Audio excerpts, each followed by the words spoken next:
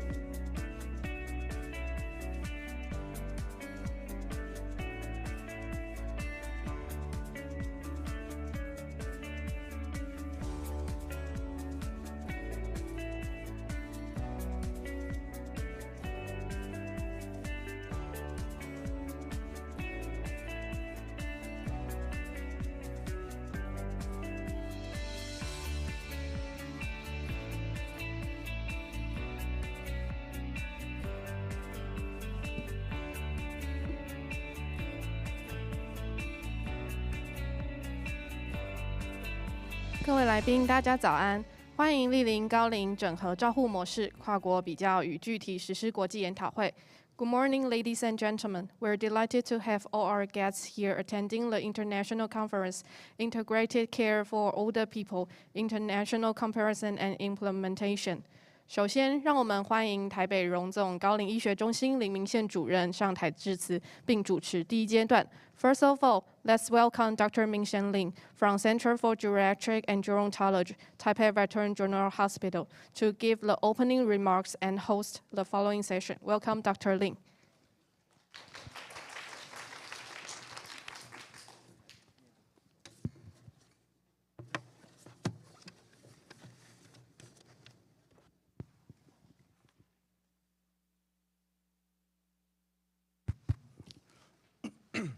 Okay.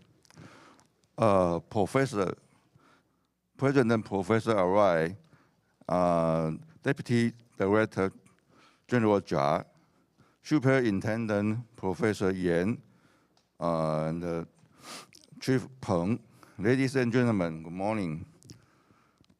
As we know, population aging had posed challenges for society and the healthcare system globally.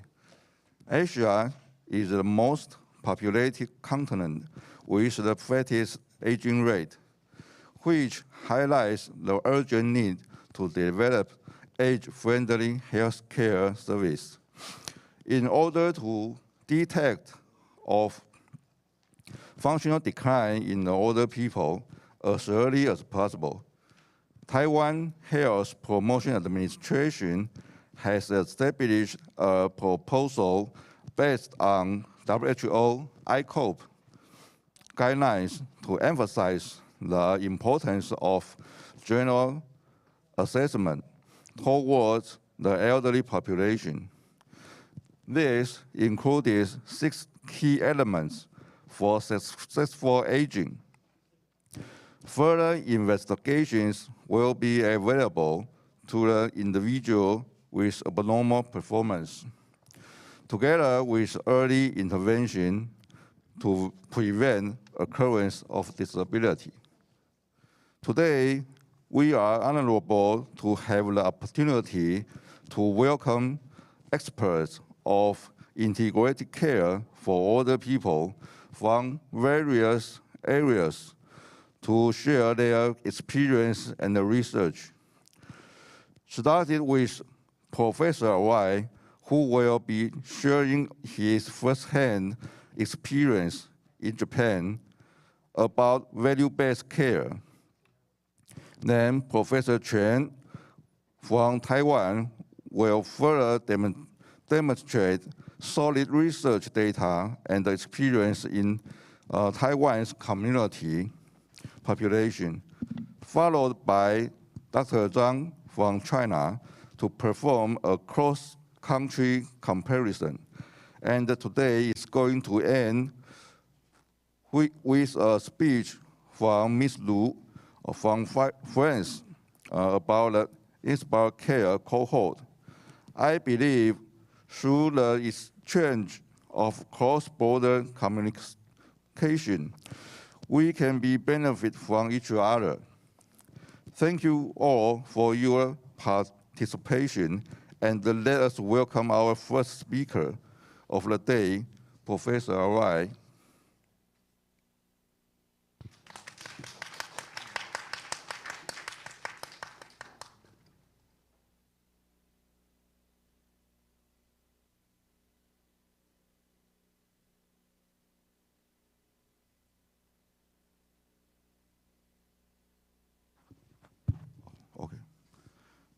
Good morning, Professor Tsai. Good morning. Professor Tsai is our first speaker today. He is graduate from Kyoto University School of Medicine in the year of 1984, and had his PhD degree in the year of 1991. He has a lot of experience and honor in the care of older population. And he is the president of National Center for Geriatrics and Gerontology in Japan since the year of 2019. He also got the John Morley Award in the year of 2021. Let's welcome Professor Arai. Thank you. Good morning, everyone. Thank you for the invitation. It's a great honor to be here. Unfortunately, I cannot see you in person, but we have an online connection during the COVID. So I'm going to talk about the integrate and value-based care for older people. Let's see. No disclosures. So population aging, as Dr. Lim mentioned, is a global phenomenon. As you can see here in the slide, Japan has leading the world in terms of population aging since 2000. However, other countries like Korea, Taiwan, and Singapore are catching up very rapidly, and the population of older people will reach to 20 to 40% in most of the country in 2040, which is a very challenging issue. Let me explain the situation in Japan in more detail. In 1950, the proportion of older people was just 4.9%. But in 2021, the proportion of older people reached 29.1%. In addition, the proportion of older people over 75 years old is almost 15%. This trend will continue for the next 20 to 30 years. And 20 years later, Japan will be a country where 40% of the population will be 65 years or over, and almost 25% of the people will be 75 years or over. In addition, the number of people over 85 years old will be 10 million in 2040 among the population of 100 million people, indicating almost 10% of the population will be 85 years old or over. At the moment, we have more than 70,000 centenarians in Japan. As you know, WHO and the United Nations have declared the decade from 2021 to 2030 to be the decade of healthy aging to deal with the global trend of population aging. So what do we need for healthy aging? This slide shows the main factors that affect health in older people. Although some of the variation in older people's health are genetic, most are due to their physical and social environment, including their homes, neighborhood, and communities, as well as their personal characteristics. The environment where they live have long-term effects on how they age. Physical and social environment can affect health directly or through barriers or incentives that affect opportunities, decisions, and health behavior. Maintaining healthy behaviors throughout life, particularly eating a balanced diet and engaging in regular physical activity, contribute to reducing the risk of non-communicable diseases, improving physical and mental capacity, and delaying in disability. So it's important not just to consider individual and environmental approaches that ameliorate the losses associated with old age, but also those that may reinforce recovery, adaptation, and psychosocial growth. This slide shows three hypothetical trajectory of physical capacities for individuals beginning from the same starting point in midlife. Individual A can be considered as having the optimal trajectory in which intrinsic capacity remains high until the end of life like Queen Elizabeth II,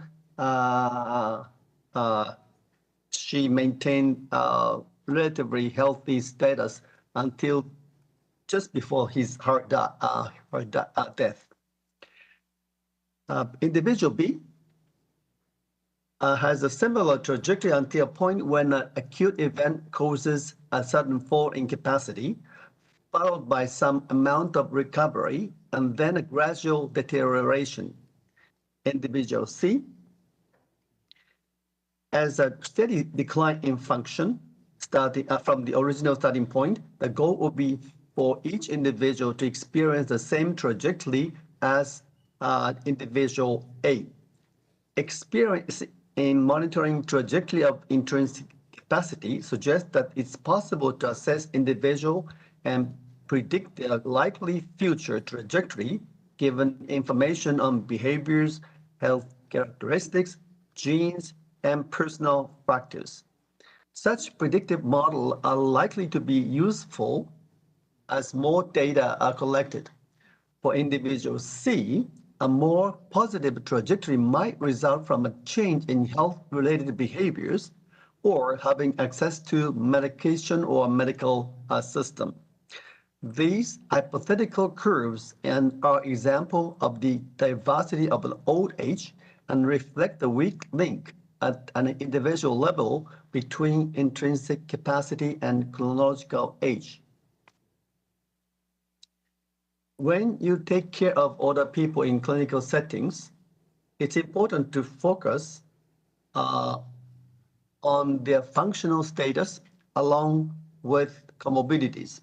As you know, taking care of older people is very often very difficult due to multiple problems such as cognitive problems, nutrition problems, frailty, itogenesis, in addition to comorbidities. In cognitive problem, dementia, delirium, depression, in frailty, mobility, balance, pain, endurance, and so forth. Nutritional problem, anemia, anorexia, weight loss, osteopenia, vitamin deficiency, itogenesis, polypharmacy, inappropriate drugs, over-the-counter drugs, urinary catheters, physical restraint, bed rest, and so forth. Thus, frailty is an old age, so we need to assess underlying social problem as well. Thus, integrated care is essential. The public health framework described in the World Report on Aging and Health introduced the concept of intrinsic capacity. Intrinsic capacity is the composite of all physical and mental capacity of an individual. WHO has proposed this novel framework with the primary aim to optimize people's ability by focusing on a comprehensive and a more positive perspective of the aging process. Intrinsic capacity comprises all the mental and physical capacity that a person can draw on and include their ability to walk, think, see, hear, and remember. The level of intrinsic capacity is influenced by several factors, such as presence of diseases, injuries, and age-related changes. In 2019, WHO published ICOP to address the importance of intrinsic capacity and recommend focusing on intrinsic capacity to manage older people with complex medical conditions. The question is how to implement ICOP in various clinical and community settings, especially for primary disability prevention. So what is ICOP? I hope you all know ICOP already. ICOP guideline provides evidence-based direction for comprehensive assessment of the health status of older adults, maintaining the physical and mental ability of older adults, slowing or improving their decline, and they also try to provide comprehensive health care and also intervention to assist giver. So let me, I'll come back to how to apply ICOP to our healthcare system, but let me briefly explain our healthcare system in Japan. So in 1962, we started the universal health coverage, and then 1972, the government launched the Act on Social Welfare for the Elderly, and from this time point, all the medical fee are free for older people.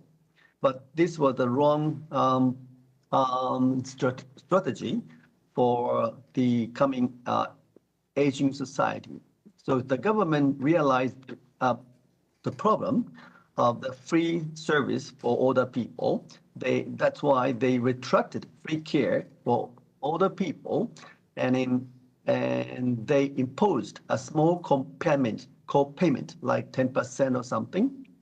And then the Healthcare Reform Act was launched in 2007, and also 2017, they established the act by revising a portion of Long-Term Care Insurance Act to strengthen the integrated community care system. How about welfare policy for older people? Similar trajectory, and in 1963, the Act of Social Welfare Service for older people were launched. And then we started the long-term care insurance system in the year of 2000. And also we started a disability prevention program from 2006 in the long-term care insurance system.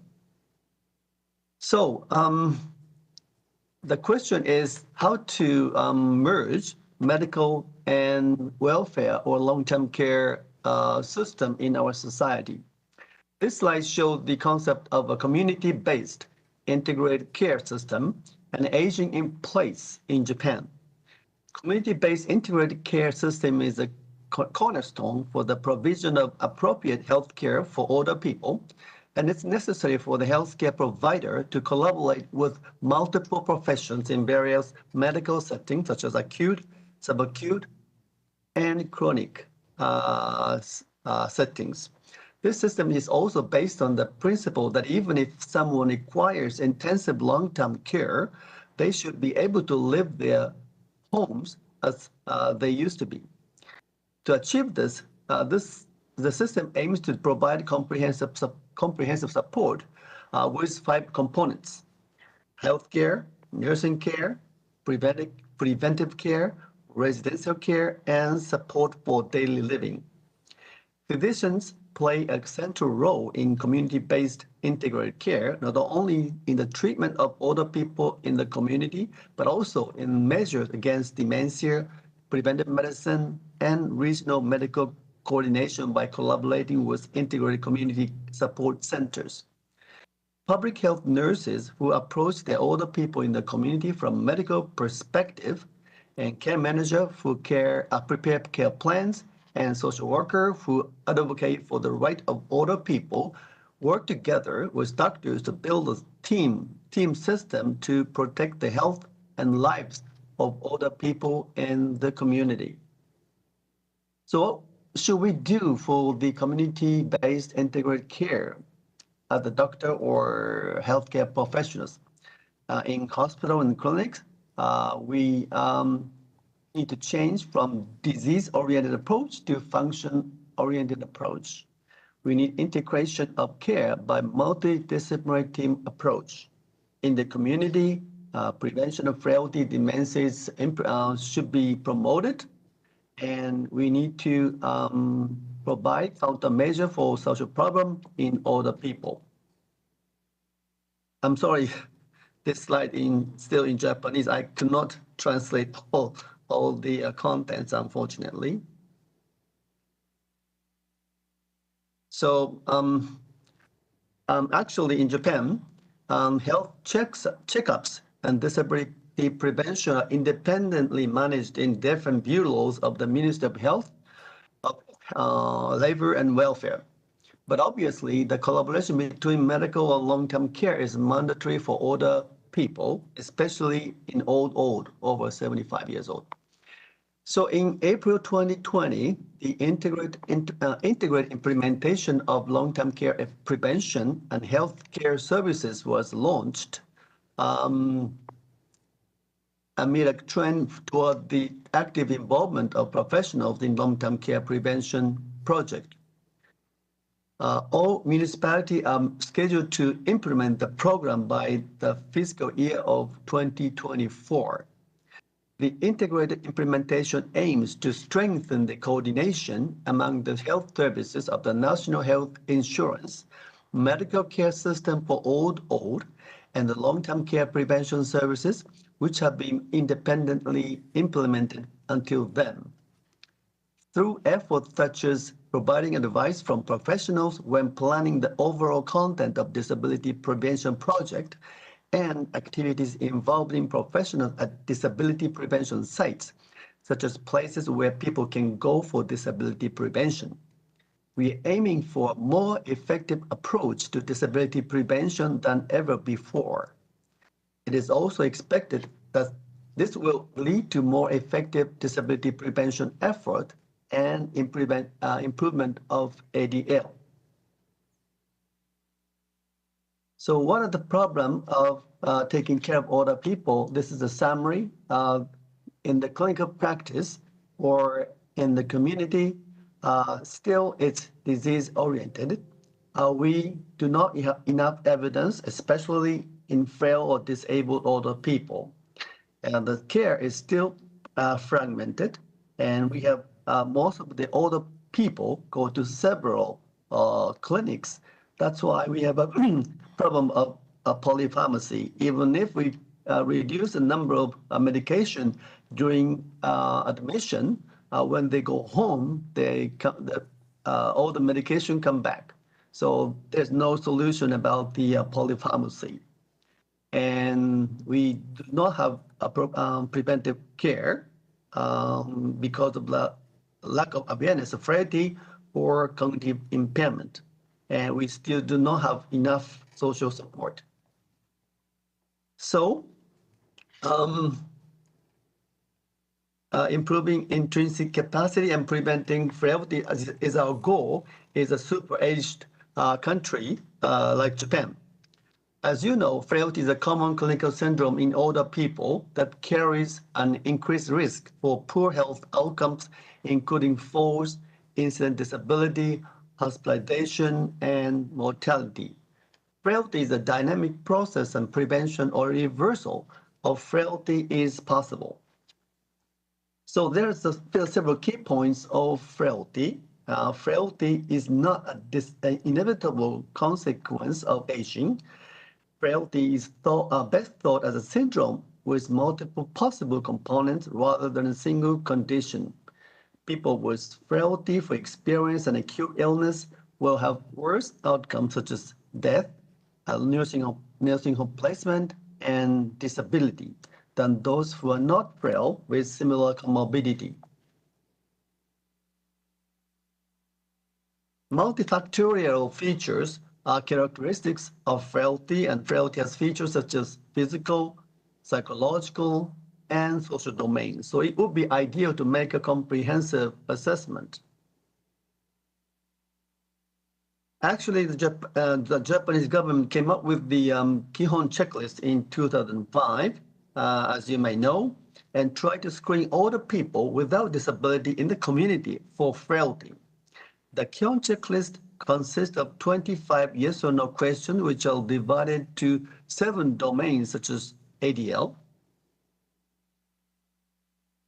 and motor ability, nutrition and oral function, and social isolation, memory, and mood. This is a comprehensive assessment tool for frailty, adapting the idea of comprehensive geriatric assessment. We also can identify the target of intervention based on the score of each domain. This is completely developed by disability prevention standpoint. So this questionnaire is responsible, derived from the Bureau for the Elderly. So the question, actually, this is a slide. Let's see. So the question is how to, whether we can use this tool for outcome prediction. Satake and colleagues at our center conducted a longitudinal cohort study by dividing the cohort into 3 groups based on the Kihon checklist scores. The first group had score of 0 to 3, the second 4 to 7, the third 8 or over, and they followed the cohort for 3 years. As you can see in this slide, older people with 8 or over showed a higher instance of disability and mortality than the other groups, indicating that these people were frail, and the cutoff of 8 can be used to identify frail older adult. So how about frailty assessment and countermeasures of primary care setting? So in the past, healthcare checkups or primary prevention, medical system, and long-term care or disability prevention completely separate.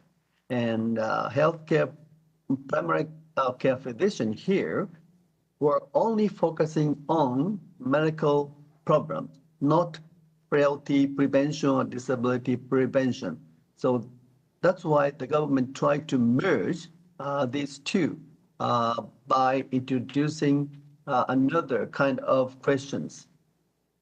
So the problem is, current problem is primary care physicians need to understand the association of frailty with comorbidity, although most of the physicians are focusing on diseases, as I mentioned before.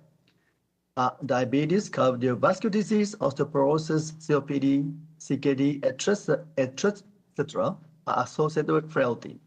For the management of diseases, frailty prevention interventions should be taken into account.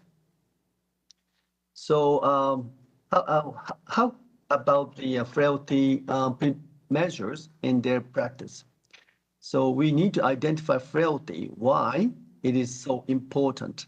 Because the prevalence of frailty is high and it's strongly associated with numerous adverse health outcomes. And the impact of frailty on well-being of the older individual is very big. By considering a patient's degree of frailty, clinicians can deliver more patient-centered care, which can lead to a better outcome and avoidance of harm in primary, secondary, tertiary prevention of diseases.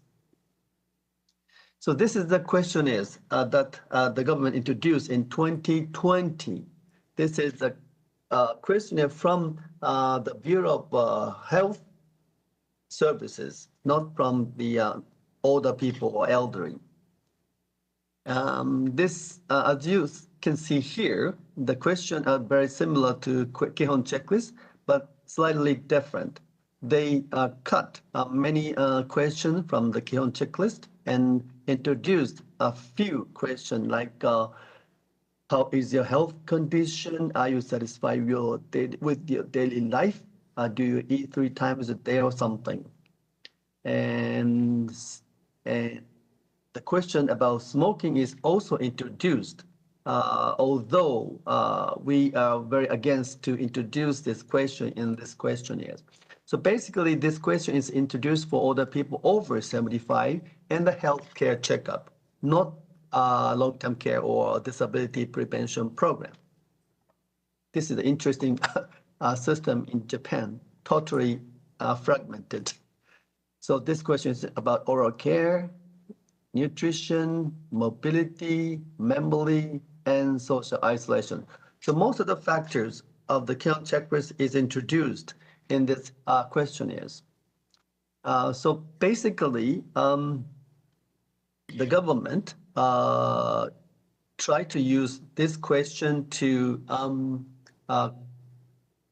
for the health for the public health nurse to use. So basically, if there's a problem of this questionnaire, public health nurse can give the advice to each other person. So they didn't think about the primary care physician. Of course, the patient can bring the questionnaire result to primary care physician, but if primary care physician do not know what to do, that's a problem. So the Japan Geriatric Society, made a manual for primary care physician considering that situation. I don't have enough time to explain the detail. This is a manual. So if there's a problem of weight loss in an older person, and we provide a suspected disease like malnutrition, cancer, inflammatory disease, frailty, sarcopenia, depression, and what they need to do is shown here, evaluation of nutritional status, searching factors for malnutrition and other causes. And what are the measures for if the patient complain of weight loss? And so we need intervention for malnutrition and or specific intervention like social intervention and so forth. And sometimes if a patient or older person is frail or has sarcopenia, we need intervention for frailty or sarcopenia.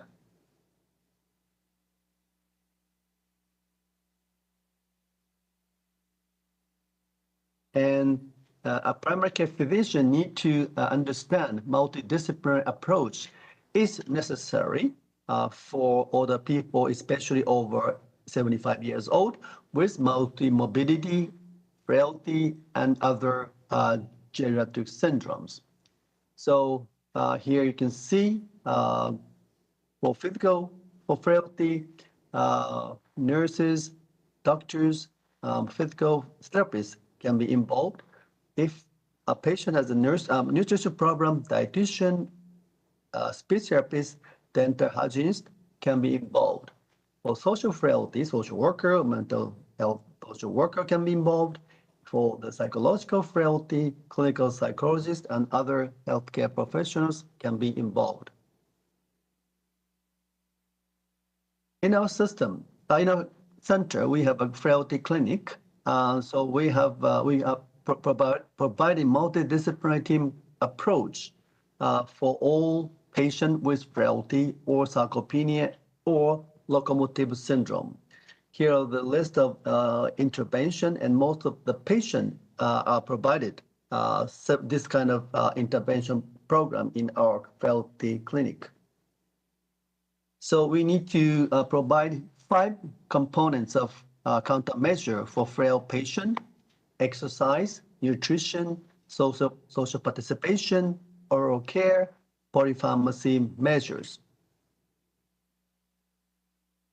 So when you take a look of these 2 questionnaires, Kihon checklist and questionnaires for old, and also ICOP, there are some difference. These are countermeasure for frailty, but the ICOP has vision and hearing problem. So those questions are missing in our questionnaires like Kihon checklist. But ICOP is lacking oral assessment, so that should be included in the ICOP in the future. Okay, in the last part of my talk, I would like to show a plan to use ICOP in a certain healthcare settings. So hip fracture, as you know, is a serious issue in Japan and other countries because it can bring people disabled. Currently, there are about 200,000 hip fractures per year, but it's predicted that the number will reach 300,000 by 2040. Most of hip fracture occur in older people over 80 years old. This slide showed that even if more than 70% of people can walk before the fracture, once a hip fracture occurs, they will not be able to walk as before.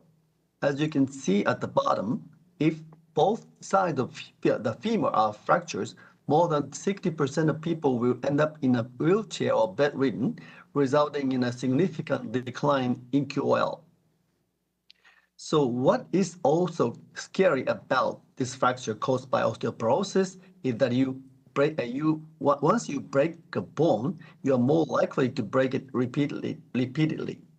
The femur spine are the two most vulnerable bones to serious injury. The spine is characterized by a compression fracture, a fracture that causes the spine to collapse without being noticed, which gradually leads to poor posture. Once you fracture your spine, your risk of another fracture is 5.9 times higher. Also, if you fracture your femur, your risk of another fracture increases about 70 times. So also geriatric patients with a fragility fracture are normally very old, especially with hip fractures, and present all the characteristics of frailty such as reduced mobility, malnutrition, comorbidity, cognitive impairment, polypharmacy, and neurosensory deficit. To improve adherence, in addition to osteoporosis severity, the degree of frailty and social family support should be considered in the choice of treatment. So integral care is key when taking care of hip fracture patient. The guideline recommend the treatment of osteoporosis in case of fracture to prevent secondary fracture. However, only 20% of the patients are actually treated. This is the same situation not only in Japan, but also in the rest of the world, and various academic societies, NGOs, and in some countries, governments are taking this issue seriously and intervening to improve the situation. So there are two common issues here for osteofragility fracture prevention. We need speedy treatment, like early surgery within 48 hours. We need preoperative geriatric management, which is lacking in most of the cases. And rehabilitation from the first post-operative day is needed. And we need to prevent secondary fracture as soon as possible. And cooperation among multiple professionals or department is needed, like orthopedics, geriatrics, anesthesia, internal medicine, dietary department, and rehabilitation department. So multidisciplinary rehabilitation is needed. In spite of the serious situation of increasing the number of fragility fracture in Japan, there were no incentives to promote multidisciplinary approaches for the prevention of fragility fractures, although there are several groups have reported a beneficial effect of early surgery and geriatric intervention for hip fractures. So the member of Fragility Fracture Network Japan, including myself, have been working on this incentive by discussing it with the government and international stakeholders such as Global Coalition on Aging.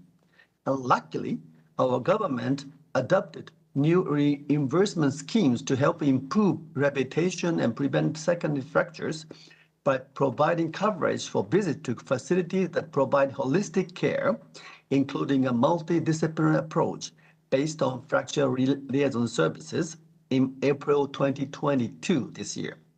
Specifically, incentives were given for surgery within 48 hours of fracture, as well as for the fracture liaison service and guideline-based medical care in the acute, subacute, and outpatient settings. We have also been developing a database of hip fracture patients to address the impact of this new incentive, where we have more than 400 hospitals that expressed their wish to participate in the data collection. We are also trying to upgrade the incentive based on the evidence obtained from the database analysis. So I'm considering introducing ICO for the prevention of fragility fracture.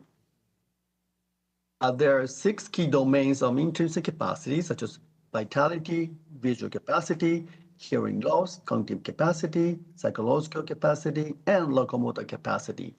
So as I mentioned before, there are visual and hearing capacity assessment and lacking in our disability prevention or health checkups for older people over 75.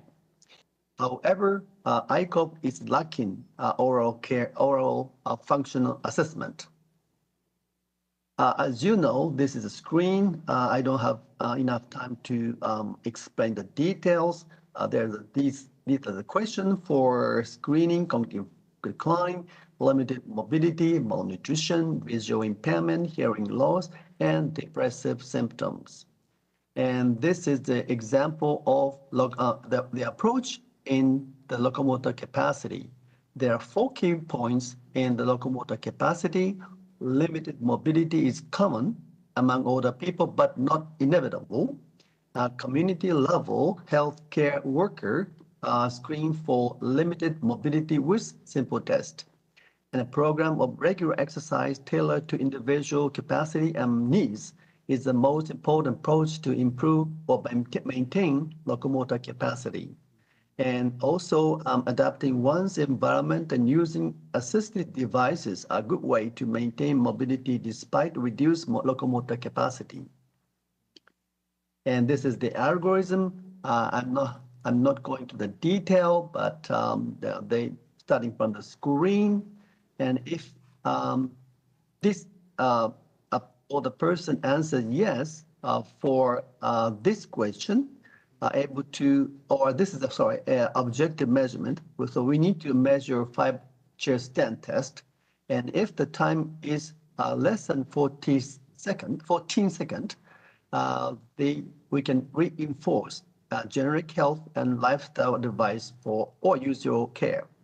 If they cannot complete the test within 14 seconds, we need to assess a mobility by SPBB.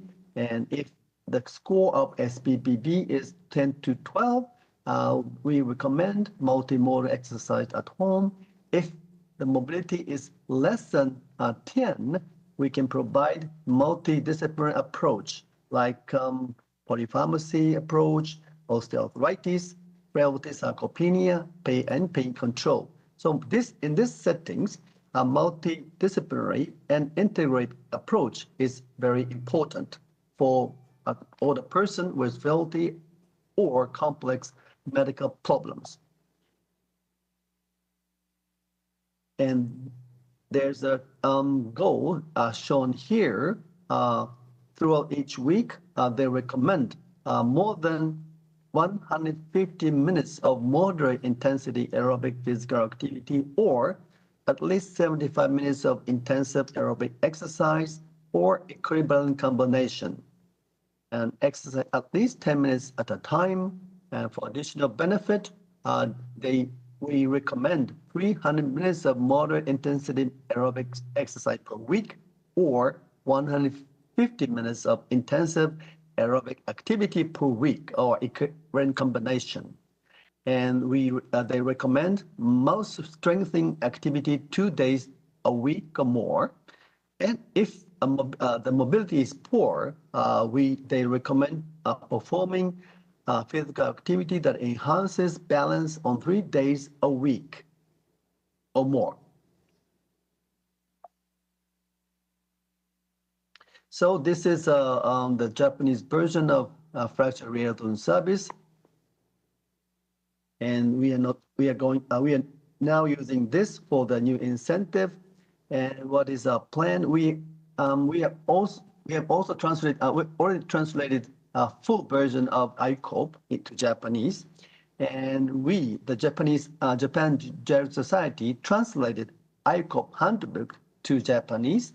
And also, we are now on the process of translating ICOP app into Japanese. Unfortunately, there are only official languages, including Chinese, on the ICOP app. There's no Japanese or other language, only 5 or 6 official languages. that's why we are translating the ICOP app to Japanese. So we are going to add Japanese at the bottom of ICOP app, which will be ready soon. And we are also using ICOP ACT assessment tool. This is also translated to Japanese by myself. And this tool is an ICOP assessment tool. So this one, ICOP app, is very simple, and also ACT assessment tool can be used in the daily practice. And this can be applied to fragility fracture prevention in clinical settings. That's our goal. So this is the Integrated Care Bone Health Demonstration Project. I don't have enough time, so I'm quickly go through the objectives shown here to demonstrate the feasibility of combining holistic preventive care with the primary and secondary prevention of fragility fracture. The outcome is bone health to be included as a specified priority condition in WHO Guidance 2023. And what is the Integrated Care Bone Health Demonstration Project? And primary and secondary prevention of fracture, fragile fracture, is our aim. And we need to provide holistic assessment for preventive care based on ICOP. And we are trying to do the international approach with ICOP in terms of fragility fracture prevention. Like there, we are going to do some clinical trial in Japan, Italy, and Pakistan, and try to spread to other countries. And this is I think the last slide. The GCORE, Global Coalition Aging Bone Health Demonstration Project, these are the impact. The impact for older people is to improve the quality of life, reduce suffering for health family caregiver, reduce psychosocial and financial burden, and for the government, significant healthcare cost savings, improved sustainability of national healthcare system, improve public health outcome. So this is the take-home message of my presentation. Evolving community-based integrated care system is key to establishing a society of healthy aging. Maintaining intrinsic capacity and preventive frailty are critical for healthy aging. How to implement ICOP is challenging in Japan because we have tried Keon checklist and questionnaire for medical checkup of old. So we, most of the government are not trying to introduce ICOP in our healthcare system. So that's need to be addressed by Japan Geriatric Society. So harmonizing ICOP and fracture rehabilitation services is expected to improve the care of patients with fragility fractures. Thank you very much for your kind attention.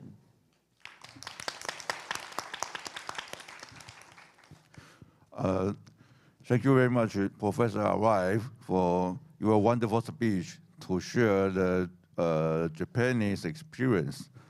As the schedule, we will discuss later together. So the next speaker is Professor and Superintendent Liang Gongchen. He was graduated from School of Medicine at the National Yangming University and had his PhD degree at the Institute of Health Policy and Welfare, also in the National Yangming University.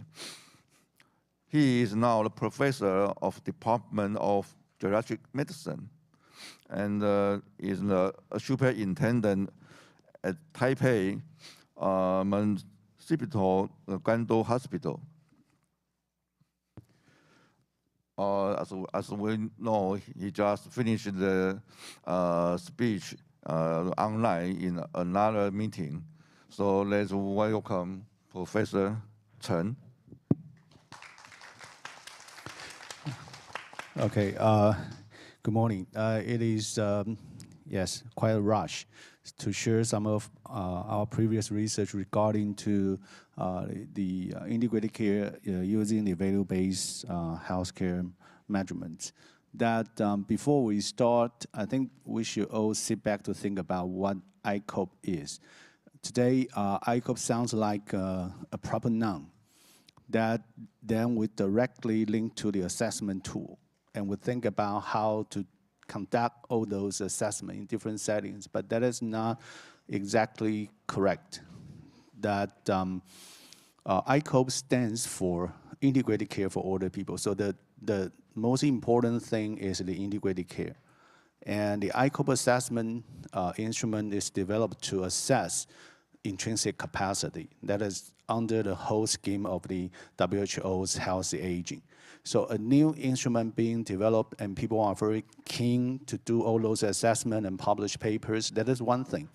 But another thing is how to deliver proper services through the integrated care pathway and with good outcome measurements. That would be the key, because nowadays we see all the papers published from many countries trying to find out what is the characteristic of the intrinsic capacity deficit or impairment in different age group, and what is the outcomes. But that is not the ultimate purpose of the ICOP. If you look at the whole handbook, that's just step 1. So you have to move to the step 6. That most key thing is care. So I will talk more about this and how to assess the quality of care. And of course, I would also focus more on the intrinsic capacity. So one is aging. That in our medical or healthcare education in your life, that we usually start learning those things starting from anatomy and physiology, pathology, and then to disease themselves. So we start from people are young. We start learning the concept of health from nothing. That you are healthy, you have nothing wrong with you. And gradually, along with aging, you may be more mature, and then you may develop certain pathology. And we focus on individual organ to see what will happen to this organ and what will be the specific pathology, then what should we deal with it. So that is how we learn from the healthcare. And this is how we construct the healthcare service system. But nowadays, it would not be the best answer to the current challenges.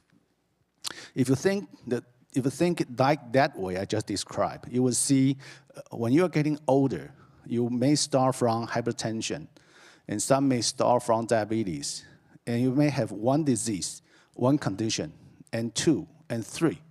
And in your late life, you will have multiple. And in the past, probably you do not live so long, so you will carry those conditions with probably 5, 10 years, then you will pass away. But because of the advancement of the medical services, we are very good at controlling the disease, the treating acute conditions. So we prolong this process. We prolong this process with carrying multiple conditions. But in the end, when you look at all the senior citizens, they are having multiple conditions. So based on the characteristic from the Ministry of Health and Welfare, you will see the people age over 65, overall over 60% of them have hypertension, nearly 30% has diabetes, a quarter has hyperlipidemia, and almost 90% of them have at least one condition. Over 50% has 3 conditions at the same time. But on the other hand, that's the disease. But if you look at their functions, you will see about 1 in 6 people have physical disability. About 5 to 8% of people have cognitive impairment and dementia. But most important of all, less than 50% of the senior citizens self-reported they feel they are healthy. So that's lower than half. And over 70% of those senior citizens, they have strong worry about their health. So that is the status quo of our seniors in this country. So how to deal with it? So probably we should not start from the beginning, from one disease from diabetes to hypertension. But now we have to look at their very late life, those who has multiple chronic condition plus functional impairments. So we have to get the new paradigm shift. We have to begin with the end in mind. So what is the end condition you're dealing with? We're not starting from the beginning anymore. When we're studying medicine, we're starting from the beginning. But when you're seeing the seniors, you have to start from the ends. So from the ends, what does it look like? So look at a frail older person. It could be frail. It could be having multiple conditions. But all the picture, the portrait of this frail senior is the combination of multiple factors. Could be disease, could be social factors, could be genetics, could be injuries, could be the psychosocial issues all together. Then will make these seniors become frail. So dealing with frailty or dealing with those intrinsic capacity impairment is about dealing with all those issues. It's not just about diagnosis or disease. So this is the most challenging part, especially that I will show you some data that the meaning of multimobility in the middle age and in the elderly means different things. So they are carrying different risk. So based on those conditions, it's quite easy, and it has become a global consensus that how do you want to survive all your life? How do you want your later life to look like? It's quite common. It's a global consensus. Everybody wants to live independently in your very late life. You don't want to become disabled or dementia, being looked after by other people. That is a global consensus. This global consensus generates some new movements. From the WHO is the healthy aging. Healthy aging emphasizes the progress when you are getting older. So what efforts should you make during the aging process? But what is the status we want to achieve? That is a healthy longevity, because longevity nowadays is universal. Whether you are happy or not, you will live much longer than your parents. 90 years old is probably common in the very near future. So the question is, how are you going to survive for those extra years? You're hoping, as a person, you're hoping those extra years could be meaningful to your life, but not just to your life, maybe to the society as well. So you are hoping your life can be meaningful, even though that you will be forced to live much longer than you imagined before. So the current challenges nowadays will become to compress the unhealthy life years. In the middle of the arrow, you will see that basically speaking, if nowadays you live for 85 years, probably you have 7 or 8 years being unhealthy. It's not bedbound or bedridden, but you have to be looked after by other people. You cannot live independently. But the question is not about how to live from 85 to 90. But the question is probably not about 90 or 92 something. But the question is how to compress those 8 years into 1 year or 1 day, like the Queen Elizabeth. So it is the current challenge. So from the WHO, it used to say health for all. That remains correct. But there's something more important. Health should be for longer as well. So it is the challenge of modern world now. And throughout the whole process of your lifetime, multiple things could happen. And if you start from beginning, something may be genetic or some aging biology. You're getting older, how your cell is going to age, and what kind of metabolism they will cause you some toxic effects that impairs your homeostasis. That's on the molecular cellular level. And in combination, when you reach certain extent, your present with some abnormal physiological findings. So that's the symptoms or the phenotypes. So there were something abnormal findings being identified in your individual organ.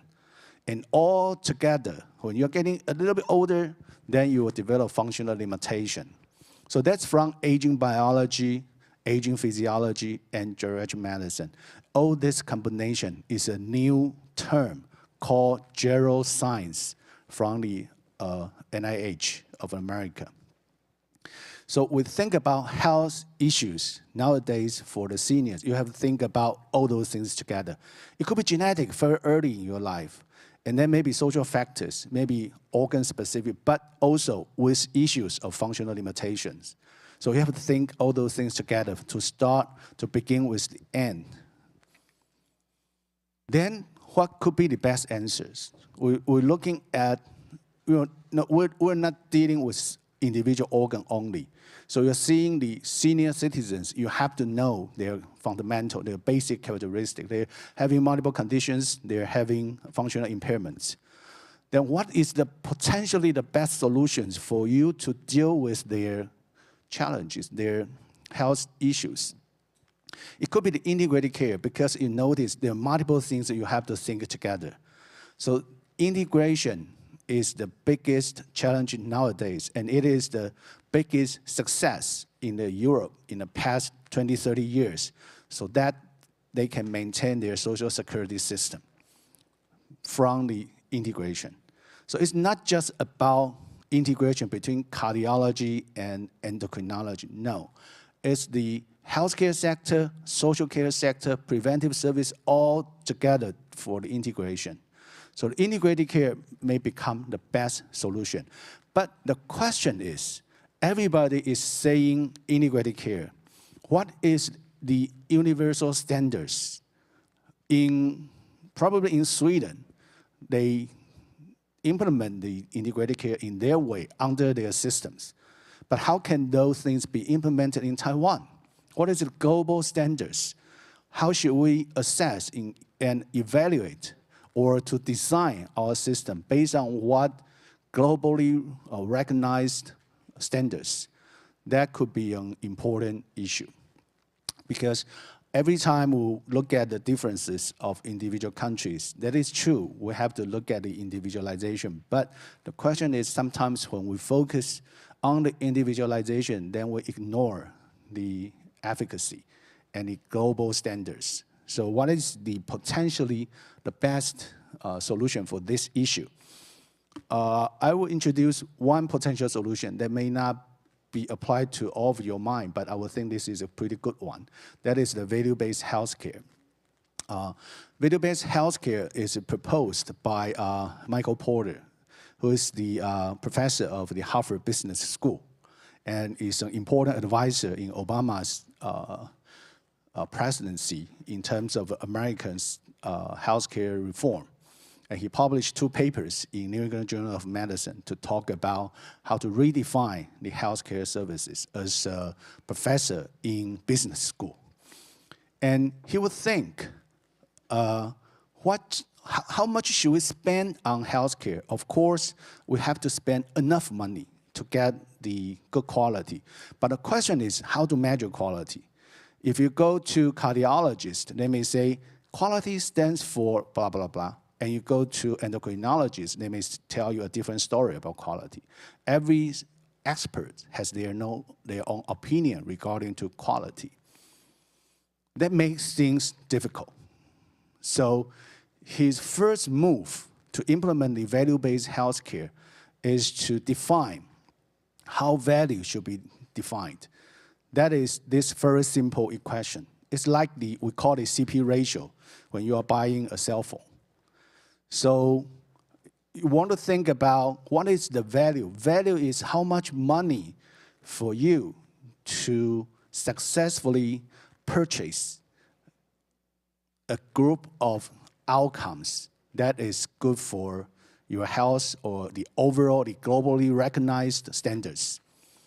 So it's the outcome. So it's based on the outcomes we want to purchase. So you don't pay for the process, you pay for outcomes. That is very important. Many countries, their healthcare system is paying for process, because process is effort. I have done work, so of course those processes should be paid. That is correct. But nowadays we're thinking, if I can purchase for quality and outcome instead of process, would it be better? If everything is, every element in the process is arranged properly, of course you would get a good outcome. So good outcome ensures you have a good process. But when you finish all the due process, doesn't mean you will certainly get a good outcome. I think we can understand that. So in this value-based healthcare system, it's quite simple. I'm paying for quality, and I'm paying for outcomes. And the question is, what is the outcome? Different specialty may argue with that. So before he really started value-based healthcare, he started one organization called ITROM, International Consortium for Health Outcome Measurement. He specialized the health outcome measurement as a key docket. So his pride, I think Michael Porter is pretty smart, that he knows all the debates. If you look at a lot of guidelines of very similar condition published by different specialty societies, you will find quite different recommendations, even though they all claim they're using the evidence-based approach. But still, they recommend different things. A very good example is that in the previous USPSTF, some doctors in the United States are trying to convince the government to mass screen TSH for thyroid function. But basically, it's not cost effectiveness. Who proposed this? American Thyroid Association. So there's a specialties perspective. That is understandable.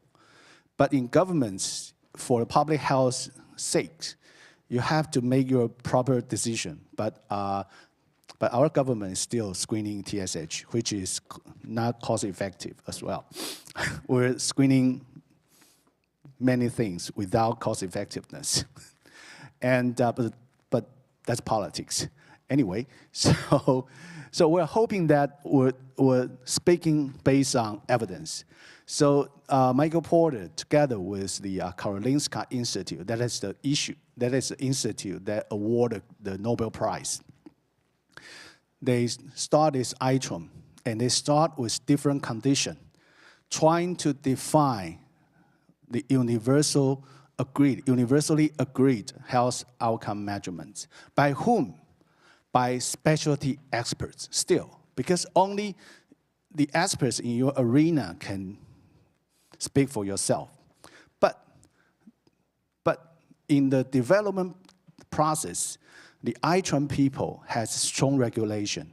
They tell you what is the core about value-based healthcare.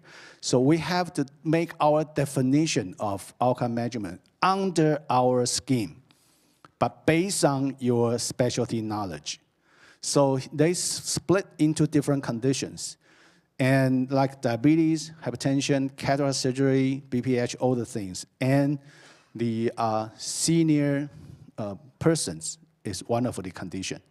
That's pretty good that in very early development process, ITROM included these senior persons as one condition for the value-based healthcare. So what is the scheme proposed by the ITROM? So ITROM will tell all the international experts, if I now talk about cataract, so I will invite all the important ophthalmologists from US, Japan, Europe, or other countries based on the International Society of the Ophthalmology. So still, the experts make their own decision, but under their scheme. What is the scheme? The scheme is that value-based healthcare purchase long-term outcomes. So we purchase outcome, not process. That's a very important thing. So outcome has been defined in 3 tiers. All the 3 tiers of outcomes should be emphasized. Tier 1 is like the very short-term outcome. Like after the surgery, did the patient survive? That's a pretty simple thing. After the treatment, is the patient still alive? So that's a short-term outcome of the healthcare intervention. And the tier 2 is a recovery process. After you discharge from the hospital, like hip fracture, how do you recover from this surgery? Surgery is done well, you survive the whole process, you go back home, but you are bedridden. That's not a good process of recovery. So they emphasize the tier 2 is the process of recovery. What is the third tier? The third tier is the long-term outcome. That means the sustainability of health. If this person who had a hip fracture get another fall next year, have another hip fractured, that is not a sustainability of the health condition. You only fix one hip, but you did not prevent the following falls. That is not correct. So you have to manage the bone health after the index hip fracture.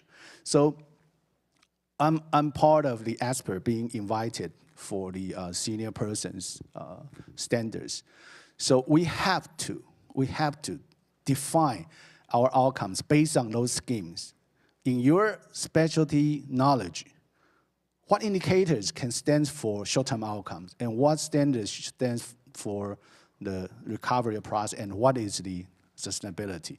So every condition will get a chart like this. So this is what we developed from the senior citizens, the senior persons. So what is on the right is all the assessment instrument the international experts agree to include following the structure of ITROM. So, and every standard set will have a circle like that. And you will know what is the short-term, mid-term, and long-term. So what individual items should be emphasized. And that items can link to special instruments for assessment. So everything is still based on experts' opinion and evidence base, but follow the ITROM structure, okay? So that is pretty universal. So global experts in this field agree with that. So most of the standard set are published on the biggest international society of that specialty. So that gets international recognition. So in the United States, after all those standard sets has been defined, the government and the Medicare and other private insurance company, they gradually implement all those standard sets in their payment system. So in the Medicare payment system, if you look, any abbreviation started with a V, that is a value-based payment. So let's take the hip fracture as an example. That we know hip fracture is not just a fracture. So you have to look after you have to fix the hip, and you have to look after the post-acute care, rehabilitation, chronic condition management. You all know that. So it must be an acute care bundle with post-acute care that has been done in the United States since 1980s, 90s. And what to improve? What to improve in the value-based healthcare? That is the purchase for the long-term outcome. So in the the US system, in the Medicare, for value-based hip fracture care, there are 3 different domains have to be done. First thing, you have to screen all the risk factor of falls for individual patient.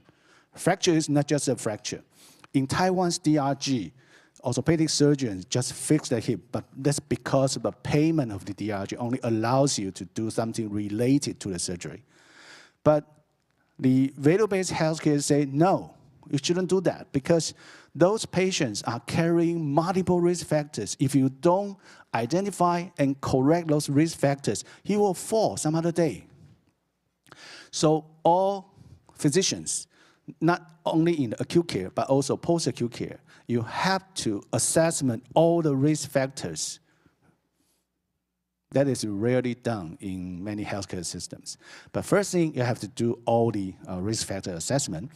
Second thing, you have to look at their polypharmacy and their multimobility. Those fracture patients are usually having multimobility and functional limitation in the beginning. They are all frail in the beginning.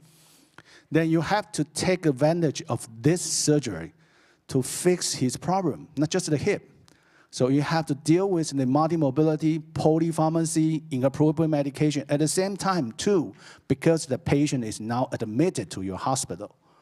So you have to do a person-centered care, not just for surgery. So the core of value-based healthcare is about person-centered care.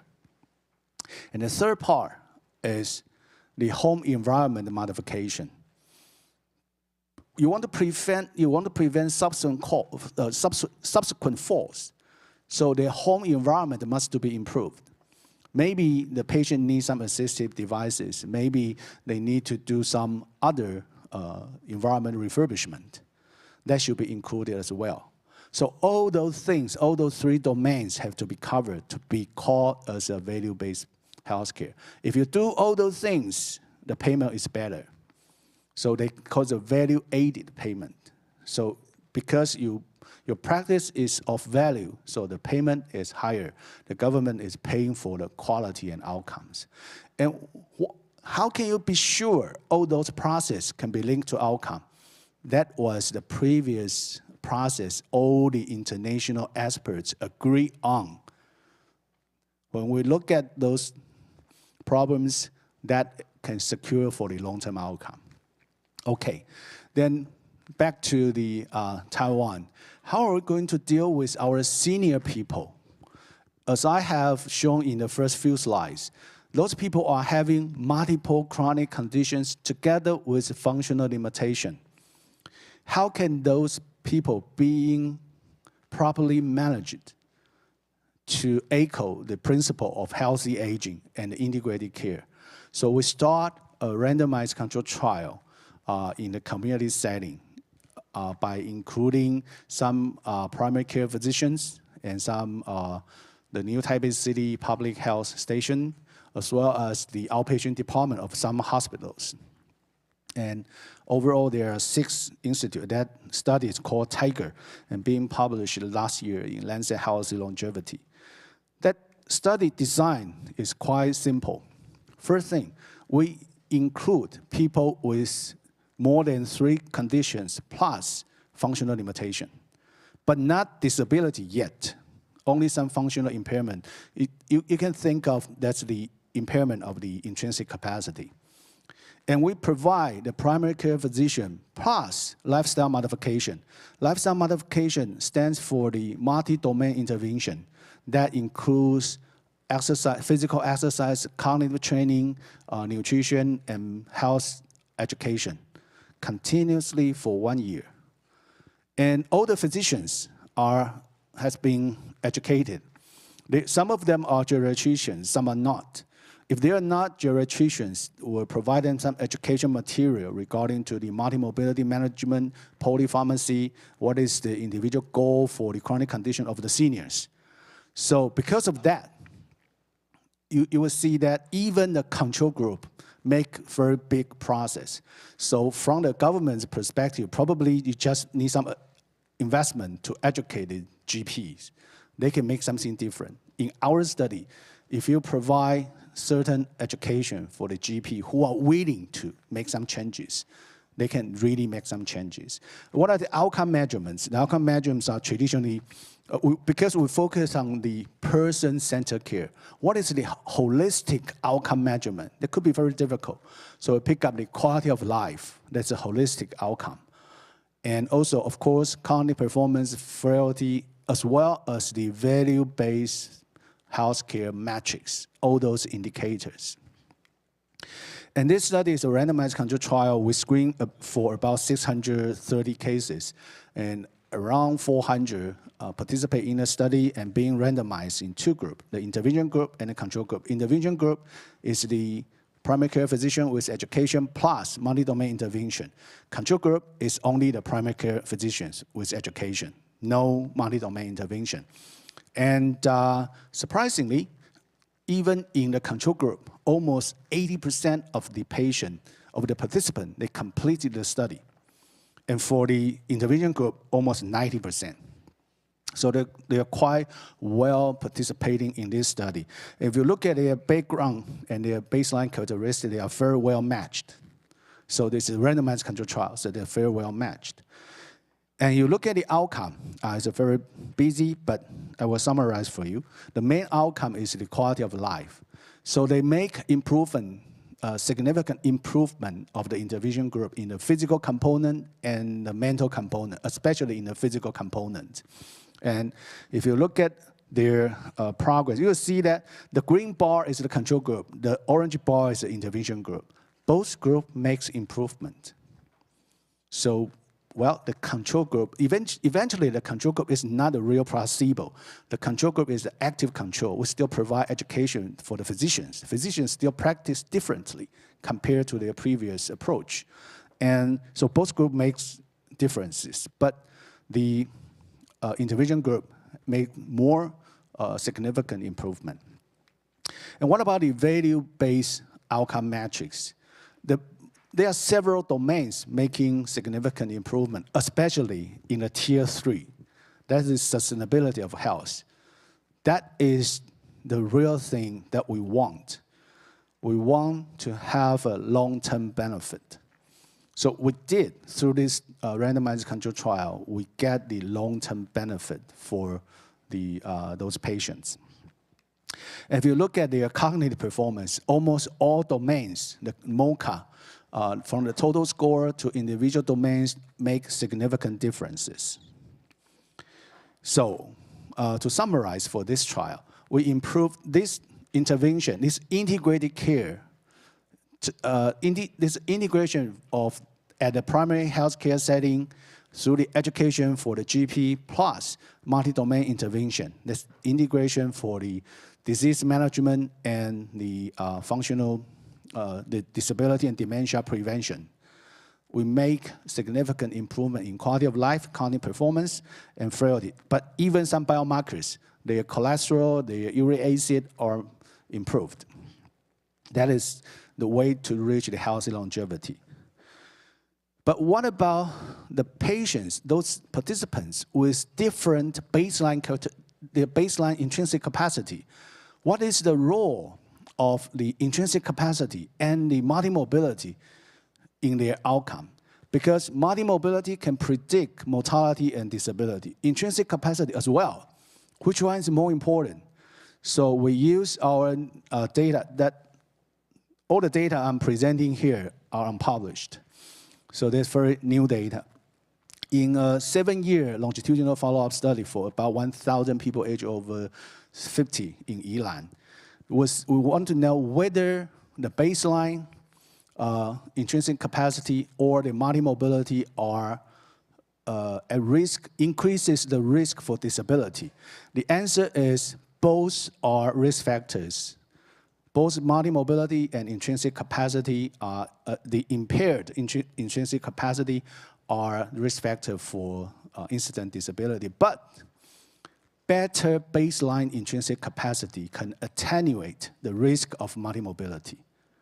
So remaining good intrinsic capacity is a strong protective factor in your later life. And that has some different presentation in different subgroups. If you focus on people in the mid-age, 50 to 64, multimobility may be more important than intrinsic capacity because at that age group, almost everyone has good intrinsic capacity. So at that condition, disease are important. But you focus on people aged over 65, intrinsic capacity is much important than multimobility. So similar condition applied to male and female. Disease is more important in female because female live longer. You have a longer life expectancy to experience all those things. And men live shorter, so the intrinsic capacity has the strongest risk in the disability risk. So overall, it tells us that maintaining good intrinsic capacity is important in your aging process. That, but also there have some, that echoes the life course approach of the WHO. In your mid-age, probably you still have no impairment in intrinsic capacity. Then, at that stage, disease prevention is very important. But when you're getting older, maintaining good intrinsic capacity is more important than the disease themselves. So both are important, but intrinsic capacity is a strong protective factor with age and sex differences. And using the data from Tiger, we're asking another question. So through those interventions, could the baseline, could the intrinsic capacity also be improved by the Tiger trials protocol? We improve the functional performance, quality of life, but we think intrinsic capacity should be improved as well. But does it really improve? So we use the data for secondary analysis. So I will skip over all those things. Oh. Okay, so the answer is yes, anyway, that the intrinsic capacity can be improved by the multi-domain intervention plus the disease management, especially in the cognition and the mobility part. Not every dimension can be improved, like sensory. Sensory is hard to be improved, but some other domains can be improved. So intrinsic capacity is important, and we are able to improve it when we use the proper intervention. So that's the result here. And so there's the last thing I want to emphasize, that if you look at the communities, you have your community citizens with very different, diverse conditions. Some are still healthy, some are already disabled. So the integrated care is to make the best use of all the available resources from preventive treatment and rehabilitation, even long-term care, all together to provide a universal program for the people who are in need. That is the most fundamental issue for the integrated care, because nowadays we have separated people into primary prevention, secondary prevention, and tertiary, who are doing long-term care, who are social sectors, who are healthcare, based on our provider's perspective. That is not person-centered. That is a provider-centered. So we based on our expertise, we think things should be done in this way. That is our understanding. That is not a person-centered. So the person-centered approach needs very extensive integration for all the resources and all the care sectors. That is a very important mission for the government. Thank you very much. 感谢两位讲者为我们带来精彩的演讲。现在为综合讨论时间，欢迎各位学员踊跃的提问及发言。Thanks for all the professors given us the wonderful speeches. Now, sincerely invited all speakers have discussion session.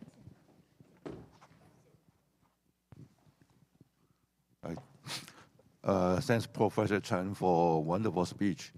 Is there any question here?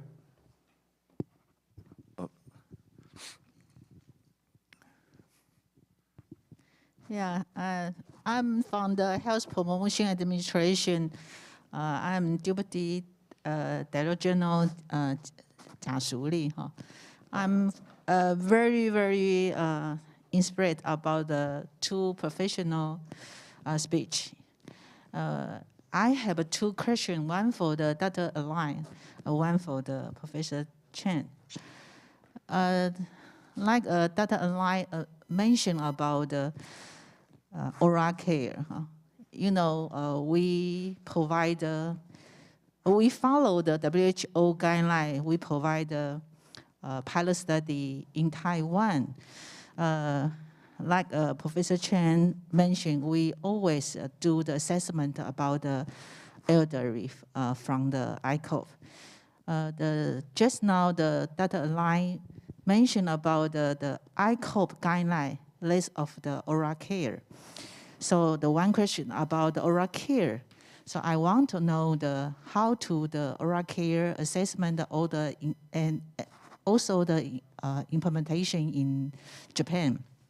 Is one question about the data line. Another one, I have one question, maybe not question, is one comment for the Professor Chen. I know the Professor Chen very urgent about the Taiwan ICOP status in until now. So fortunately, we just do the assessment in the Taiwan. So maybe we push everyone to do the ICOP assessment, assess. But we don't do the implementation, hold the program about the implementation. So this is our challenge in the future. How do we do the holistic ICOP program in Taiwan? So Professor Chen mentioned about the personal approaching. So maybe not the personal, people-centered approaching only, including the implementation, also the payment. How to follow the personal approaching. So I know the Professor Chen very long time. So he do the Tiger program. I hope we can do the Rabbit program because next year is the Rabbit years. So I hope we can speed up our development to the Professor Chen mentioned, starting all the beginning with the ending. It's very impressed me. Thank you. Thank you so much. Thank you. Thank you. Thank you for your question. In terms of oral care or assessment, in our questionnaires, Kihon checklist, and also in the questionnaires for old in the health checkup, there's a couple of questions for oral care. So that's a screening method for oral care, and especially the Japan Dental Society or Association came up with the idea of oral frailty. And so dentists are very eager to assess oral function. So it's important to collaborate medical doctor and dentist in terms of oral care. So both need to screen oral frailty, oral function in the primary care setting, although most of the physicians are not so eager to assess or screen oral function, unfortunately, in Japan. But that's very important. And so we need some incentive, but at the moment, we in Japan, oral hypofunction is a disease. So if dentists assess oral function based on the guideline, they can get some incentive. So that's a great achievement by the government in terms of oral care and oral assessment in Japan. But again, unfortunately, most of the physicians are not eager to assess or screen oral function. That's a very important issue. And I think the most important thing is about implementation. If we do not implement things, we're doing nothing. So there are all, if you look at the toolbook, there are 6 steps. So assessment is just the very beginning. Then we have to, but the following parts is more difficult because it involves the primary care system and the hospital and the specialized services. So yes, that's why the WHO said this is the paradigm shift of the healthcare systems in the world. So the whole concept about healthy aging is about to change the overall healthcare system from traditional disease-based and the responsive nature. You respond to disease, what happened to the person, and you respond those needs.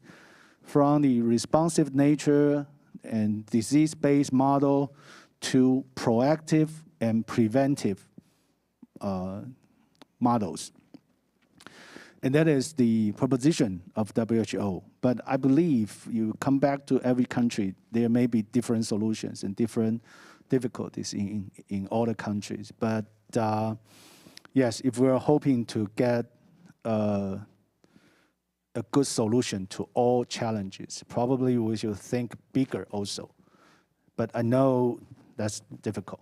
So, so yeah, we're hoping that individual providers, we have other healthcare providers. Probably if every healthcare provider are willing to change their mind to do those things in correct ways, maybe gradually we can really change the things. And unlike to Japan, Professor Alai mentioned that you need some incentive.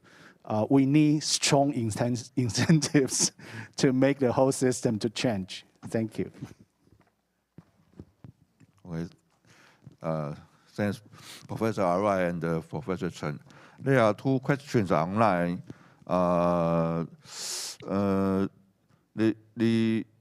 The question for Professor Alai is similar to Deputy Director Jia. So we look for the second question is for Professor Chen. It's a challenge for a community study to have such a good callback rate during pandemic. What intervention do you take to make this possible? This is not the first randomized trial we have done. And in our previous trial, that is about 70% callback rate. And why is this higher? Several reasons. We have done some qualitative interviews for those participants. Why you have that strong intention to adhere on those programs? The answer is they really feel different through those interventions. So they have strong intention to keep on. So I think one of the important things is we have to implement really effective things so people would know that's made them different. On the other hand is we enroll in the Tiger study. I think the previous one is more difficult because that's we recruit a participant from the communities. But this one, we recruit participants from the outpatient services. So most of them, they are already seeing the doctors. But you know that in Taiwan, you are not just seeing one doctor.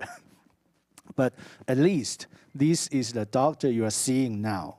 And you may be willing to come back to continue your visit. So that's the one thing. So the previous one, 70%, I think that's more difficult.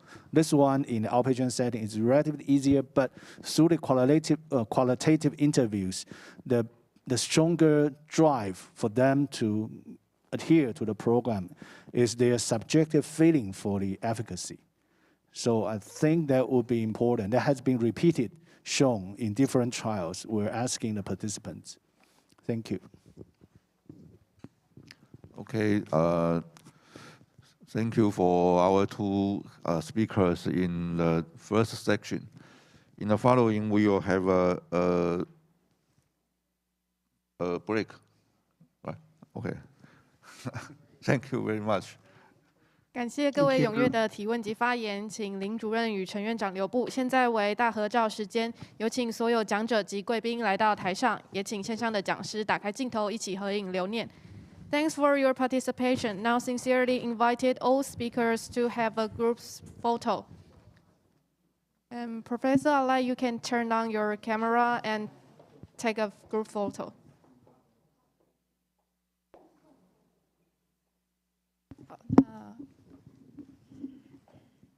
Okay, 1, 2, 3.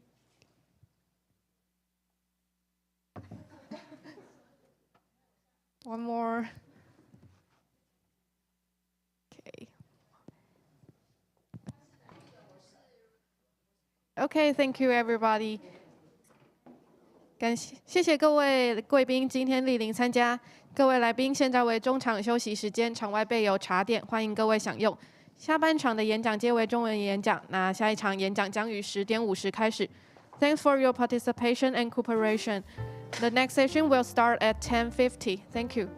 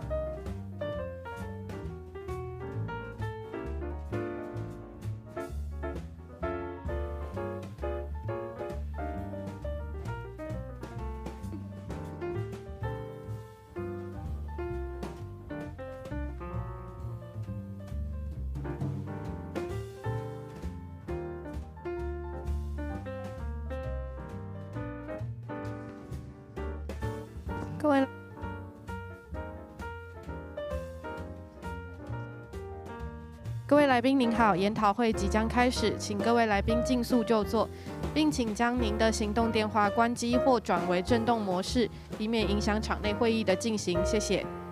提醒现场学员需要继续教育学分者，请全程参加，务必准时完成各学会要求之签到、签退及课程结束后的满意度调查，缺一则不核予学分。本次课程以申请公务人员、西医师、老医、家医、内科护理师、专科护理师、物质、职治、药师、营养师、长照共12项学分。线上直播观看未提供继续教育学分，敬请见谅。最后，若您对课程有任何想对讲师提问的问题，请透过课前通知的 Google 表单连结提问。谢谢您的合作。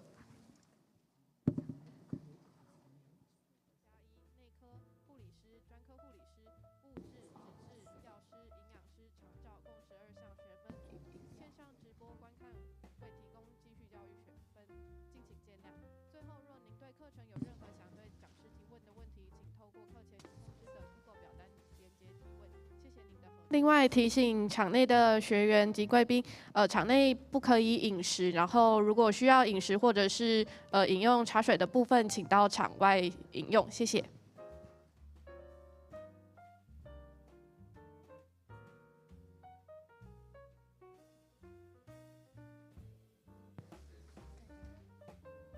没有听到？好，各位贵宾，大家早安。那因为我们线上还有在日本的阿赖教授，所以我们待会还是用英文来跟各位做演讲。不过里面实在可能有一些中文，大家可以看看里面的字哈。Ladies and gentlemen, this is my honor to be here and introduce the next speaker, Shou-Ren, Professor Chiao. She graduated from pharmacy, Taipei Medical University, and then she got a master and also the PhD in Ying University, health policy management. And now she is appointed to be the director, Graduate Institute of Clinical Pharmacy, College of Medicine, National Taiwan University since 2018. She majored in the topic of how to deal with the elderly pharmacy problem very deeply. And today we are very glad she will give us a talk about how to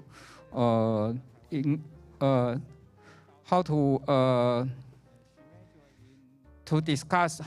The topic is intrinsic capacity impairment patterns and the association with the unfavorable medical utility. Let's welcome Professor Shou.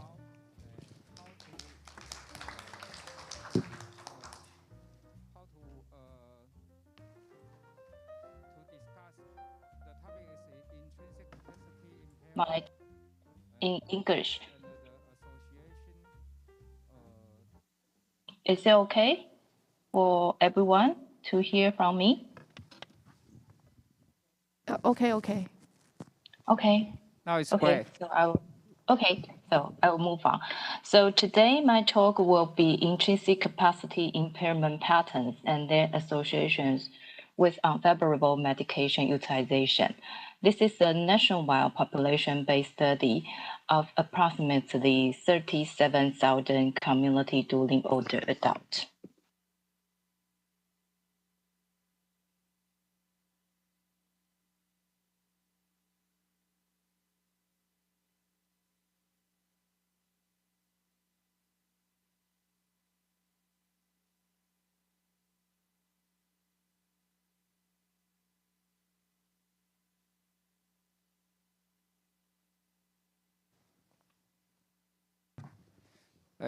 Professor Shou, is a problem of how to share the slide of you.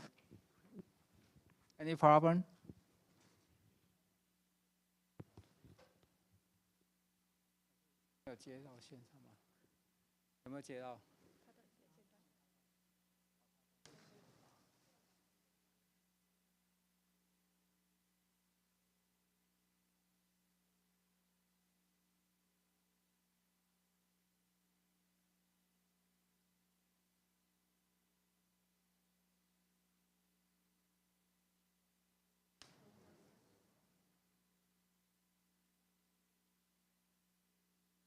因为现在肖教授的电脑那边那一端连线有一些问题，所以我们稍微等待一下。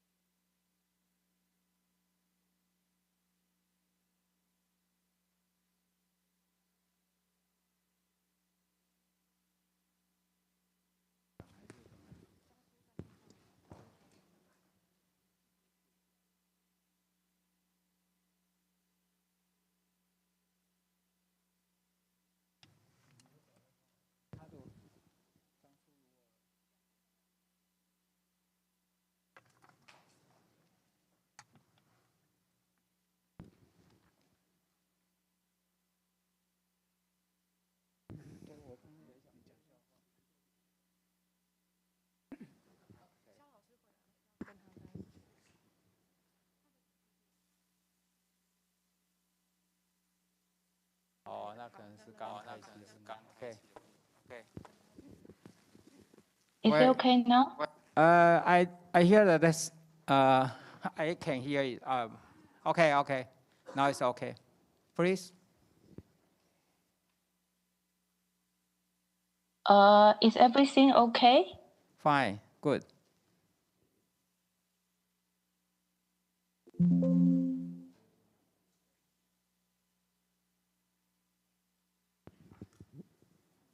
Can everyone hear me? Sure. Great. Do you hear me?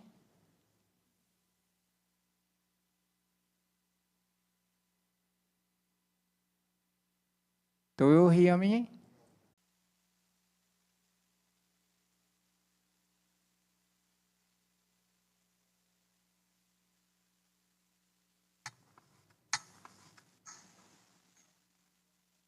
So can everyone hear me? We can hear you now. Okay, so I will go on. Okay, thank you. Welcome. From the very beginning? Yes. Okay.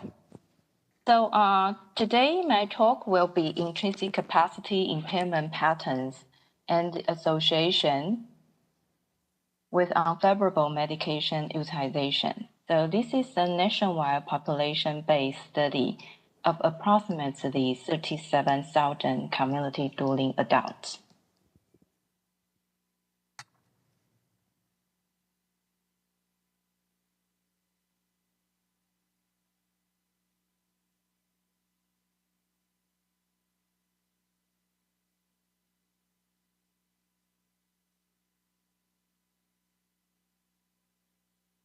Now the connection is interrupted.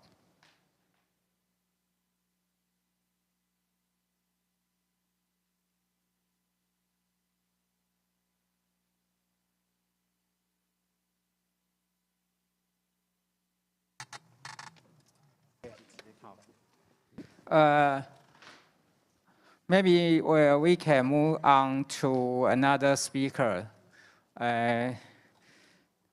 The Dr. Zhang Shu is here. 张叔在吗？张叔医师在线上吗？你好，我在。好，那还是我们请您接着先来演讲好不好？好的，没有问题。OK， 好，那我就先介绍你哈。张叔博士他是中国天津医科以及法律医科加法律的学士。那后续呢，他到日本东北大学进行博士的一个研究。那在2018年取得博士的学位。那现在任职于在目前任职于在日本国立长寿医疗研究中心的研究员。他针对于这个高龄医学方面非常的认真，那也得到非常多的奖项。那他今天要给我们的一个演讲内容是有关于在社区高龄长者的一个内在健康，那是跨国的一个比较。我们非常高兴邀请到张叔博士来跟各位做线上演讲，我们欢迎张叔。Okay, thank you very much. First of all, I'm grateful for giving me this valuable opportunity to communicate with you. For the sake of communication, I will deliver the next report in Chinese. 大家好，我是日本国立长寿研究中心的研究员张叔。很荣幸今天能跟大家分享一些日本和台湾老年人群中有关内在能力的流行病学及其与健康结局之间的关联的研究结果。让我们来了解一下今天的演讲内容。首先，我会向大家说明一下日本国立长寿医疗研究中心的概况。随后，我会跟大家简单阐述一下内在能力这个概念的发展和定义。然后，请大家跟我一起了解一下有关内在能力的先行研究的发现。最后简要介绍一下这次日本和台湾两个队列数据进行初步分析的结果。那么，让我们进入第一部分。日本国立长寿医疗研究中心，也就是我们所说的 NCGG， 是由国家老年医学医院和研究所两个部分组成，是日本6个国家级先进和专业医学中心之一。我们的使命是致力于促进老年人的身心健康，使他们能够终身独立，并改善人民健康和社会福利。在医院和研究机构之间的密切合作和互动之下 ，NCGG 作为一个整体，为实现健康和长寿社会而不断努力。NCGG 的研究所最初成立于1995年，是隶属于中部国立医院的国家长寿科学研究所，简称 NIOS。按2004年的时候，我们的研究所发展成为 NCGG 的研究所。随着2010年 NCGG 的改组，研究所成为独立的行政机构，进一步发展和扩大。自2015年起，与其他国家研究中心一道，成为国家研究与发展机构。作为研究所的重要部门，老年医学和社会科学中心，也就是这里所写的 CGSS， 成立于2014年，旨在促进 NCGG 在老年学和社会科学领域的经验研究。CGSS 由6个部门组成，分别是预防老年学部、社会科学部、虚弱研究部、老年学评估部、数据共享项目组。以及我所任职的老年流行学部。老年流行学部开展了名为国家长寿科学研究所老龄化纵向研究，也就是 NIOS LSA 的流行病学研究，以促进老年人的精神和身体独立。我们还开展多中心合作调查，与日本国内外的研究机构一起为预防老年病和健康老龄化做出贡献。NIOS LSA 是一项纵向研究，通过详细的问卷调查和体检、人体测量、体能测试、营养评估和心理检查，其主要的目的是系统的观察和描述人类的正常衰老过程。其另一个目的是确定与长寿、衰老和老年疾病，比如像失智、骨质疏松症和少肌症等有关的因素。NIOS LSA 纳入的受试者是居住在日本爱知县大府市和东浦町的基于性别和年龄分层的随机样本。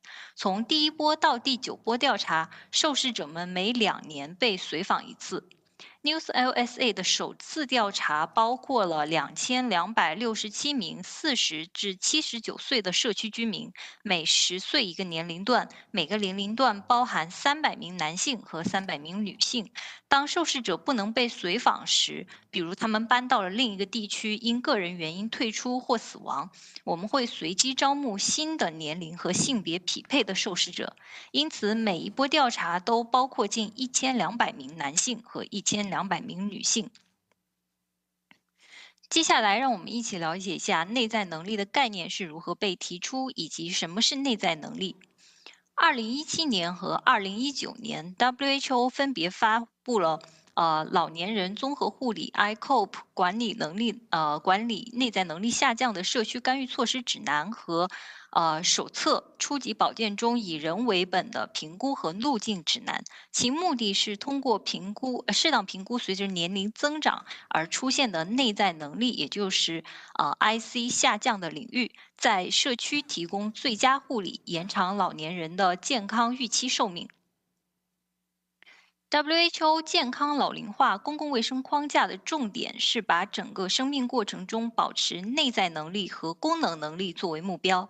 WHO 内在能力，也就是 intrinsic capacity（IC） 定义为个人身体和精神心理能力的组合，将功能能力 （functional ability） 定义为内在能力与一个人所处环境的组合和互动。从图中我们可以看出，内在能力和功能能力并不是一成不变的，而是由于潜在的疾病和老化过程的影响，随着年龄的增长而下降。因此，在早期阶段进行干预是非常重要的，因为在功能衰退过程中的早期干预可以推迟、减缓甚至部分逆转变得虚弱或依赖护理的过程。临床环境中的医护人员可以发现身体和精神能力的下降，也就是我们所说临床上的损伤，并提供有效的干预措施来预防、减缓或阻止这些损伤的发展。WHO 的指南将内在能力分为以下6个领域：运动能力、心理能力、认知能力、听力、视觉能力以及活力。这里的活力我们着重指的是营养状态。为了便于在社区背景下的一般老年群体中开展快速有效的初步筛查，针对这6个领域，在 WHO 的手册中提供了一个快速而简单的工具来筛查内在能力下降，也就是我们所说的 Step 1。Step 1 中所有的筛查标准都遵循了简单易行的原则。比如在评估认知能力方面，如果受试者对关于时间和空间定向的2个问题中的任何一个提供了错误的回答，或者如果他们不能回忆起被要求记住的3个词语，就可以被认为是认知能力下降。如果受试者无法在14秒内完成5次奇异测试，就被评定为运动能力下降。营养不良被定义为过去3个月中体重下降超过3公斤或食欲不振。视力障碍是指他们的眼睛出现任何远视困难、阅读困难、眼疾，或目前正在接受如糖尿病、高血压一类的治疗。听力损失是指在耳语测试中听不到耳语，也就是我们所说的悄悄话，或者听力筛查结果大于35分贝，或没能通过基于应用程序的自动噪音中的数字测试。抑郁症是指被定义为受试者在过去2周内被情绪低落所困扰，感到抑郁或无望，或对事情没有兴趣或乐趣。如果受试者在1个或多个领域的筛查中被判定为功能下降，则需要接受深入评估，并由社区及其本人共同制定和实施个性化照护计划。迄今为止，虽然有关内在能力的研究数量有逐年上升的趋势，但 WHO 提出的这个内在能力下降简易筛查工具的有效性，仅在少数的先行研究中被探讨和验证。接下来我会简单介绍一下这些研究的内容。首先是一项在中国开展的研究，使用 ICOPE 筛查工具得到的较低的内在能力得分，已被证明与中老年人较差的身体和精神功能有关。该研究包含了376名中老年人，探讨了内在能力得分与虚弱、社会性虚弱、日常生活活动 ADL 以及日常生活中的工具性活动 IADL 的关联。结果发现，内在能力得分越高 ，ADL 评分越高，也就是日常生活越独立，他们的握力越大，步行速度越快。同时，内在能力得分越高的人的年龄越小 ，IADL 评分越小这里也是越独立的意思。然后还有就是他们的虚弱程度也越小。另外，该研究还分析了内在能力得分与复原力、身体和心理上的疲劳 （MMSE）、老年抑郁症量表得分以及一般健康状况的关联。结果显示，内在能力得分与复原力 （MMSE） 和一般健康状况呈正相关，与身体上和心理上的疲劳以及老年抑郁症量表得分呈负相关。第2个先行研究同样是在中国人群中进行的，该研究的对象是304名老年人。这个研究探讨了内在能力与得分与握力、身体活动水平、自我照顾能力、孤独感以及社会参与之间的关联。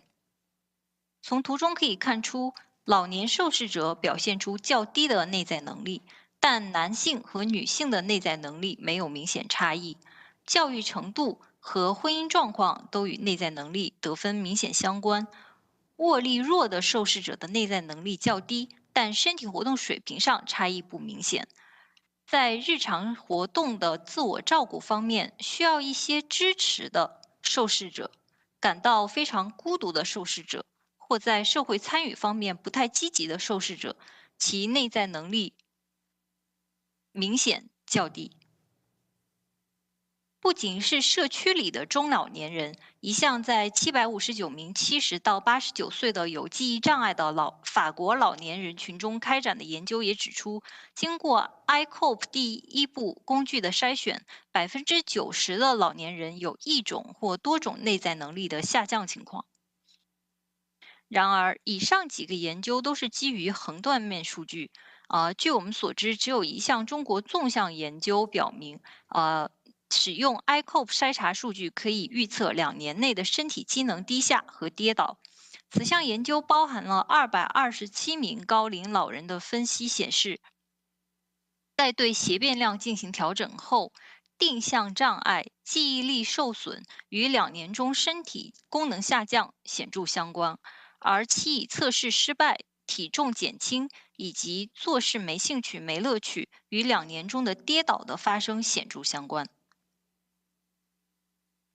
鉴于上述先行研究多为横断面研究，且样本量较小 ，WHO 的这个筛查内在能力下降的工具在社区实践中对健康老化的促进作用尚未得到充分的验证。因此，我们认为有必要开展更多的研究，以探讨其对健康结局的预测能力。接下来，我就给大家介绍一下这次我们运用日本 News LSA 和台湾 LAST 队列进行分析比较的结果。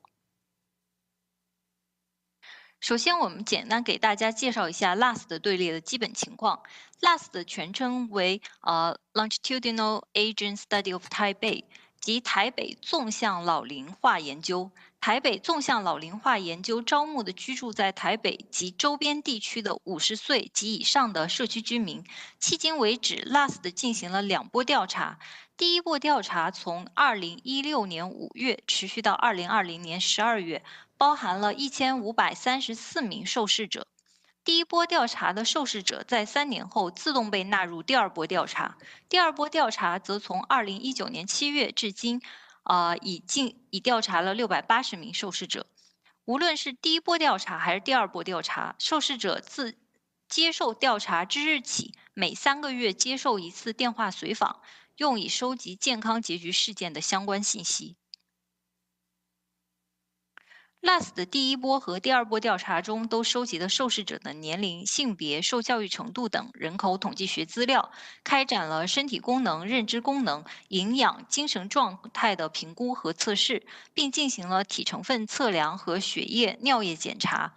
而电话随访的内容则包含了例如死亡、跌倒、骨折、入院、急诊就诊等健康结局事件的发生时间等内容。由于 News LSA 的随访结局变量中只有死亡和跌倒与 LAST 的重复，所以这次的分析我们只使用了死亡与跌倒的数据。本次对比研究采用了 News LSA 的第5波调查和 LAST 的第1波调查作为基线。由于 LAST 中跌倒的随访时间是3年，为了保证2个队列的随访时间的可比性，我们选择了 News LSA 第6波调查的跌倒随访数据进行分析。LAST 中死亡的随访时间也为3年，而 News LSA 的死亡数据因为采用了政府的人口统计数据库，随访时间长达11.5年。这是2个队列的 flow chart。LAST 和 News LSA 在基线时的受试者人数分别为1534人和2410对的受试者和存在数据缺失的受试者后 ，LAST 有1358人 ，News LSA 有794人被用于本次分析。这张幻灯片描述了2个队列分别用于判断内在能力下降的标准。尽管我们努力保持与 WHO 的 Step 1的定义相一致，由于调查项目的不同，这些定义还是存在细微的差距。在认知功能方面 ，News LSA 使用了 MMSE， 而 LAST 使用了 MoCA。2者都涉及了时间和空间定向以及记忆力测试，且都规定总分小于7分为认知功能下降。在运动功能方面 ，News LSA 规定一般步行速度小于1米每秒为运动能力受限，而 LAST 规定不能在12秒内完成5次骑椅测试为运动能力受限。根据亚洲骨质疏松症工作组的研究，一般步行速度低于1米每秒，就相当于无法在12秒内完成5个骑椅测试。营养不良在 News LSA 中被定义为过去2年中体重下降超过5%或食欲不振，而在 LAST 中则与 WHO 的定义一致，为过去3个月中体重下降3000克或严重食欲不振。2个队列中的视力障碍都通过主观问卷调查。News LSA 中那些认为自己视力非常差或差的受试者，以及 LAST 中那些认为视力下降影响了日常生活的受试者，都被划分为有视力障碍。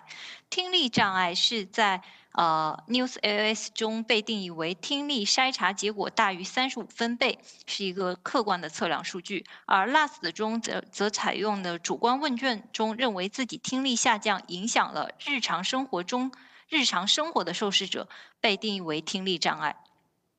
最后呢，2个队列的抑郁症状都采用了 CSD 得分大于16来界定。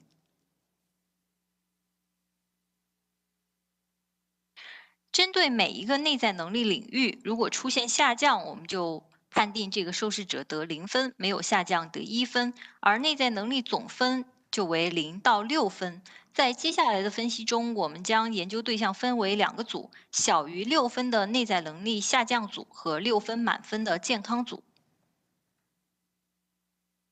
表1分别显示了2个队列在内在能力下降组和健康组的基线特征。我们可以看到，相较于健康组，2个队列中的内在能力下降组的年龄都偏大，男性偏多，患脑卒中和心脏病的比例更高。此外，内在能力下降组的日常身体活动量更低，接受过高等教育的比例也更小。另外，2个队列中的内在能力下降组的最快步行速度都比健康组要慢，但 BMI 方面尽管与健康组相比差距微妙 ，News LSA 队列的内在能力下降组的 BMI 偏低，而 LAST 队列在内在能力下降组的 BMI 则偏高。这张幻灯片显示，2个队列的内在能力下降组的认知能力都比健康组要低，但血液指标方面呢，我们可以看到，下面一部分基本上没有重复的有意义的统计指标。而在这张幻灯片上，除了肾小球滤过率这一变量显示内在能力下降组的估计值比健康组偏低以外，2个队列的其他血液指标都很少看到有统计学意义上的共通点。这张图中显示的是2个队列中各个领域内在能力下降的百分比。黄色柱状条是 News LSA 的数据，而灰色柱状条是 LAST 的数据。在 News LSA 中，占比最高的是营养不良，有超过1/5的老年人表现出营养不良的症状。而在 News LSA 队列中，运动能力下降的老年人占比最少，仅为2%。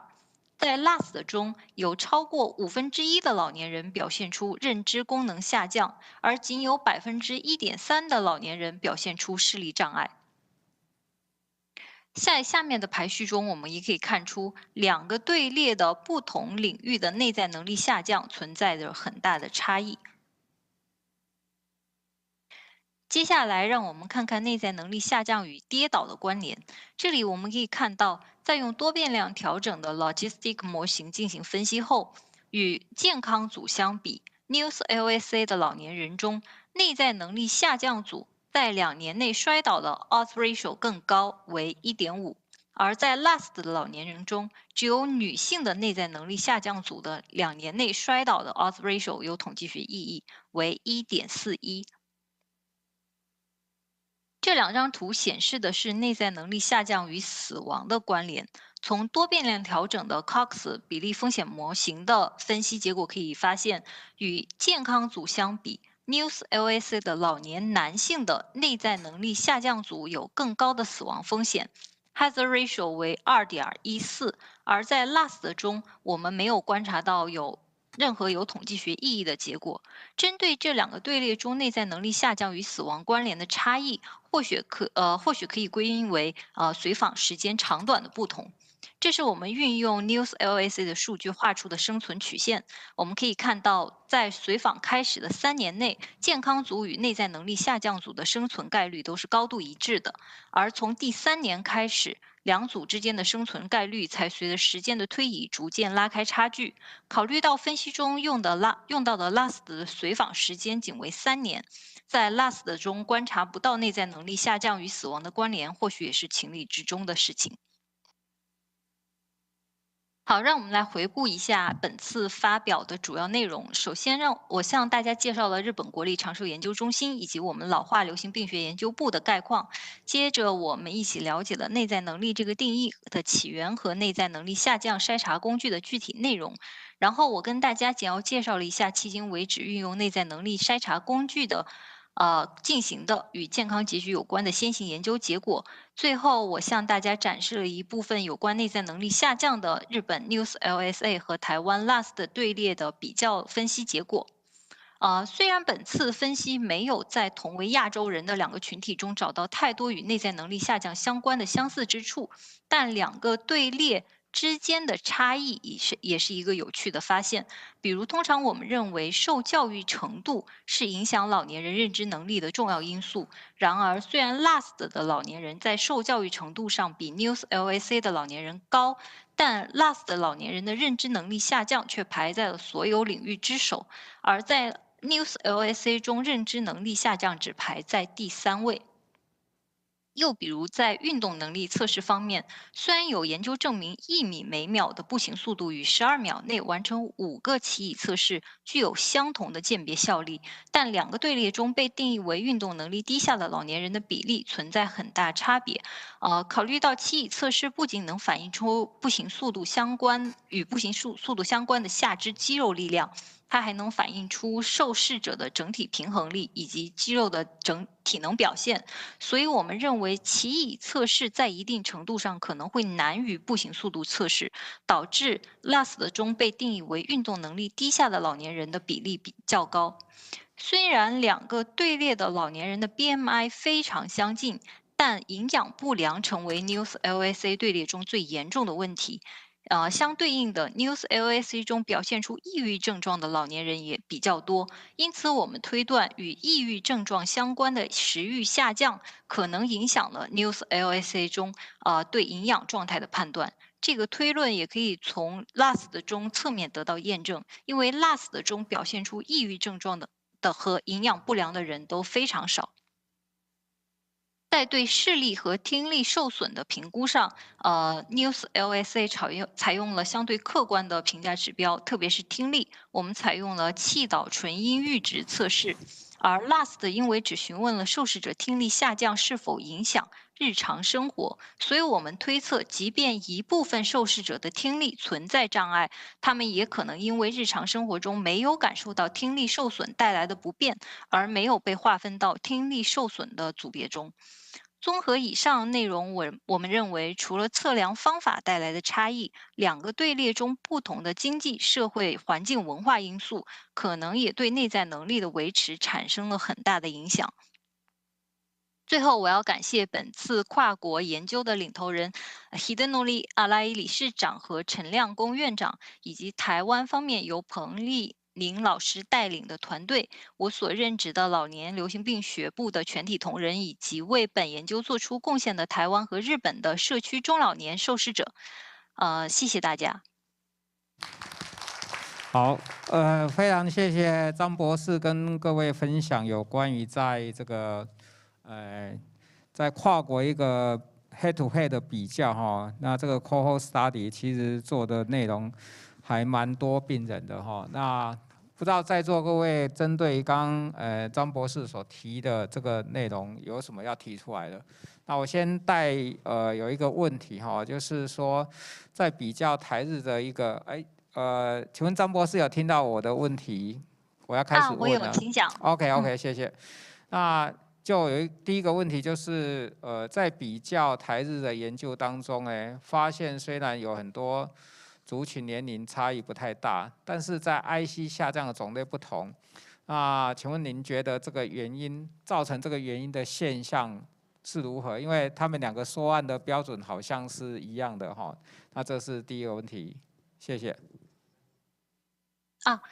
针对您的这个提问呢，我在那个最后一张幻灯片可能也有谈及。首先，我们的在评价标准上面，虽然我们日本跟台湾的评价标准，我们都非常努力的想接近 WHO 的评价标准，但是因为我们的收集的数据受到限制，所以我们的评价标准还是有一些差异的。然后第二个原因是因为可能评价标准之间的差异导致了比如说像体重营养不良方面，因为我们News LSA 的受试者他们患抑郁的比例比较高，而营养不良的评价上恰好也有对食欲的评价，我们就推测可能是因为他抑郁的状况影响到了他的食欲，进而影响到我们对他的营养的评价。但是整体上看来 ，News LSA 和 LAST 的对象的，比如说像 BMI 和他们的步行速度，或者是四肢肌肉量，或者是调整后的四肢肌肉量，都是非常相近的。所以我觉得尽管评价的怎么说，就是存在IC 下降的领域各有各的不同，但是我觉得整体上我们的受试者都是整体怎么说各种数据方面是非常接近的。这也在我们对于那个跌倒的评价上就是得到了验证，因为我们对跌倒的关联上可以看到，虽然对男女组别分开分析的时候出现一些性别差异，但是整体上，有 IC 下降的人群，无论是在日本还是在台湾的队列中，我们的风险就是 odds ratio 都是非常接近的，就1.4到1.5左右。好，非常谢谢哈。不知道这样问题有没有回应刚刚提问的的听众或者观众们？那没关系，如果说有回应的，那可以再继续提出来。那请教一下张博士，第二个问题哈，在这个研究里面呢，我们看到日本长者有关在营养的一个不良比例相当高。那您觉得说，虽然年龄可能类似为什么日本他们的长者营养不良的，就 malnutrition 的那个 proportion 是比较高的？那我们知道，就我所知日本人的确在同年龄都比台湾人来的瘦一点。那瘦一点是不是代表 malnutrition？ 其实不然所以我想针对这个问题请教您的一个看法，认为说这个原因是什么？对 malnutrition 这一部分的评价，因为 WHO 的标准包含了2个方面，一个是一定期间内的体重下降，还有一个是你最近一段时间内的食欲状况。然后我们在体重下降这方面虽然我们没有把体重下降跟食欲不良这2个亚组的比例拿出来比较，因为目前为止还没有进行这方面的分析，但是从我们的 BMI 来看，其实台湾的老年人跟日本的老年人的 BMI 是非常相近的，就我们 LAST 和 News LSA 的队列来说是非常相近的。但是为什么日本的老年人被评价为 malnutrition 的比例那么高？我们就推测可能这跟体重下降的关系不是很大，就是它很大一部分程度上决定于这个老年人在回答问卷时，可能他会回答说我自己最近比较没有食欲，我就是吃的很少。然后这一部分的老年人就会被评价为 malnutrition，所以我觉得对，就是大家印象上可能日本的老年人就相较其他亚洲国家的老年人都相对更瘦一些，但是对于我们本次的分析，可能体重上差距不大，但是主要是决定于他们的食欲这一个问题上的判断。我个人初步的想法跟您的是一样这个是在选择性的 bias 里面会产生这样的问题啦。那延续这个问题我不知道说在这2个 head to head 就是2个 study group 里面是否你们有用过所谓的 matched 的一个比较的方式？譬如说我让它的比例是一样的，把这些所谓的intrinsic capacity 的校正过后，再去做一个比较。不知道，请问你们有做过这样的一个分析吗？我觉得您这个提议是一个非常好的建议，但是目前为止我们还没有将分析深入到这一步，而且我们可能这两个队列的比较存在一个问题，就是如果我们把两个队列的老年人的不同的 IC 的下降的比例进行一个 match， 就是我们找到同一个类型的下降的老年人的话，可能我们的人数就是分析的人数会大大的降低，对这个分析结果的影响可能也会有一些，但是之后的我们的分析可能也会在这方面进行一下探讨。谢谢您的意见。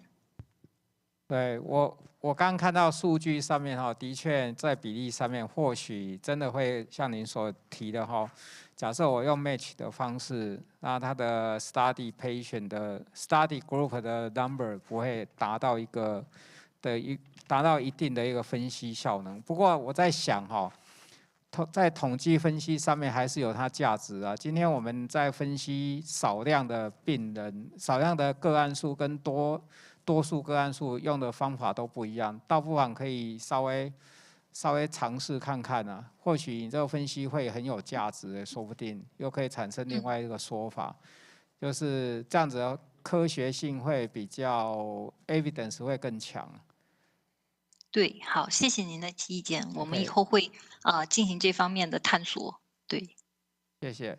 那谢谢现场又有那个输入的意见，就是根据您的研究，那针对年轻的医疗工作人员的话，那请问一下，您觉得我们如何来增长这些长者的健康啊？就是刚刚所提的，我们既然要 care， 那到底怎么 care， 怎么做 intervention 介入、干预这些方法？不知道在您的这个想法如何？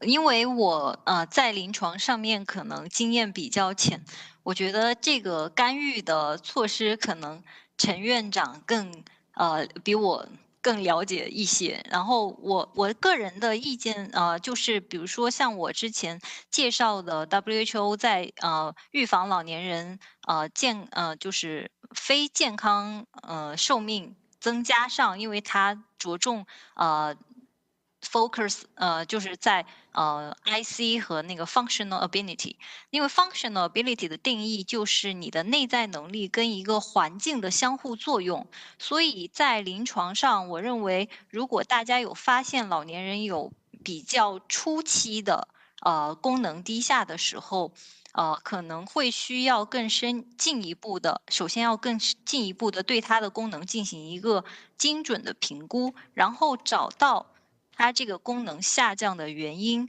或者是他生活的社区，比如说这个人可能功能有一些下降，比如说社区如果我们提供一个什么样的服务，比如说安装一些便捷的设施，或者是组织他参加一些活动，这样可能对他的功能维持或者他功能下降的延缓有很大的作用。所以说这个是一个老年人个体跟社区的交互作用的一个状态。我们当然医疗工作者可能会需要去想怎么帮助这些老年人，但是老年人他个人可能也需要一个积极的心态，跟医疗人员互相商讨，就以后怎样才能制定一个适合于他个人的一个健康的计划。对，好，谢谢。那我是不是要 Q 一下陈院长？你刚刚被邀请来回应一下。对，好，那张叔都讲完了，就基本上，没有。其实我们过去在做研究的时候，其实就是两个 trial。第一个 trial 就是在社区普遍收案，就不是特别从门诊，像刚刚讲那个 Tiger 是在门诊收有3个慢性病以上，其实这代表2种人群。第一种人群是相对健康的社区长者，然后第二个是已经有多重慢病。但无论如何，我们发现说，一个多元的整合式的这个介入干预措施，其实效果是蛮显著的。那所以这个有点像在日本，不管做那个 Cognitize 啊，或是现在日本也在做类似像 Finger 的这种 J-Mint 的这个 intervention， 其实都很像。现在基本上认为说，要能够提升这个内在的能力，然后达到健康的老龄化，大概都要上套餐的啦，就是只做一件事情不够了。就除了身体的运动、脑子的训练，然后营养的关注，就是这一类的事情，大家都要上套餐，而且最好跟慢性病的管理能够结合，因为这些老人家多半都有些慢性病嘛，所以比较大的挑战是在这里，就是要上套餐，而且要跟现实状况的慢性病的控制去做一个结合，是比较大的挑战。但可能目前看起来也只有这样做效果才会好，然后 focus 在，因为老人家有很多不同健康状况，所以像我们做 IC 的时候，你就可以用 IC 作为他持续的健康状况一个量测的依据啦，所以可以稍微去扭转一下我们平常在医疗体系看病的一些想法，所以这个也是有蛮多好的结果可以继续做下去的。好。谢谢陈院长的一个补充说明哦。那因为时间关系，我们就谢谢那个张博士您的分享。那未来如果还有机会的话呢，我们再用一些书面资料来请教您有一些问题的一个回应，好不好？好，好，非常谢谢大家，鼓掌一下，好，谢谢。那接着我们前一个 speaker 已经到现场来哈，他刚在赶拖啦，所以来不及了。那网络在连线也比较有问题。那今天非常高兴呢，肖教授已经来了哈。那我刚刚已经介绍过，他目前就是在台大的一个临床药理研究所担任教授。剩下的我们就请他跟各位分享一下 ICOP 以外的 medicine 的一个影响。谢谢。Okay, good morning. I apologize for technical issue. So luckily, I'm still in Taipei. So I just quickly get on a taxi and run into the conference.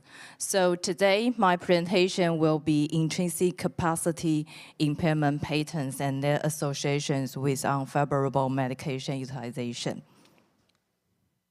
So as previous speakers has already mentioned a lot regarding healthy aging and intrinsic capacity, to save some time, I will skip some of my slides and go directly to my content. So, okay. So just a quick overview of the constructs of IC. So it depends on how you mention the construct. It can be constructed with 5 or 6 domains, depends on how you measure your sensory impairment. If you divided the sensory impairment into hearing impairment and the visual impairment, there would be 6 constructs. But if you combine both of them, that will be sensory constructs. So basically, the concept of intrinsic capacity is to move the disease focus to capacity focus. And there's a very important concept, which is that we would like to move from the point estimate to trajectory of intrinsic capacity measurement. And that will be the focus of many future studies. And of course, the most important concept of intrinsic capacity will be person-centered and integrated care approach. So I believe Professor Alai already mentioned ICOP. That is introduced by the WHO. So I will also move on. And for most countries, there are 2 steps of ICOP assessment. So for step 1 is to facilitate early identification of impaired IC. And for step 2, there will be a comprehensive assessment on deficit IC. So there are many challenges in measurements of IC. We know that several studies have shown that the association between impairments in different IC domains and the numerous adverse outcomes. We also have one previous study that we assessed the association between the number of impairments in different IC domains and adverse outcomes in Taiwan. And in that previous study, we actually count how many impairment of IC an individual have. So we have like a 1, 2, 3, 4, 5, and then we link the number of IC domains to adverse outcomes, meaning mortality. So this is already been done in our previous study and many other studies in other countries. So our questions will be, does number means a lot or clusters of IC impairments means even more in linking IC to adverse outcomes? So are we going to count 1, 2, 3, 4, 5, or there are certain patterns that we can get more insight in future interventions? In addition to adverse outcomes studies in many studies, such as mortality, as a pharmacist, we are also very interested in unfavorable medication use. As mentioned in, I believe it's Professor Chen's slide, polypharmacy is a main focus for older adults. So our next question will be, could IC be a good predictor for unfavorable medication uses? Then we can link IC to other adverse outcomes in addition to mortality. After all, mortality is the final outcome. We cannot change it. However, unfavorable medication uses could be intervened by an integrated care team involving clinical pharmacists.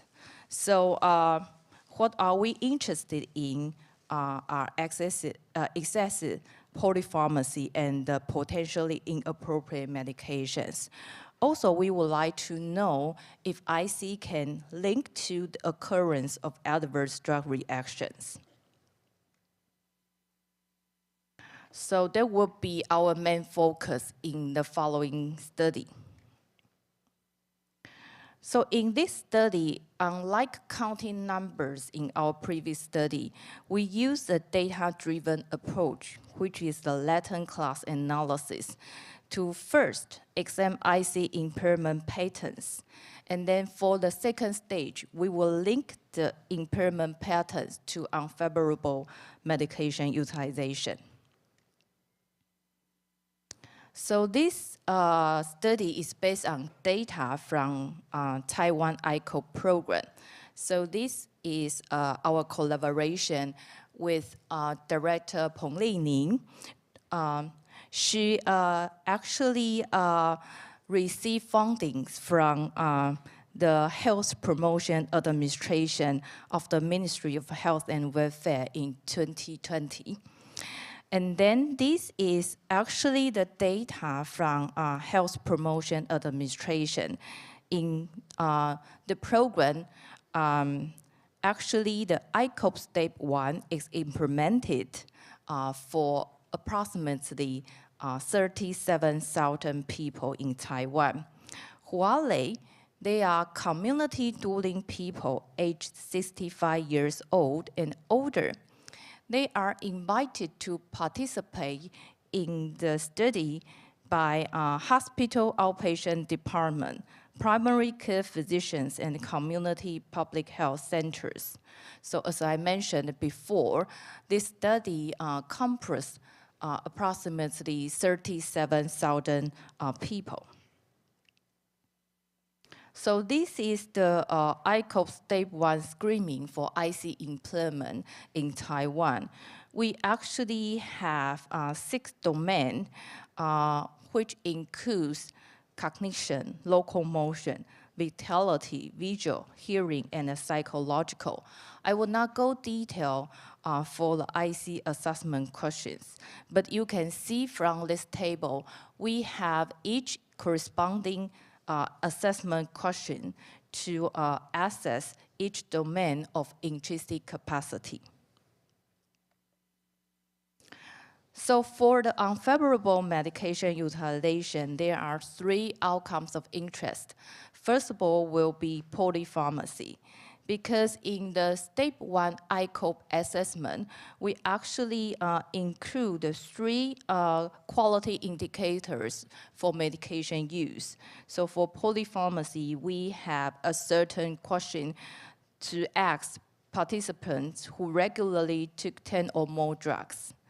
And then for potentially inappropriate medications, they are asked if they use pain medications such as NSAIDs or opioids or hypnotics. For adverse drug reaction, there is also a specific questions to measure how our participants are exposed to adverse drug reactions. So to summarize our study, so for the first step, we will use the latent class analysis to identify specific cluster of impairment patterns of IC. And for the second stage, the identified cluster of IC impairment will be linked to the unfavorable medication use. So this is our result. As you can see from these 37,000 people, actually approximately half of them remain in the robust state, which means there's no IC impairment based on our step 1 screening. And for those who have 1 impairment of IC, which accounts for approximately 25%, and for 2, 3, 4, and 5, the percentage decreased with the number of IC impairment. So this also echoes our previous study. If you really want to identify those with a high number of IC impairment, they actually account for a very small proportion of our community during older adults. So this also gives us a very good hint that maybe we should adopt another approach.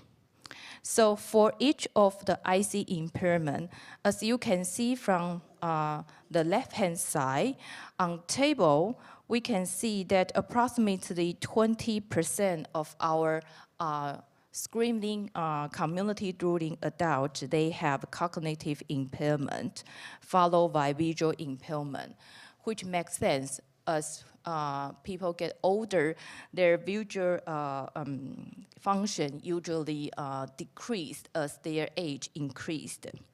So we have very small proportion of people, they are in the malnutrition status. So these are some statistics. I will not go further to describe how we decide how many clusters we should adopt in our study subjects. In our final decision that based on our statistical analysis, the 5-class model was statistically better than other class model. So this is our final results. We can see that from these 37,000 people, we actually can identify 5 different clusters of IC impairment. So as I mentioned, there's a large proportion of people, they remain in the robust group. So this is the yellow line. They merely do not have any impairment of the of each IC domain. So this is the yellow line. So their conditional probability are all very low. But we have very interesting groups, such as around 17–18% people, they have visual impairment, which is the red line. So you can see from the slide,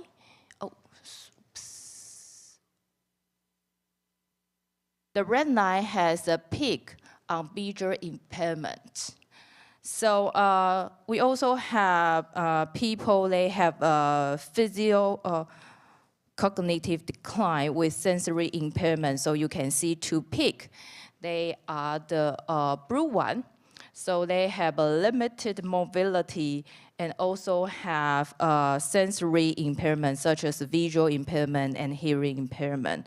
Of course, we have someone that have impairments in all domains. That is the black one. So you can see their probabilities in each of the domain are all very high. So this is the result from latent class analysis.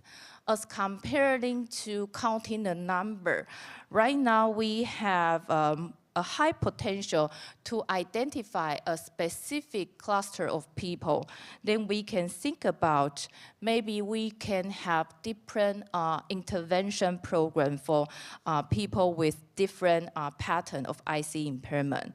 For example, for those with visual impairment only, maybe what they need is a good glasses. But for those with depression and with cognitive impairment, they need more mental support, social support to maintain their intrinsic capacity. So these are the comparisons between different subgroups. They are not look alike based on our cluster analysis. So we have someone who are robust, as I mentioned, but we have two specific clusters that may need special attention. That is PCD with sensory impairment and impairments in all domains. Although they account for a small proportion of our study subjects,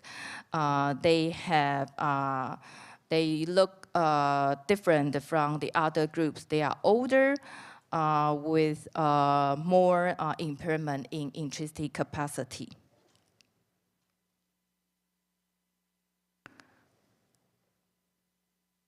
So next, we link this cluster of IC impairment to different outcomes of interest. They are polypharmacy, potentially inappropriate medication, and adverse drug reactions.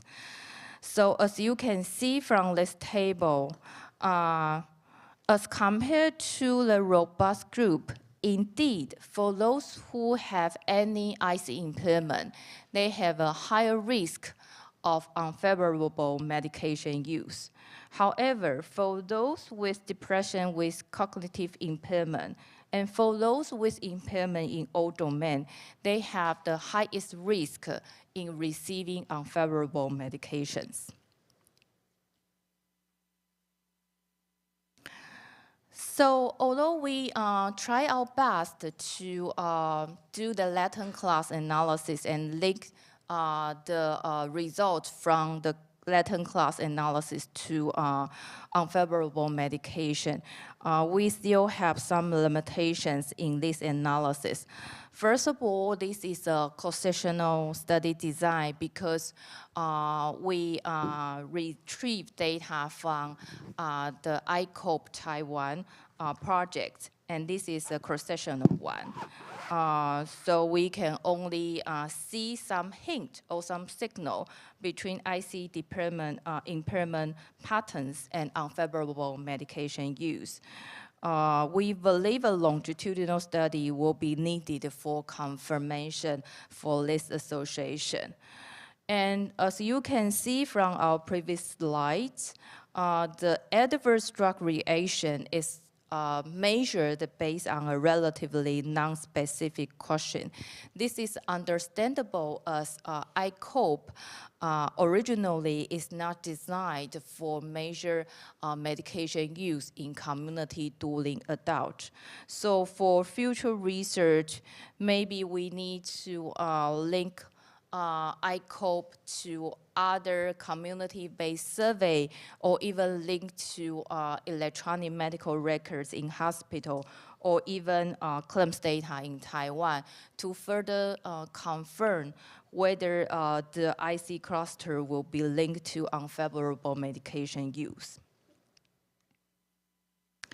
So in summary, from the Taiwanese ICOPE data, we can identify 5 distinct IC impairment patterns. There are 2 clusters we believe that we need to pay more attention. That will be the depression with cognitive impairment and impairment in all domains.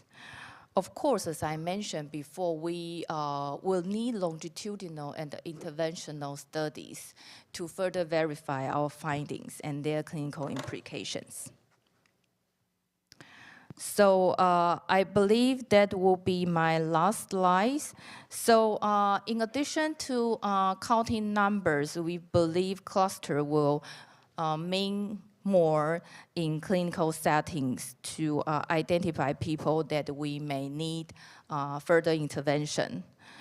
And we do see that IC impairment could be linked to unfavorable medication use. And 2 groups of them require special attention and maybe need further intervention to conquer such problem.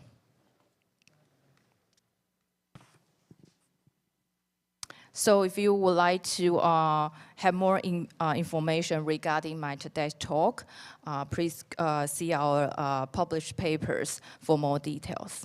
Thank you. Thank you, Professor Shou, for her excellent presentations.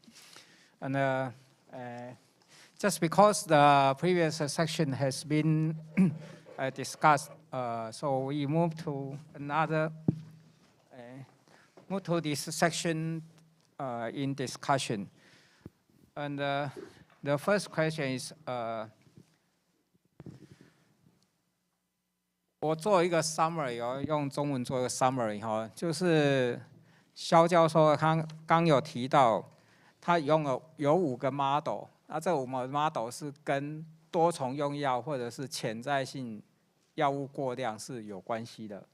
那第2个呢，他就希望说能够再多一些的比较长期的一个规划里面的一个 study， 一个研究能够把这个问题呢把它再界定清楚。所以他现在我们听众有提出来这是他就问说这篇文章的 PIM 的定义方式，那是不是具有一些危险性？药物是不是最有危险性？那 depression 跟就是忧郁跟认知的一个障碍跟 PIM 是不是有关系？那是否跟它本身的疾病有关系？所以是不是请肖教授先回答第1个问题？好，谢谢提问哦。那其实我刚才在演讲的过程当中就有提到，其实我们的 ICOPE assessment 它原本的设计不是要用来量测药品的使用，所以它在 IC 的量测是很详细。那这个问卷也 follow WHO 的 ICOPE， 但是我们在做这篇研究的时候，就是发现说，其实这个国健署立意良好，其实有加入了一些药品使用的部分，可是因为药品使用的部分，比如说一般传统上来，我们可能在定义 PIM 会想要用像是 Beers criteria， 那是一个很长的一个药品的清单。我想对于这个在社区的这个受 screening 的这些老年人来讲，他们可能一方面也没有放入这样的一个问题，所以其实在这个文章当中，其实 PIM 的定义相对来讲是比较简单的。那的确就是说，很多疾病的治疗药物会跟疾病本身是有关的。当然，在统计的模型里面，我们是尽可能的去校正这些研究对象的这个共病症等等，但是还是不可讳言，就是说，如果将来有机会的话，能够有一个比较完整的 PIM 的一个量测的话，我觉得是可以更进一步的去确认 IC 跟不良的用药之间的一个关联性。谢谢。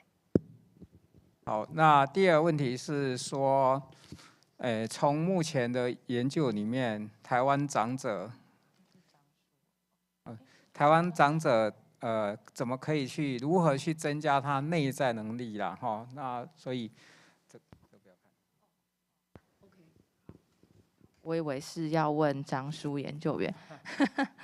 他说：“从我的研究，台湾长者怎么样可以增进自己的内在能力？我觉得这个好像要回到刚才前面，就是陈院长讲的那个 talk， 应该要把问题丢回去给他这样子。当然就是说，我们在研究当中看到，的确是有不同的 impairment 的一个这个pattern 这样子。那因为这个到底我们要不要对不同的人有不同的 intervention？ 其实现在也还没有一个定论，因为 IC 是一个还蛮新的 concept。就像我刚刚讲的，其实大部分大家都是先去数数，就是数1个、2个、3个、4个、5个。那我们是开始去想说，这个同样都是2个，你是眼睛跟这个听力有问题，跟你是觉得心里不开心、有忧郁，跟听力有问题，同样都是2个，也就是说都是2个这件事的2个人是不是一样的？那看起来我们觉得它可能是不太一样的。那只是说，如果我们觉得它是不一样的，我们要做不同的 intervention 的 program 吗？这个我觉得还有待大家可以去讨论的部分。不过我想刚才陈院长的演讲里面其实有提到，其实它是可以是一个 multi-domain 的，就是多面向的去增进自己的内在能力，所以我觉得大概是可以朝那个方向去思考。谢谢。谢谢肖教授的一个回应哈。那I would like to ask a question for Professor Tsai. Are you still online? OK， 那阿赖教授已经不在线上了哈。那我们是不是再开放看看在座各位有没有什么要提问的？那的确，肖教授他所提出来ICOP 如果是未来的趋势啊，用简单的一个评估方式，包括这个智能、行动、听力、眼力跟一些包括忧郁症啊，那它跟药物是不是有关系呢？的确，现在有一些关系。那有几个全部的领域或者其他相关的，像什么忧郁啦，或者是真的是视力不好的，的确是有很大的关系的情况之下，那未来会发展什么那我们到时候呢，就要有请肖教授再继续给我们做这个的解答。或许在1年2年，在更长的时间，它是不是真的跟这个死亡或者是跌倒或者相关的那个衰弱等等的，是不是有很多的关系所以我想这个议题还是很大啦。那我们只是起头而已所以未来这个活动也会持续追踪。那也请在座各位听众们未来期待有下一集的一个持续的一个进行。好，那上午的节目我们是不是在此做结束？那我们还是非常感谢各位的一个莅临。我们下午还有3堂课再请各位继续参加。好，谢谢大家，谢谢。谢谢严宏章院长、肖教授及张博士专业的分享及回馈，也感谢各位踊跃的提问及发言。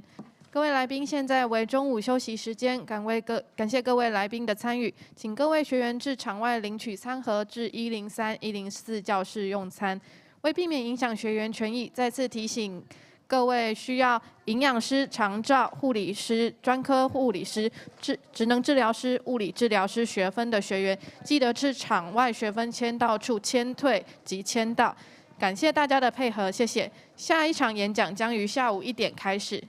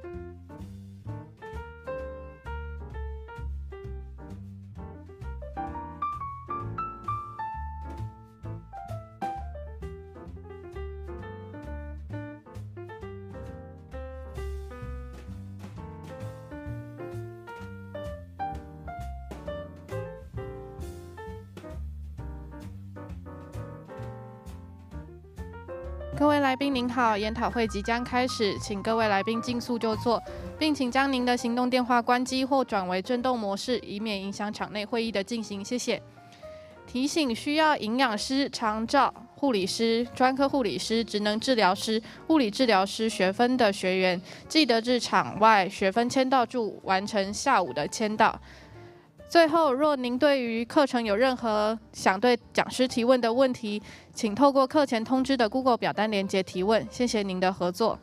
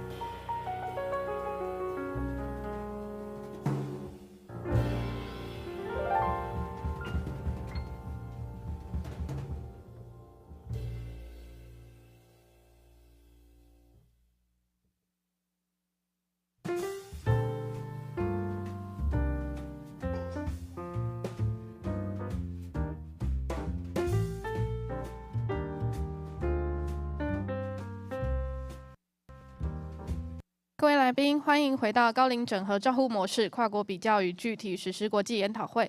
有请台北荣总高龄医学中心研发推展科彭丽宁主任为我们主持第3阶段，欢迎彭主任。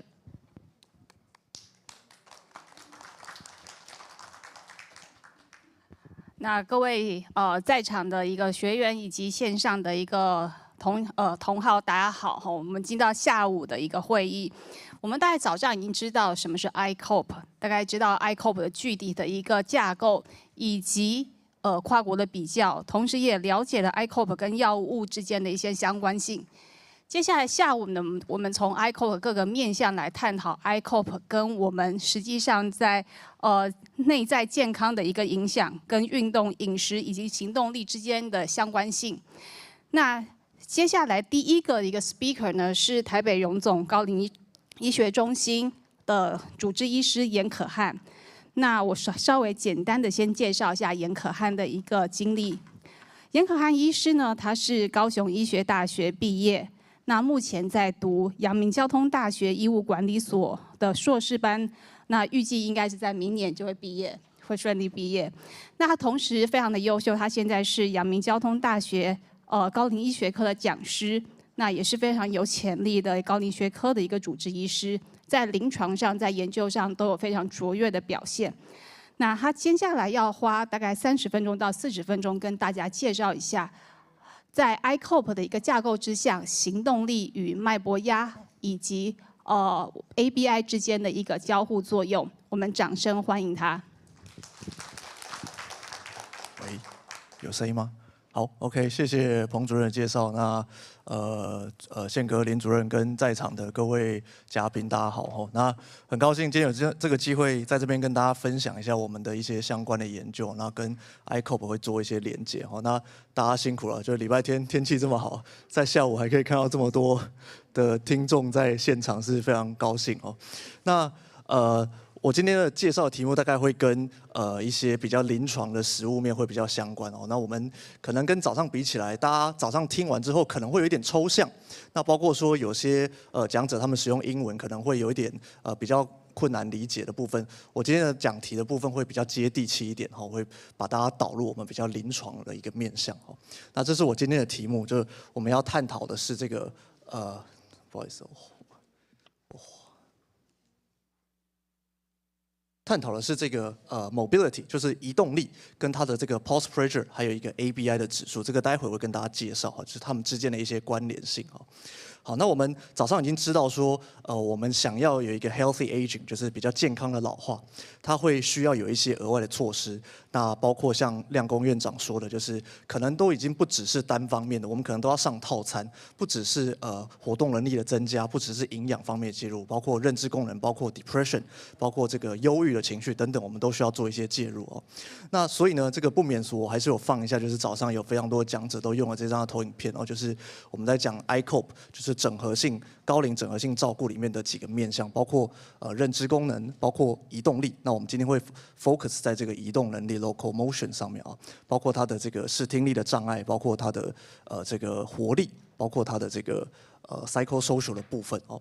那么我们英文版看不懂没关系，我放了一个中文版的。我们国健署在这2年也是有把它翻译做一个中文版的一个校正哦。那大概一样的概念，大概就是刚刚讲的这些认知功能、行动能力跟营养。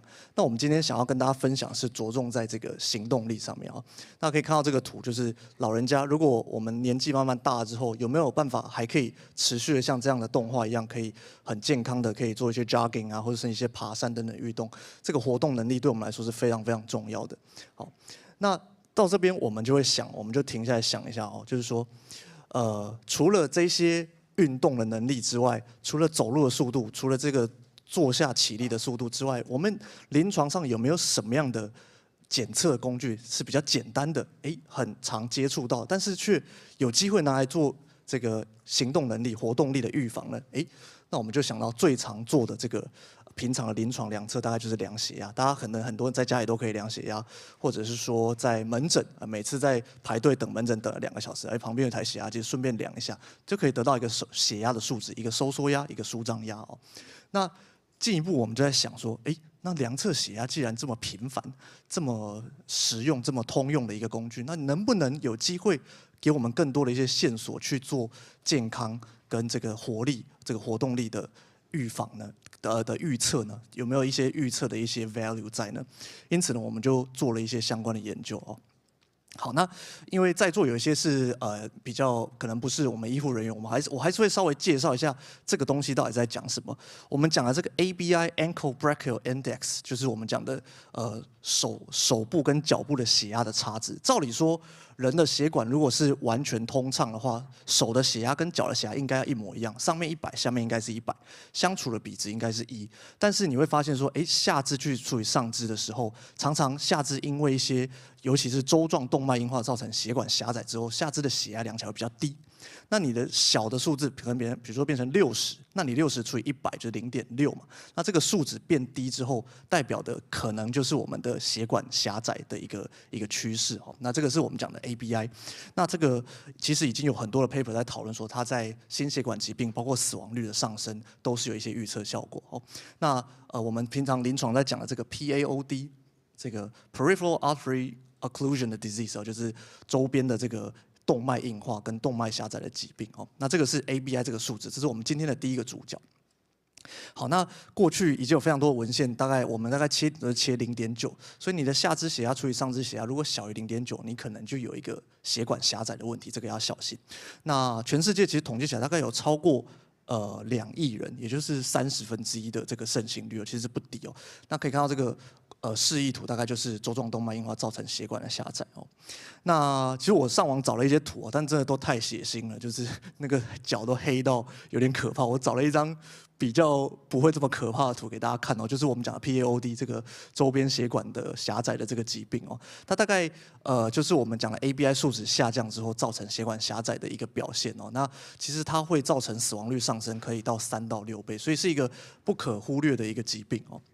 那在美国的这个 AHA American Heart Disease Association， 就是美国心脏科学会，它的这个最负盛名的期刊 Circulation 这个期刊，也就是很有权威性的期刊，它其实就有提出来说，其实在 ABI 这个量测数值，它不只可以看你的血管有没有狭窄，它其实更 fundamental 更basic 一点，它可以往回推到，它其实是一个良好的预测周状动脉硬化的一个指标哦。所以它这边其实就有写说，它是一个 non-invasive， 它可以用来做一个非侵入性的一个检查。我们只需要量血压，量上下肢的血压就可以得到一个数值。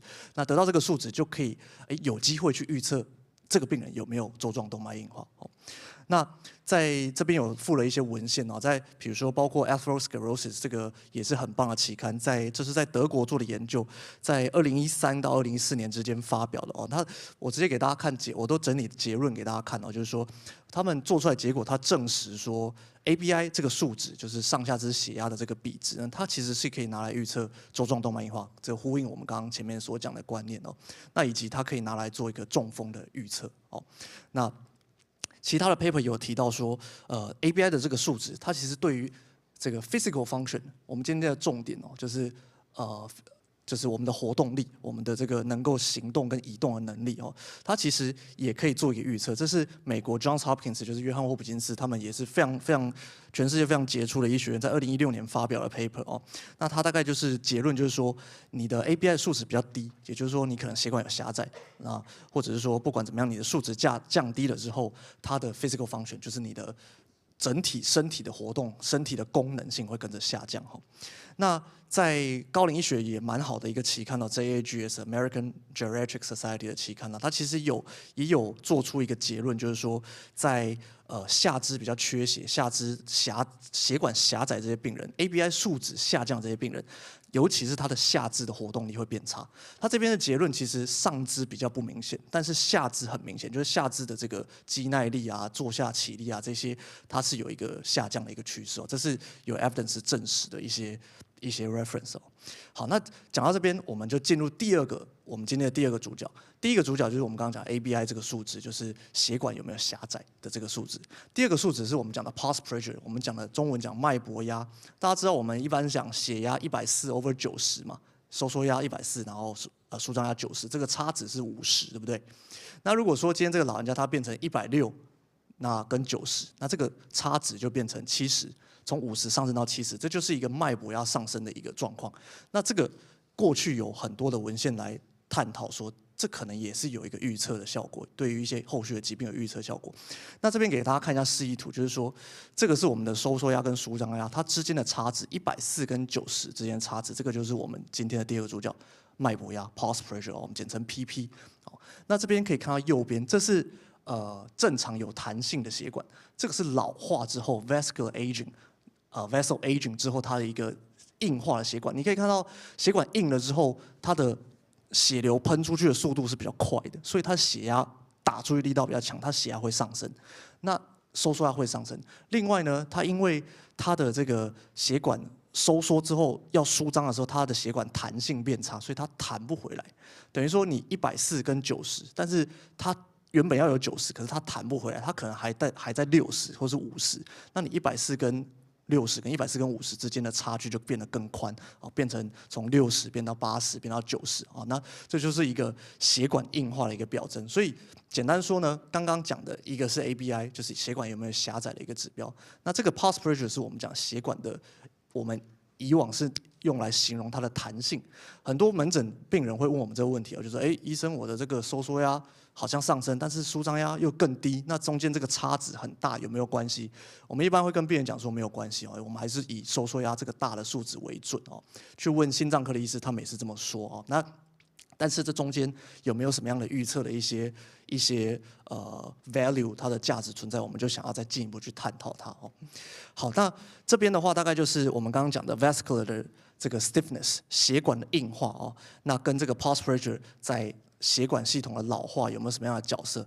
整理结论给大家看，就是说，在 vascular stiffness 血管硬化的时候，它会造成这个我们刚刚讲的脉搏压变宽，因为原本140/90嘛，但是因为它下面这个数值弹不回来，所以可能140掉到70，掉到60。那这个脉搏压 widening 之后，它可以对很多的一些 cardiovascular， 我们叫 CV disease， 就是心脏血管疾病会有一些预测，包括死亡率，它会有一些预测效果那这是刊登在这个美国的这个心脏学的一些期刊上面那后来呢，又有人再去做了更基础生理学的分析我们就发现说，在2002年也是美国的研究发现说，在这一群这群脉搏压变宽的这群病人，我们发现他普遍存在着血管硬化这个问题哦，血管老化、血管硬化。那后来我们就发现说，再回到我们比较基础生理学的一些知识，发现说这样的病人，他的O2 consumption 就是我们讲的需氧量，你平常需要的氧气量会跟着上升，包括你的左心室肥大left ventricular hypertrophy， 包括甚至是心肌缺氧，我们讲的心肌梗塞 myocardial infarction 等等，会造成这些疾病，所以它是有一个预测效果的。好，那这是今年 Journal of Hypertension 今年就是我们国卫院台湾发表的一些研究的结果哦。那他在探讨是说 pulse pressure 这个脉搏压跟 physical function 是不是有一个 decline 的预测效果？那证实的是真的是有，就是说脉搏压对于这个它后续的一些 function， 它的活动力、它的运动的能力是有一个相关性跟预测效果哦。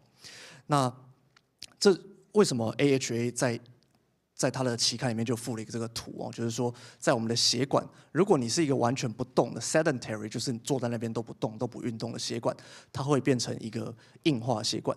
这个是你有一直在运动、有一直在做一些 active aging、healthy aging 的一些 intervention 的时候所看到的血管的样子，它就是会维持一个有弹性的血管，那会减少你的以后这个心脏血管疾病的发生率哦。好，那讲到这边呢，我们就在想哦，就是说，刚刚 ABI 数值，我们好像可以拿来看血管有没有狭窄。它透过量血压的这个上下肢的数值差。那第二个主角 pulse pressure 脉搏压，透过量血压得到了收缩压跟舒张压，这两个之间的差距有没有什么样的预测的效果？那如果说我们有机会把已经知道这两个好像都对特殊疾病，尤其是心脏血管疾病，甚至是我们老人家的活动功能有影响的、有预测的效果。那如果两个加在一起看，会不会有什么更好的预测效果？所以这就是我们想的这个今天我们想要做的这个研究的一个主题哦，就是有没有一个 better predictive value， 尤其是在 functional status 的部分，甚至是在死亡率有没有一个好的预测效果哦。那右下角这个图我觉得很可爱，就是说两个 combine 在一起之后有没有更好的一个能力哦，就是放一个动画给大家看。好，那目前我是以台北荣总高龄学中心的 data 做出发做一些研究哦，那我们做了一个回溯性的研究。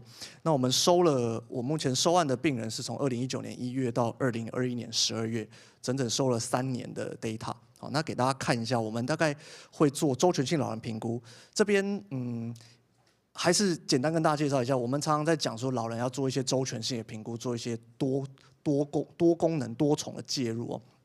这个周全性评估就包括非常非常多，那我们大概待会我会一个一个讲下去，大概快速的带过就可以，大概知道说我们来高龄医学门诊，我们帮你们安排周全性老人评估，或者是帮各位的长辈爸爸妈妈安排周全性老人评估，大概做些什么。第一个我们会看他的有没有抽烟喝酒，有没有这些过去的一些过往哦，那再来看他是不是独居，那看他有没有结婚，看他有没有伴侣，看他的这个 functional assessment 怎么样，看他的 QOL 叫 quality of life 就是生活品质的分数怎么样哦，看他过去有没有跌倒的病史哦。那再来我们会去分析他的共病，因为早上很多的医师有提到，就是说过去我们都是以 provider center， 就是医生觉得说你有这个高血压疾病，你有失智症，所以我应该帮你做什么。以前都是用这个共病来看，就是你有没有什么样的疾病在身上。那当然这个是很重要，你本身有高血压、糖尿病、心脏病，跟你本身什么病都没有，一定两个病人一定是不一样，他的预后一定不一样。所以我们还是会分析他的这个 cumulative 的 illness rating， 就是我们讲的共病症的多寡。那包括说心脏血管疾病，包括肺部疾病，包括失智，包括肾脏疾病等等他会去做一个 SIRS-G 的一个加权的一个评估。那再来我们会去评估老人家 ADL 跟 IADL， 那这个大家就很熟，就是我们讲巴氏量表，就是0分到100分这个。那 IADL 就是比较 instrumental 的，就是工具型的这种功能量表，就是能不能上街采买啦，能不能自己记账啦，能不能自己搭交通工具，能不能自己煮饭等等哦。那认知功能评估我们用的是 MMSE 满分30分的一个迷你的一个简易的智能量表。那忧郁的情况，我们是用 GDS 的一个量表啊，这个大家就是听听就可以，就是说知道我们做了非常多的病人的分析啊，那我们会去他的 baseline characteristic， 我们分析了非常多的一些数据啊。好，那这边是 MNASF， 我们叫 Nutritional Assessment Short Form， 这个是对营养状态的评估，就包括说过去3个月内有没有就是进食量减少，过去3个月到半年体重有没有减轻？那有没有因为急性疾病的发作造成他几乎没有进食等等，去评估他的营养不良。那这个分数是满分是14分，12、13、14是正常，8到11是营养不良有风险，有 risk of malnutrition。那小于等于7分，我们大概会认为这病人就是在 malnutrition 的一个状态。这跟大家稍微讲一下。那这个 TUG Tie Up and Go 就是我们讲的起立，请他走3公尺，转身回来坐下，这是一个蛮困难的一个测试哦。那正常老人家应该是小于10秒要完成这个动作。如果是我们或是在座各位来，请你站起来走3公尺回来坐下，大概用冲的、用跑的，大概3、5秒就结束。那老人家我们抓10秒哦，他这个考量到他的转位能力，包括他的平衡感，包括他的肌耐力等等，它是一个有一些预测效果的一个研究哦。那 frailty 这个我们讲衰弱这几年是非常夯的议题哦。当然我们是用 Linda Fry， 就是以前最知名的学者，他的一个 criteria， 我们5选3，包括说体重下降，包括他有没有活力的减少，包括有没有握力的下降，就是手部的力气下降，肌肉量的减少，包括这个走路速度变慢，包括他觉得很倦怠。左上角这个有一个这个看起来就是一个很倦怠的人哦。那我们还有一个用欧洲的这个 EQ-D3L 去分析老人家的这个 quality of life， 就是他自己觉得他的生活品质怎么样。生活品质好的还是生活品质很烂？那它里面其实有5个面向，包括移动力 （mobility）， 包括他自我照顾能力，包括平常的一些疼痛，有没有一些焦虑啊，或是忧郁等等。好，以上是我们大概会有的一些变数，跟大家分享一下。那么我们实际怎么做呢？我们实际这群病人，我们都会让他们量血压嘛。那血压我们就会得到上肢、下肢的血压。那就会得到我们下肢除以上肢得到 ABI 这个数值，就是我们讲的公怀指数。那这个数值我们会取比较差的那一侧作为一个分析。那 pulse pressure 的脉搏压，我们取了比较差的，比如说这个病人左边的 ABI 数值比较低，表示说左边血管比较有问题，那我们就会取他左手的血压做一个脉搏压的分析。那我们就取了这2个变数出来做分析。好，那我们的 outcome 是什么呢？我们 outcome 是我们的病人在台北荣总高龄医学中心住院完出院，这群出院的病人，我们都会在出院后1个月、3个月、6个月分别3次的电访，我们会打电话去追踪他们的ADL 的分数怎么样追踪他觉得说，出院之后你的走路的功能有没有进步，有没有改善，以及他有没有反复入院，有没有再入院。那甚至是死亡率，这个我们也会追踪。那接下来我们就会做一些多变项的逻辑式的回归下去做一个校正，去分析看看它的有没有什么样的预测效果。好，那这个是我们的研究的一个流程图，大概在2019到2021年之间呢，我们大概收了1800个病人，住院病人大概1800个，也就是说1年差不多600个住院病人，一个月差不多50位，是差不多跟平常数值差不多。但中间有很多病人，包括37个在住院中死亡，包括被其他科 take over， 包括说他可能因为他可能左手进治疗，他没办法量血压，或者说要做检查的时候，这个他可能这个生命真相比较不稳定，他可能没办法做等等，我们会 loss 掉蛮多的一些 data。那后来我们就大概剩下1400位有做完这个周全性评估以及 ABI 的血压的这个量测哦。那你可以下面就可以看到说1个月、3个月、6个月，慢慢的他会有一些电话联络不上啦，或者说打电话老人家他就听不懂我们在问什么，这些比较inconclusive 的 data 我们会需要去把它排除掉。因此呢，我们的 data 到最后大概剩下993位，大约1000位左右。所以我们原始收案收了1800位，中间 data 完整1400位，那到6个月、半年有完整追踪完的大概是900多位，大概是1000位左右哦。这是我们的一个流程图。好，那这边就是 baseline characteristic， 就是在这群病人身上，他的基础的一些数值，大家看起来怎么样？给大家看一下我们的平均的数值。平均年龄87岁，非常老，就是比起在座的各位年纪大很多。也就是说，真的会来高龄病房住院的病人，平均年龄是真的高。我们其实真的照顾了很多90几岁、100多岁的病人。上个月有一个108岁的那个我真的觉得，我跑去问了他的外佣，说：“爷爷真的108岁吗？”外佣就说：“哦，老板说他早5年报啦，所以应该是103，那还是很老。”对，所以平均年龄是非常大的所以可以看到这个数值跟我们如果是在社区收案做的病人，他的平均年龄就不一样，那可能就60、70岁，这个87岁，将近90岁。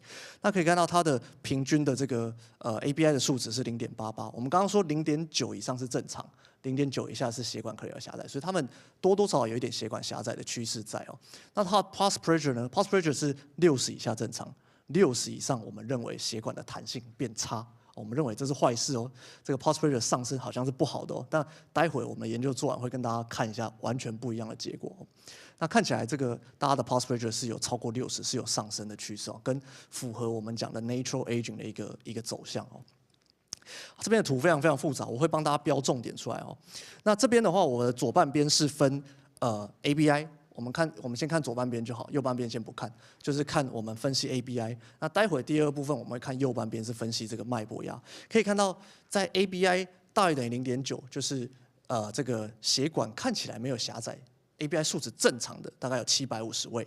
那 ABI 小于0.9有异常的，或者说我们觉得它血管可能有狭窄问题的，大概有677位平均年龄可以看到，我框起来的是有一些比较重要也显著差异的一些数字包括说年龄，在 ABI 小于0.9，也就是说血管狭窄这些病人，他年纪比较大，89岁跟86岁嘛，所以看起来这个年龄是比较大、比较老。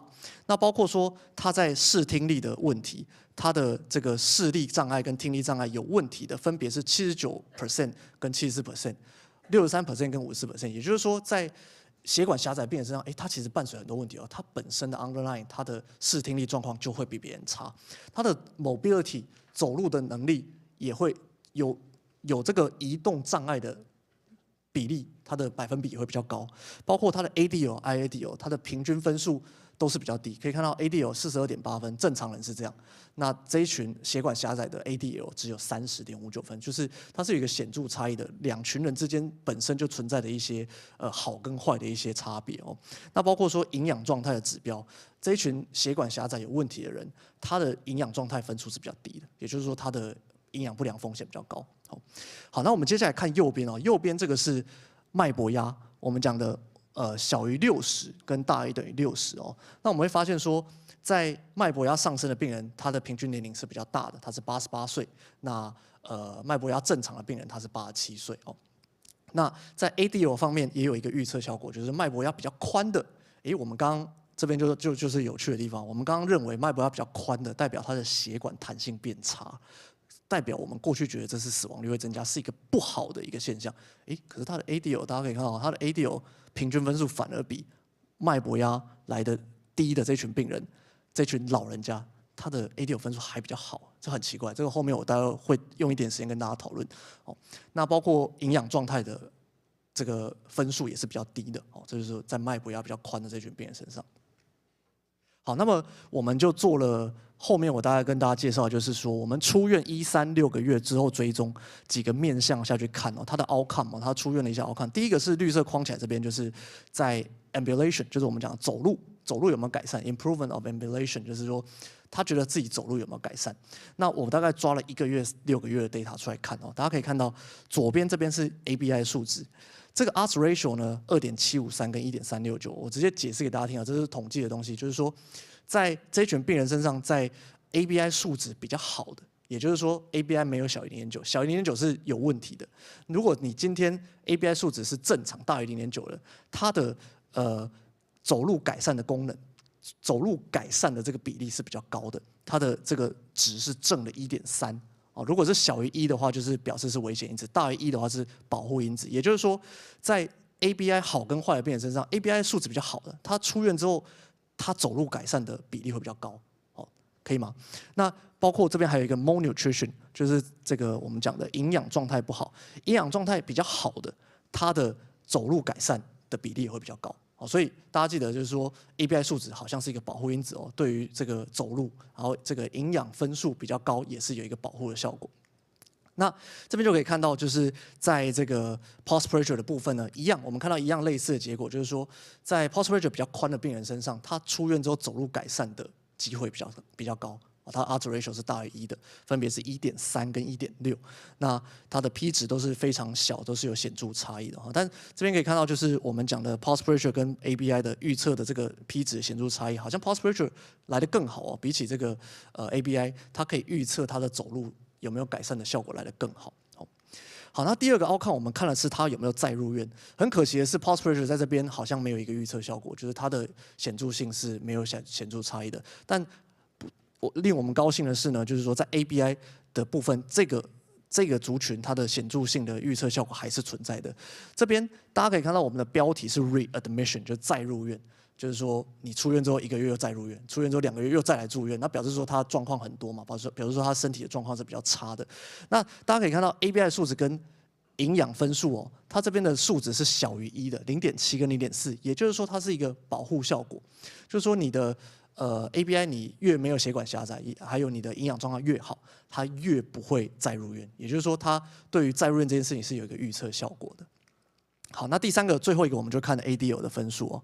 就是在我们讲的日常生活功能的分数来看哦，这边这个统计比较复杂，因为这是线性回归，所以大家可以不要看那个正负号，我直接用讲的结论就是说，你在 ABI 比较好的病人跟营养状态比较好的病人身上哦，他的出院之后，出院的1个月、3个月、6个月，他回报给我们的 ADL 分数是比较好的，也就是说，你血管没有狭窄的这一群人，他的 ADL 分数是比较好的。那么在 pulse pressure 看到的是一样的现象哦，虽然说它的 P 值在0.04跟0.44是比较没有那么显著，但是它一样有一个预测效果，就是说你的脉搏压越宽的这群病人，跟你的营养状况越好的这群病人，他的出院之后，你的 ADL 你的日常生活功能分数是会比较好的。好，那这个大概跟刚刚重复了，我大概只是用文字的方式做一个总结，就是在 ABI 我们看血管有没有狭窄这一块。在出院后会不会再入院？尤其是这个1个月再入院啊，短期再我们叫短期再入院，我们医院都会分析这个报表，说，这个病房是不是每次病人出院又再入院，出院再入院，那就表示说，会不会照顾上有什么问题，可以再做一些改善。那以及这个自我回报的这个improvement of ambulation， 就是说走路的状态有没有进步，以及它的 ADL 的分数，它都是有显著差异的啊。ABI 的越高，就大于0.9，就是说你血管没有狭窄，这群病人的预后都是越好的，不管是再入院还是 ADL 分数，还是这个走路有没有改善。那这边是刚刚的另外一个结论， pulse pressure 它越宽的病人，它一样是对于这个ADL 分数以及他走路有没有改善是有一个预测效果的哦。好，那我们今天的重点就是把这2个 combine 在一起，我们把它结合在一起看，我们发现呢，它结合在一起之后，它的 P 值的显著差异变得愈发明显哦，就是说变得更显著哦，就是它对于有病人会不会短期再入院，以及病人走路会不会改善，以及他的 ADL 分数会不会进步，发现它的 P 值的显著差异来得更好，比起刚刚单一2个单独来看的这个分析的一个检测工具会来得更好。那所以呢，它这边的结论就是画红底线，这个在 ABI 的数值越高，以及 pulse pressure 越宽，同时存在的时候，它是预后最好的一个族群。这个等一下给大家看一个图哦。好，这边我大概就这个比较难解释，因为它这个统计分析比较复杂，我直接给大家看一下我们统计软体跑出来的，大家可以参考一下，就是说，左上角框起来的 ABI 比较大的数值大，而且它脉搏压是宽的，也就是说白话文就是它的血管没有狭窄，以及它的这个血管弹性是好的，它的再入院的比例只有15.1%。但如果它的血管又狭窄，就是我们讲 ABI 数值比较低，那 pulse pressure 是窄的，也就是说它的血管弹性比较差，这群人他的再入院的这个比例是24.3%，是比较高的，它是一个显著差异哦。那这边的话是走路改善，一样就是说，你的脉搏压越宽，以及 ABI 值越高，也就是说我们讲的血管没有狭窄，而且你的这个血管弹性。就是说脉搏压是比较宽的这群病人，他的预后，他的走路有没有改善？有改善的这群人占了1半哦。那如果说你的数值2个都是不好的，他的有走路改善的只占了24.8%，那这也是一个非常显著差异哦。好，那这边的话大概直接给大家看一下，我这边讲结论就是说，我们刚刚讲白话文了，就是说血管有没有狭窄，有跟没有，脉搏压有没有拓宽，有没有变高变低，有跟没有，所以可以分成有没有跟有没有，2乘2就4组嘛，也就是说好坏坏好坏坏。那好好这一组它的 ADL 分数是最好的，坏坏那一组 ADL 分数是最差的。好，那直接给大家看一下比较直观的图哦，就是我们后来还有再进一步的做一个 Kaplan-Meier 的 survival curve 一个分析哦，就是说拿来预测死亡率，发现它的 P 值非常非常显著，它 P 值小于0.001哦。它对于可以看到右上角这个图，它有4条线哦。那最上面 survival 最好，这个是随着时间，从出院第0天到出院6个月180天之后的死亡率，就是存活了就会维持水平线，然后慢慢掉下来，就是他死掉了这样子。那在 ABI 好的病人 ，ABI 值大于0.9，以及 pulse pressure 大于60的这群病人，他就是最好的这一组。你发现他存活的非常好哦，蓝色那条线。那如果你今天的 ABI 值小于0.9，而且你的 pulse pressure 又是变窄的，那这群病人他的死亡率就很高，就是他好像紫色这条线会往下掉哦。这是一个比较直观的做死亡率的一个预测。那我们还是有在做一个统计的分析，就是说在这个预测效果上，单独用 ABI 跟单独用 pulse pressure 用脉搏压这2个预测的效果，比起合并在一起的预测效果是来得更准确更好，它的准确率可以从0.5上升到0.6左右哦，那 P 值是非常显著的差异哦。所以呢，我们大概结论就是说，今天呼应了早上的一些讲者们一些很重要的议题哦，就是说我们对于现在老人家的健康老化，他需要看非常多的面向，包括他的营养状况，包括他的认知功能，包括他的情绪，包括他很重要的一个 function， 他的活动力，他的 mobility。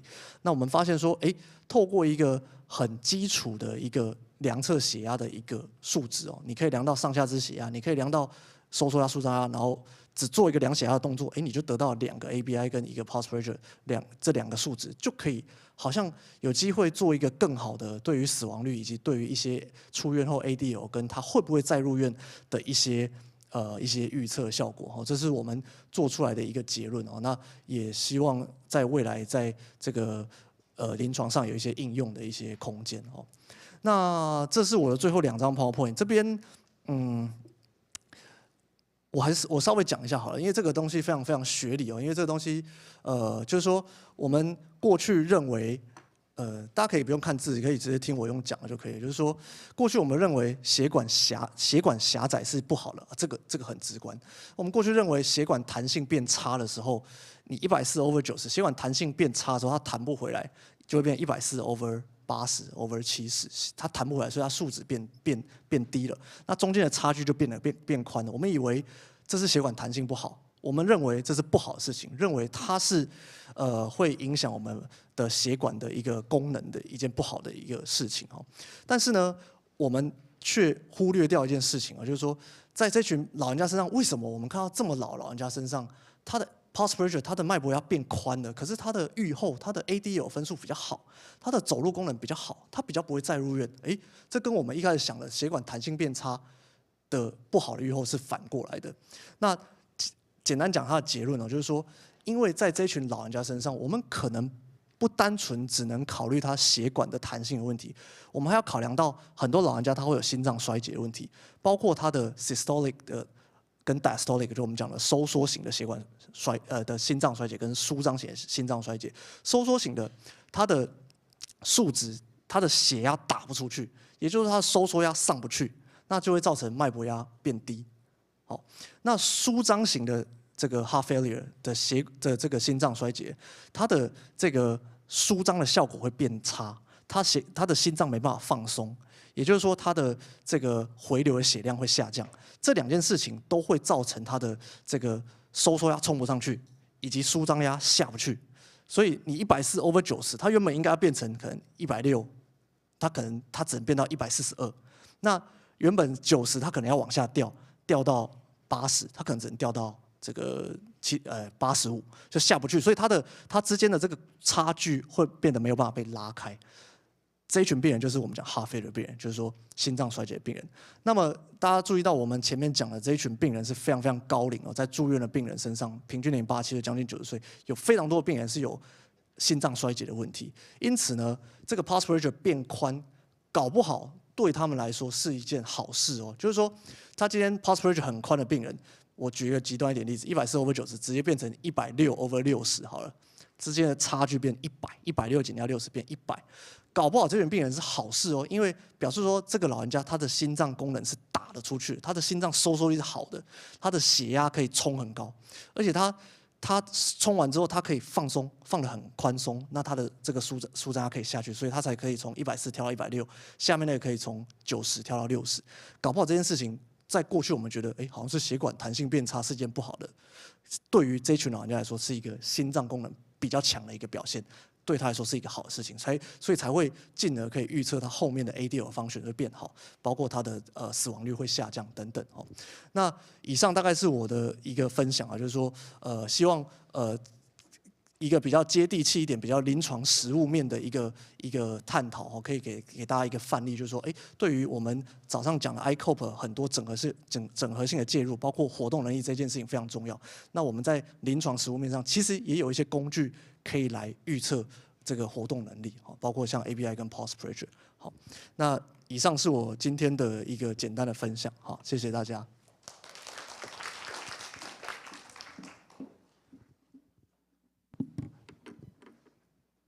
谢谢严医师非常精彩的一个演讲。他所提到的大概就是 ICOP 里面，其实 ICOP 里面有6项嘛，包括行动力，包括认知功能，然后也包括我们的视力、听力、情绪、营养等等。那行动力大概是一个非常重要的一个部分。那还有一个非常非常稀有的一个资料，就是非常高龄的长者，可能照顾年龄大概就是80、90岁的一个长者的一个资料，来探讨行动力的一些影响的因子。那ABI 跟 Pulse Pressure， 那这样子一个研究资料其实非常非常的少。那透过它研究资料，我们大概可以看到 ABI 跟 Pulse Pressure 之间跟行动力的一些交互的作用以及它的影响。那非常谢谢严医师，我们再次给他热烈的掌声，谢谢。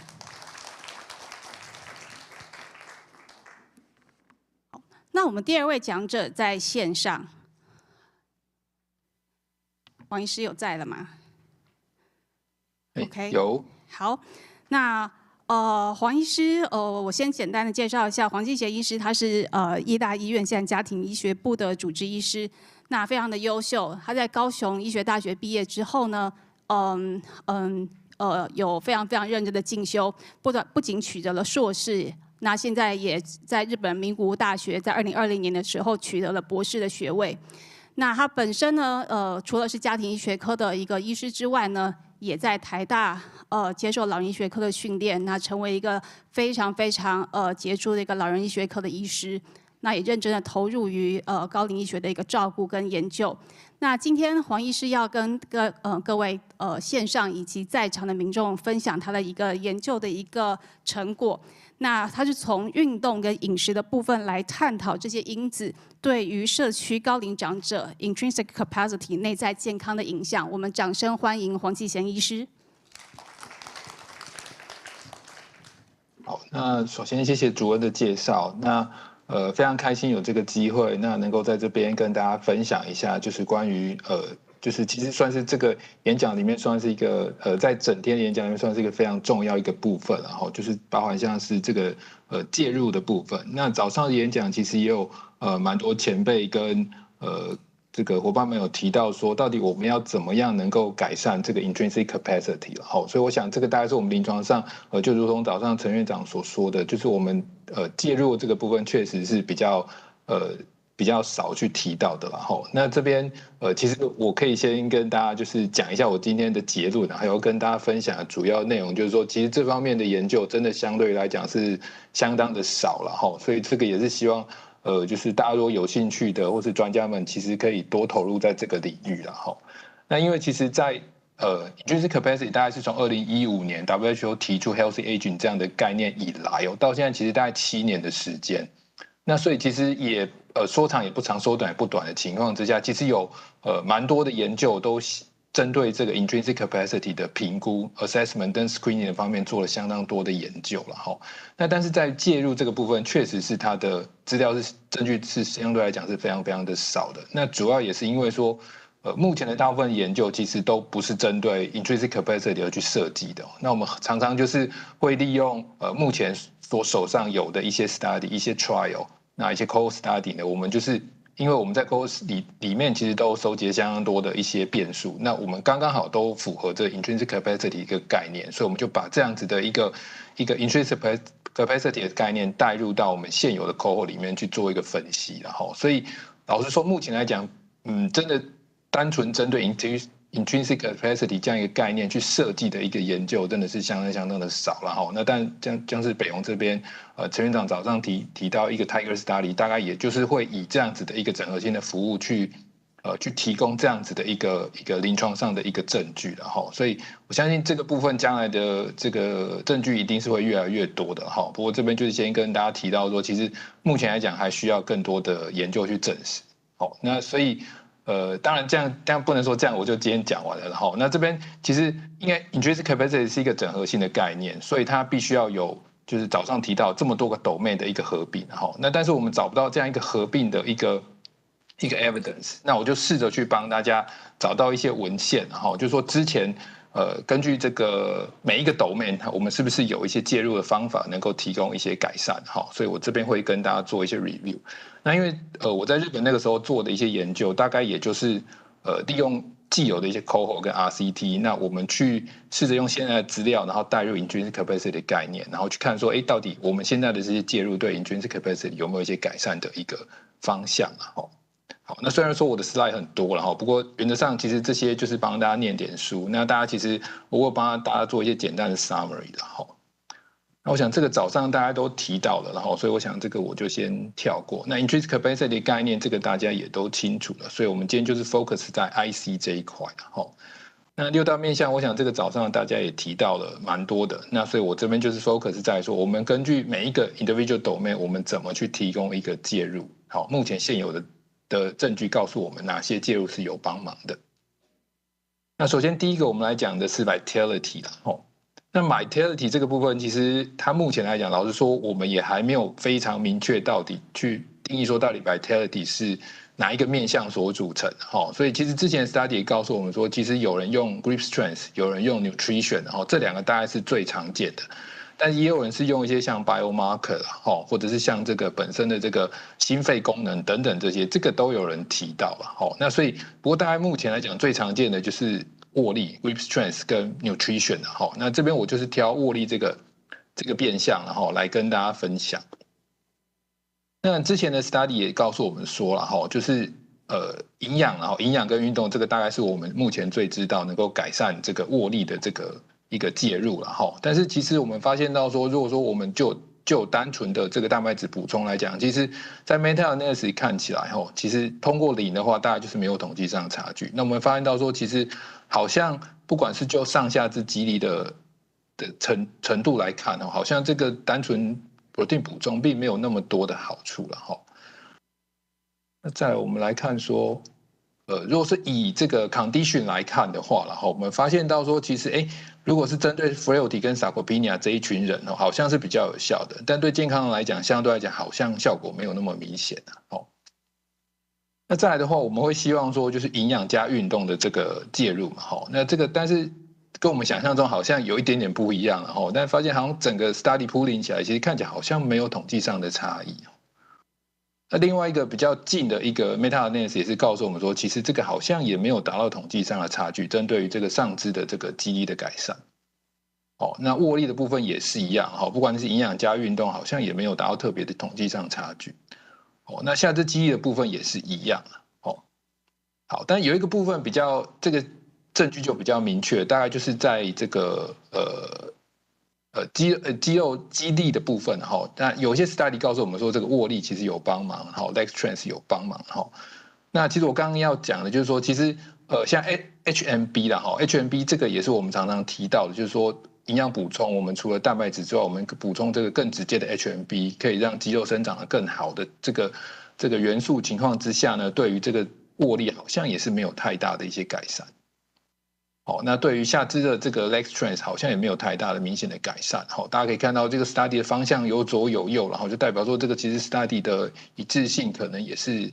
还不够所以就这个 vitality 就是 hand grip strength 这个来讲其实说我们常讲营养加运动这件事情我们针对 sarcopenia 跟 frailty 最常介入的这两项来讲，其实虽然说它是有效，但是可能跟我们想的是非常非常有效的这个结论来讲，其实可能有一段差距。好，那再来我们来看一下视力跟听力那这个真的就很有趣了，因为老实说，之前我们 focus 大概视力跟听力这两块一直不是我们所谓 geriatric syndrome 的一个重点的介入 focus 因为这两个真的很难去改善。那但是确实有一些 study 像维他命 C 啦在胡萝卜素啦、玉米黄素这些，在某一些 study 里面看到是它有一点点的好处的啦那如果对于像青光眼来讲甚至像是这个selenium 跟 iron 这些金属元素，可能甚至会增高青光眼的这个机会。那有一些物质 glutathione 啦NO 跟这个 flavonoid 这个之前有一些 report 说是可以改善不过这个其实相对来讲都不是非常非常品质高的研究。那另外也有一些 study 提到这个毛猴翠蕊花啦这个是一些国外在用的一些这个健康食品的成分这个对这个 glaucoma 好像也有点帮忙。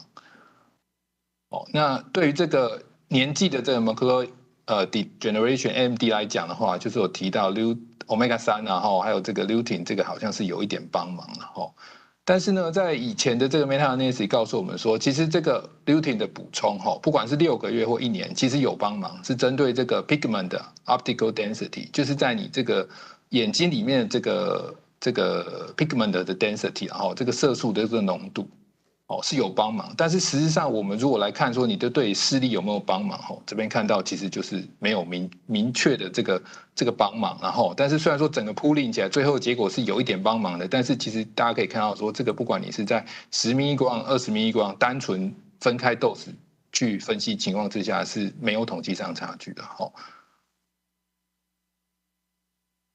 好，那至于在 progression 来讲 omega 3 fatty acid 也大概有一点趋势但是也没有达到统计上差距。好，所以大概在 cataract 在 glaucoma 这边有一些 report 说有一些物质有帮忙但其实这个需要更多的研究。好，那如果是 AMD 这个部分大概就是 lutein 大概有一点证据。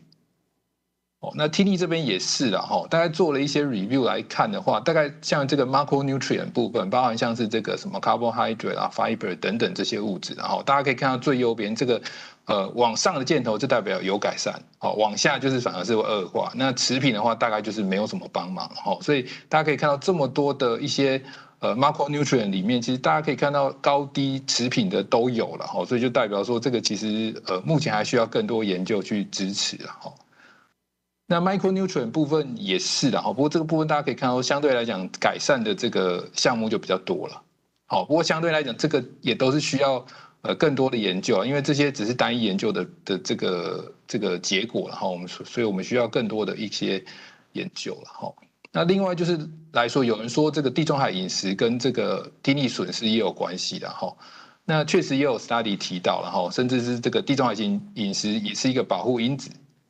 特别是针对这个高频的听力损失，但是低频的听力损失，它的分析结果发现，在男生身上居然可能会造成这个听力损失的情况更加严重所以这个也是蛮奇怪的就是可能只能发现这个现象，但其实也很难去解释它。所以听力这个部分，老实说，我们觉得也是需要更多研究了。好，那在认知功能认知功能这个部分也是有蛮多研究的，包含像是我们知道就是这个蔬菜水果了这个可能也是会有一些帮忙，但是在 China study 里面这个蛮有效的，但是在其他国家 pooling 起来的结果，这个好像就没有看出这样的一个效果了那再来就是这个蛋白质啦做多摄取肉类会不会比较改善认知功能呢？也是有人做过这样的 meta analysis， 但看起来好像也没有统计上的差距。那再来就是牛奶牛奶这个大概看起来也没有达到统计上的差距。那再来就是所谓的 omega 3这个也是常常我们会建议个案补充、病人补充的那它在 MMSE 这个整个分数上看起来是没有差距但是它对 attention 的部分，特别是在老人家的部分attention 部分是有一点点帮忙的那对 memory 部分呢，在老人家其实也是没有看到明确的一个改善的一个效果那执行功能 executive function 的部分，其实这个部分也没有看到明显的一个改善程度processing speed 的部分也是针对老人家的部分其实没有看到统计上的差距好，那另外如果是饮食习惯了哈，健康饮食习惯的话，是不是也会让这个认知功能比较好呢？哦，不过整体看起来也没有达到统计上的差距。好，那另外再来就是刚才讲营养，我们现在来讲运动了哈。那当然也是一个 multi-model 的这 exercise， 在这个 meta-analysis 里面呢，告诉我们说，其实multi-model 的这个运动确实是有改善 MMSE 的这个分数的。那但是在 MCI 的病人身上，刚刚是 AD 的病人，那 MCI 病人身上呢，其实也是一样。我们可以看到说，整个pooling的结果其实也是对这个global 的 cognitive function 是有帮忙的。那在执行功能上其实也有一点改善了那 delay recall 这方面大概也是有一点进步，但是大家可以看到说这个离这个0非常的近，然后就代表说它的效果可能不是我们想的那么的好。那在我们去看它说是不是有一些 dose response 的一些关联性，那所以这个 meta analysis 它也去把它做了一些分类。那我们发现到说健康人跟这个 cognitive impairment 这些人来讲，其实运动是有帮忙的。那不管是在 global executive function memory 其实都有帮忙。那这边根据这个不同的运动形态，然后不管你是这个有氧的、无氧的，就是我们所谓的肌力训练，还是 multi component， 其实都有帮忙。这个都目前都是有得到我们临床上的一些研究的证实。那比较有趣的是这边它进一步去分说就是你的这个运动的这个 program 的 duration 是长短。然后这个 session 的 duration 还有 frequency 他们发现到说 program duration 一般来讲就是我们其实持续4到12周这个时候其实就有效了。那你把时间拉长，就是拖到24周以上就是所谓的半年以上，好像它的效果还是有效，但是它的效果好像就不如4到12周这么有效了所以这个大概也就是跟我们临床上在做一些 trial 很符合的因为只要大家知道，其实时间久了要维持这样长期的运动习惯，其实真的这个是有它的难度了所以这个adherence 的问题就会造成可能这一个我们看到这个 effect 下降这个情况出现了那当然虽然说这结果看起来好像说不用做太长不过这个我觉得这个可能也是需要更多研究特别是在 adherence 跟 compliance 这边上去做一些这个处理那另外就是说 session duration 我们发现到说其实小于30分钟的运动其实它也蛮有效的，跟你比较长的时间的运动大概45分钟其实是相对来讲是接近它的这个有效程度的了那另外 frequency 部分除了这个1个礼拜1次以外我们发现到说1个礼拜2次3次4次4次以上好像它的效果会特别的好所以这边整体看起来，然后就是说在营养的部分可能是吃一些蔬菜水果 omega 3可能会有一些帮忙那在运动的部分呢，我们发现到说其实我们可以建议我们老人家长辈们其实可以做稍微比较短一点的运动，小于30分钟，但是我们可能建议它的频率要高一点，1个礼拜4次以上那这样子可能说不定会达到一个比较好的一个结果不过这当然也是都需要更多的研究来支持那再来就是运动的这个 program 的 duration 那可能这个就是跟 adherence 的问题必须要一并考量。那再来心理部分心理部分这个部分也是有蛮多研究的包含像是吃蔬菜水果也可能会改善 depression 那 food insecurity 这个在台湾比较相对来讲不是那么大的问题 insecurity 就是说这些人到底有没有东西吃有没有吃得饱所以这个很明显看到有一个这个关联性跟 depression 不过这个大概就是在低社经国家比较可能会出现这样的一个情况那这跟 stress food insecurity 跟 stress 也有蛮大的关系那 omega 3这个也是大家常提到的所以就是鱼油部分可能也有一些帮忙。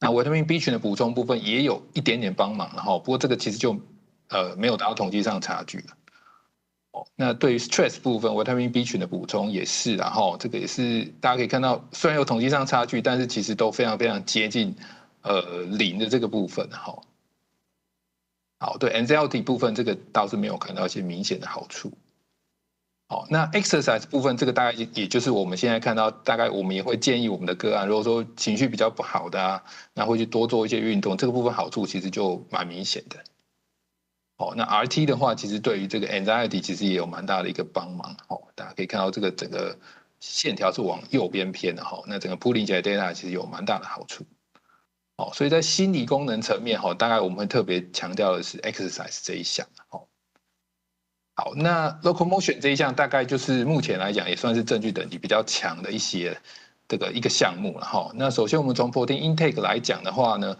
但是这个也跟我们想象中有一点点落差。然后我们本来以为说，这个其实我们有给他一些补充，那他的这个行走速度啦，哈，这个 trail rise 的这个 performance 会比较好。但是铺理起来的结果好像看起来也失去了它统计上的差距了哈。那另外呢，就是我们如果假设针对这个 SPPB 的来讲，我们根据分析它不同的这个营养素，我们发现维他命 K 好像有一点点帮忙。好，对 trail rise time 的话呢，一个 multi nutrient 好像也有一些帮忙。好，那如果是针对这个 physical performance 来看，然后我们根据它的状态来讲，大概还是就是如果已经有 sarcopenia 或 frailty 这群人，相对来讲他们得到的好处会比较多。好，那在 TUG test 上我们可以看到这个 omega 3的补充其实也是有一点帮忙的。好，那我们其实强调也都是要复合式的所以一定要在营养加上运动。但是其实大家可以看到这个其实这个零星点都有通过0，所以代表说这个其实没有达到统计上的差距。另外一个 study 也是这样，这比较这个 meta analysis 比前面那个要更新一点，但是一样发现到说其实我们虽然营养运动的补充对于这个 gait speed 其实也没有显著的改善。那 SPPB physical performance 部分 SPPB 跟 trail rise test 其实也是一样，没有达到统计上的一个改善差距。那但是有一点这个还值得欣慰啦，虽然说我们做这么多，它对于这个 muscle 跟 fat 这个其实还是有明显的一个改善的程度。大家可以看到这边全部就通通都有统计上差距。那这个在 physical function SPPB 部分也有一些 study 告诉我们说，其实它还是有一些帮忙的。所以大致上虽然说跟我们想象本来的这个差距这个有一点小了不过我们还是建议要做一个 multimodal 的 exercise。好，那最后这边就是会再强调，就是刚才我们都是以那个 individual domain 去看这件事情但是其实 intrinsic capacity 很重要的概念，它就是要把这个所有的这些 domain 全部合起来，才是一个真正完整的 intrinsic capacity。所以我们就是试着去找了一些文献。那这个就是我在日本也是用他们的一些 cohort， 那我们去收集了这个大概700-800位的这个 community joining elderly 啦，那我们去追踪他们，那希望去看他们的这个 diet， 他们的饮食的习惯跟他们 intrinsic capacity 的一个相关变化。所以这是一个 cohort study。那在我们纳进来600多个个案里面，大概通常都是这样，女生会比男生要多，平均年龄大概70岁了，那 BMI 大概就是22、23，就是算是一个正常体态的长辈了，甚至我们希望他还胖一点会比较好。那另外在CCI 的部分大概就是3分左右 ，depression score 2分，然后 gait speed 大概1.4meter per second， 然后 hand grip 大概男生可以到36，女生到23，所以大概看这些数值，大家可以知道说这群人其实是蛮健康的一些健康的老人家了，在社区活动的这些健康老人家，当然他们有一些慢性病，那可能目前有一些在服药控制，但相对来讲这群人其实是很健康的。好，那我们这群人，我们去根据他的饮食状态，我们去做一些分类了，那我们把它分成5大种。好，这个我们是用 PCA 的方式，一些统计的处理方法，我们去把它分成5大种。包含像是有些人可能就比较喜欢吃一些蔬菜水果的，那有些人呢就比较喜欢吃一些甜食跟这个高油脂的食物的。那有一些人，这个算是日本比较特别的他们喜欢吃一些腌菜类的食物，比较咸的食物。好，那有一些人，这个也是日本蛮特别的他们喜欢这个吃拉面配啤酒了所以这个就会有一个这样 noodle and alcohol 的 pattern。那最后一个就是所谓的 protein rich 的 dietary pattern， 就是我们说摄取比较高量的蛋白质的这一群。那结果我们发现到说，其实在这个多吃蔬菜水果，也就可以说是地中海型饮食的这一个族群，跟这个 protein rich 的这个族群，我们发现到说，其实它的 intrinsic capacity 的 score 其实相对来讲是高的。那我们进一步去分析他们的饮食到底是吃了哪些东西。那最上面这个 A 图就是指他在吃这个蔬菜水果，就地中海饮食的这一群人来讲，其实他们相对来讲，他们蛋白质量吃的是比较多的。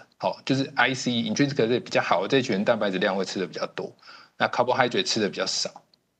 那如果是 protein rich 的这群人来讲的话，这个就更明显了他们明显的 IC 好的这一群人 protein 吃的多，而且 carbohydrate 吃的少了哈。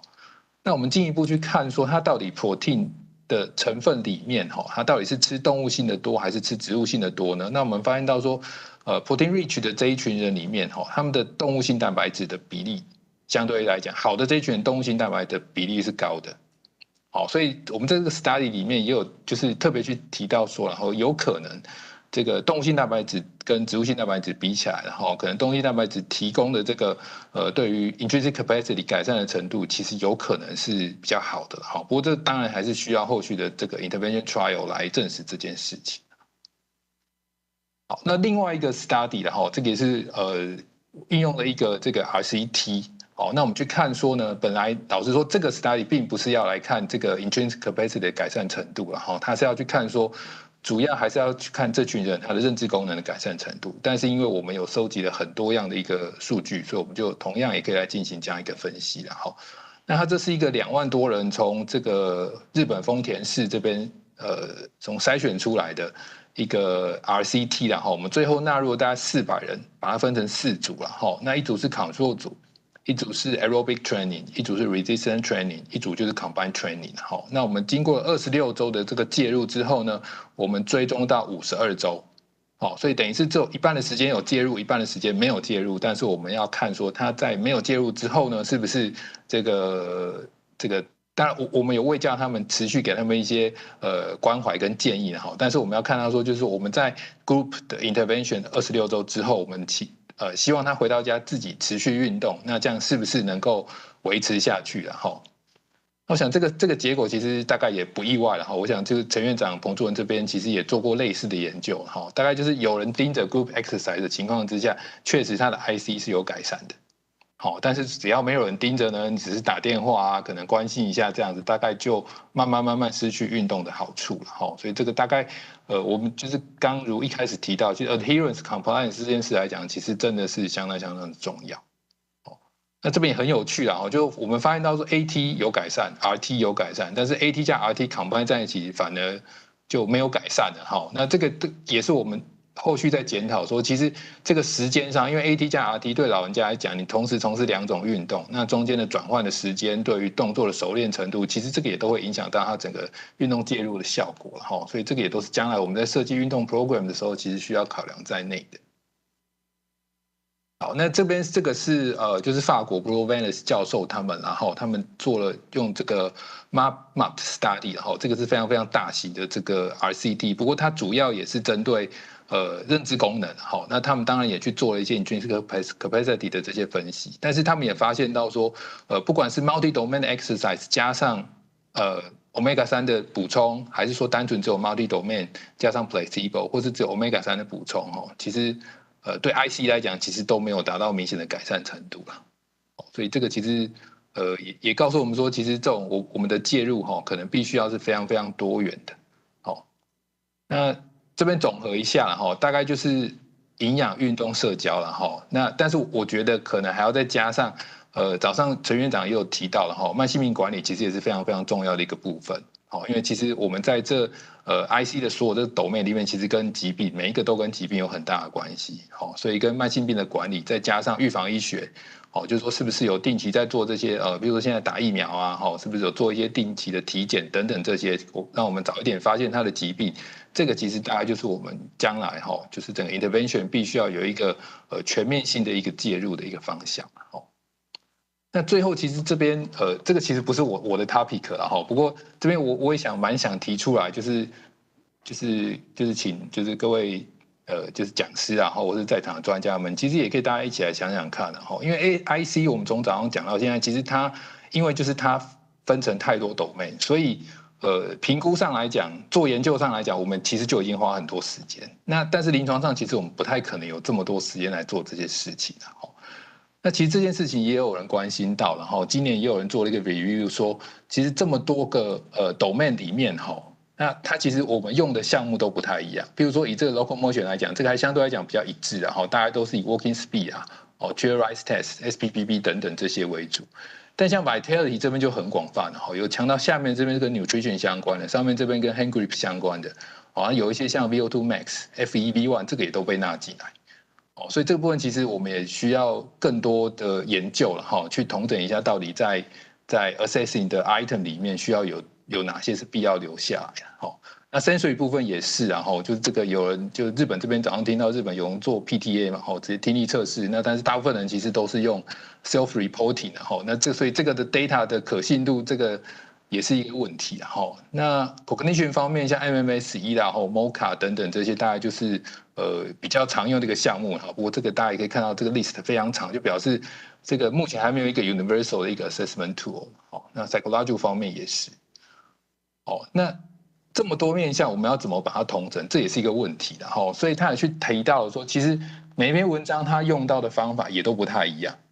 有人是用 Composite Z Score， 然后我自己也是用这个方法，我自己的文章也是都用 Composite Z Score 来处理哈。但是有一些学者，这个应该主要就是统计专家哈，还有这样 WHO John Beer、Professor John Beer 他们的 team， 因为他们本身就是一个统计工位的一个专家的团队哈，所以他们用了非常非常复杂的一个方法，就像是这个 IC Index、IC Score 了哈，他们不是单纯算分，他们会整个去跑一个这个所谓的 regression model 之后，然后把它的分数拿出来，然后再跟这个所谓的 mortality 去做一个 correlation 哈，就是这个方法其实相当复杂，所以这个不太可能用在临床上哈，所以我们到底要怎么样去 develop 一个好的方式、简单的方式？像是这个 ICOP score， 这个是大陆他们提出来的，然后他们就是用单纯就是用分数的方式，有没有deficit、non-deficit 这样0、1这样子，然后就是加到6分是最高，负我就是6分，那如果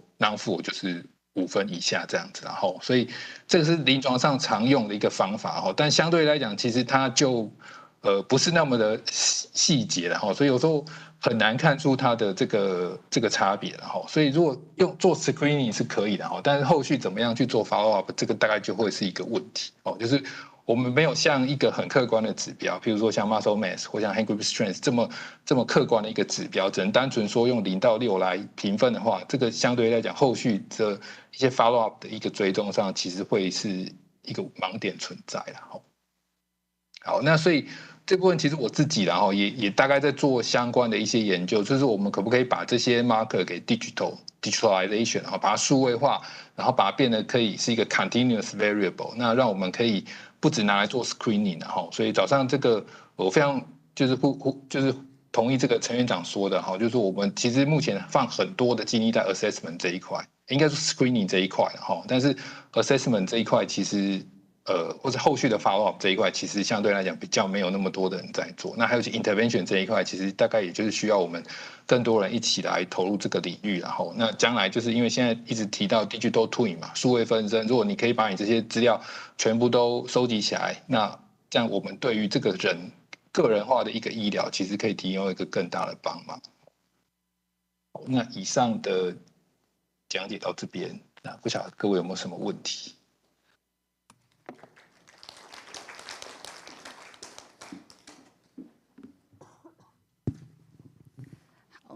那先谢谢黄健贤医师的演讲。那我们先进到第3个 topic。那所有的一个演讲都结束之后呢，我们再进行综合讨论。好，那我先来介绍第3位 speaker 吕婉学研究员。其实他非常的优秀，他是台大药学系毕业之后呢，其实就直接攻读了临床药学研究所的硕士。那以2年的时间得到硕士，而且他的文章都发表在非常好的一个期刊。那之后呢，他就到法国图鲁斯进行做研究员。那目前也是法国图鲁斯大学的一个博士生。那今天我们邀请吕婉璇研究员来跟我们大家分享一下在整个WHO 在进行 ICOP 的一个实施的过程当中，他们有进行了一个世代研究 ，Inspire 的世代研究。那今天请婉璇来跟我们大家分享一下这个研究的一个结果以及成果。那我们掌声欢迎吕婉璇研究员。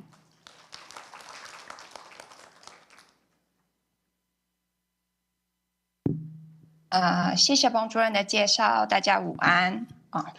所以在今天一整天的研讨会下来，相信大家对于高龄整合照护模式已经有了一定的了解。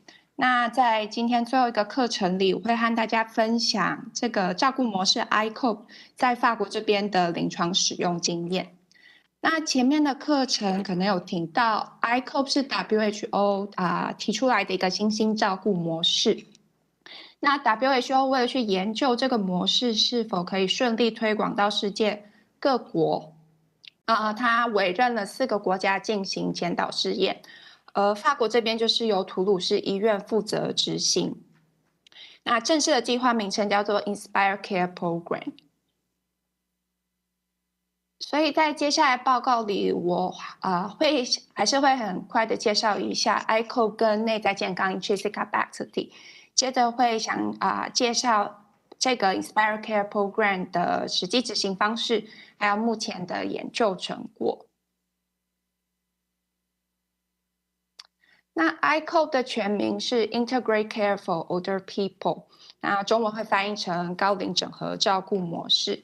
这是WHO 在2017年为了因应 Healthy Aging 健康老化提出来的一个照顾概念。那 ICOPE 有几个特点，第一个是它把照顾的重要性放在 Functional Ability， 就是身体功能的能力。这是因为我们对理想晚年生活的想象，不再只是期待长者的慢性疾病可以受到控制，我们同时希望长者在老化的过程中，可以持续保持身体的自主性，去完成他们想要做的事情，达成自我实现这样子的情况。那另外一个 ICOPE 的另外一个特点是 Person Center， 强调以人为中心。那针对每一位长者的需求去提出个人化以及全面性的照顾计划。那针对 ICOPE 要如何具体在社区里面实施， WHO 有出版一系列的照顾指引。那这些照顾指引都有不同的语言版本，然后大家可以去网站上下载参考。Intrinsic capacity 在 ICOPE 里面扮演非常重要的角色。那前面有提到，我们人的 functional ability 是由2个元素所决定，一个就是人身体里面的所有的个人因素的总和，那我们把它提出这个概念叫做 intrinsic capacity。另外是人在所属环境中赋予的外在因素。那 intrinsic capacity 很重要的是，它是一个连续性的概念。在理论上我们在成年的时候，我们的 intrinsic capacity 会达到最高峰，接着随着年纪的增长， intrinsic capacity 会逐渐的下降。那 WHO 就提出长者在晚年之所以会发生失能，就是因为他们的 intrinsic capacity 下降到某一个程度，以至于他们的 functional ability 不再足以提供他们去执行日常生活中的一些基本活动，像是自己吃饭、洗澡、穿衣等等。那这个连续型的概念就可以让我们做提早的监测，然后在观察到intrinsic capacity 下降之前，就可以有一个介入的机会。那这也是 ICOPE 它主要的提出来的一个概念，它是借由定期性的去监测长者 intrinsic capacity 的变化，那希望可以及早的去辨识出未来即将发生失能的老年人，然后提供及早的介入，借此来延缓长者发生失能的时间。那在 ICOPE 中提到 intrinsic capacity 的测量，可以透过6个比较核心的功能。那今天的演讲也提到过了很多次，那主要是行动功能、心理功能、认知功能、听力、视力，还有营养状态。那前面黄医师也有提到，这6个功能彼此之间是相互影响的。那所以我们在评估的时候，必须要整体性的去看这6个功能，而不是把这些面向各自拆开去评估跟介入。那我后面提到的分析结果会再特别提到这一点。那 ICOPE 主要包含5个步骤首先我们会在社区里面做对长者进行定期的 IC 检测，它使用的是比较简单的筛检量表。然后这个步骤主要是希望可以快速辨识出在核心功能部分有出现缺损的长者。那针对功能健全的长者，我们会让他继续停留在第1阶段，然后以每半年1次的频率去做筛检。那如果在筛选中发现有些长者他的核心功能已经出现了缺损，则会让他们进入第2阶段，接受更深入而完整的功能评估，借此去了解这些功能缺损背后可能导致的原因。那依据第2阶段的评估结果，会在第3阶段的时候提出个人化的照顾计划。那其中就会包含治疗或是复健的介入、生活卫教，或是在有必要的时候导入社会资源的支持等等。那针对某些长者，如果有需要的话，会在第4阶段的时候转介给专科进行照护，并且确保前面第3阶段的个人化照护有按照规划执行。第5阶段则是整合社区的资源，给予长者还有照顾者一些支持。那接下来我就来介绍我们 Inspire Care Program 的架构和执行方式。那前面有提到，目前有4个国家正在进行 WHO ICOP 的前导试验，包含安道尔、印度、中国还有法国。那法国这边是4个计划中收案规模最大的前导计划。这个 Inspire Care Program 它是在从2020年1月起，在法国西南部的奥克西塔尼亚大区，也就是红色的这个地域开始执行。那负责执行的单位是图鲁士大学医院下的 Aging and Disability 的团队。那计划的目的是想要研究如何在现行的医疗照顾系统中去具体实行 ICOP。那我们 target 的研究族群为60以上居住在社区的长者。那收案的方式主要有2种，一种是借由基层的医疗人员转介，包含护理师、家庭医师、药师、治疗师、营养师和牙医师等等。那同时也可能是由长者或是他们的照顾者借由自己使用Digital Tool 的自我评估而收案。那不论是哪一种收案方式，我们收案跟评估的地方都是在社区中执行。那有可能是在医疗人员从业的地点，像是诊所或药局，或者也可以是在长者的家中，不管是长者自行评估，或是藉由洽谈由护理师去长者的家里进行评估，或是长者家附近的社区比较适合的场所进行评估。那评估的部分我们会使用 Digital Tool， 那总共会有3种不同的方式对 IC 做筛选跟评估。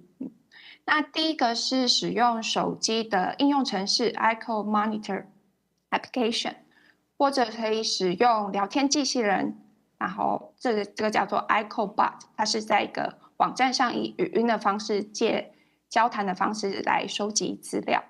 那最后也可以用传统的直击评估，然后再由医疗人员以手动 key in 的方式 key 入到我们的 database 里面。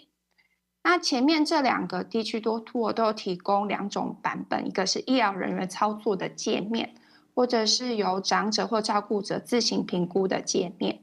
那这2个工具所收集出来的资料也会汇整在同一个资料库里面。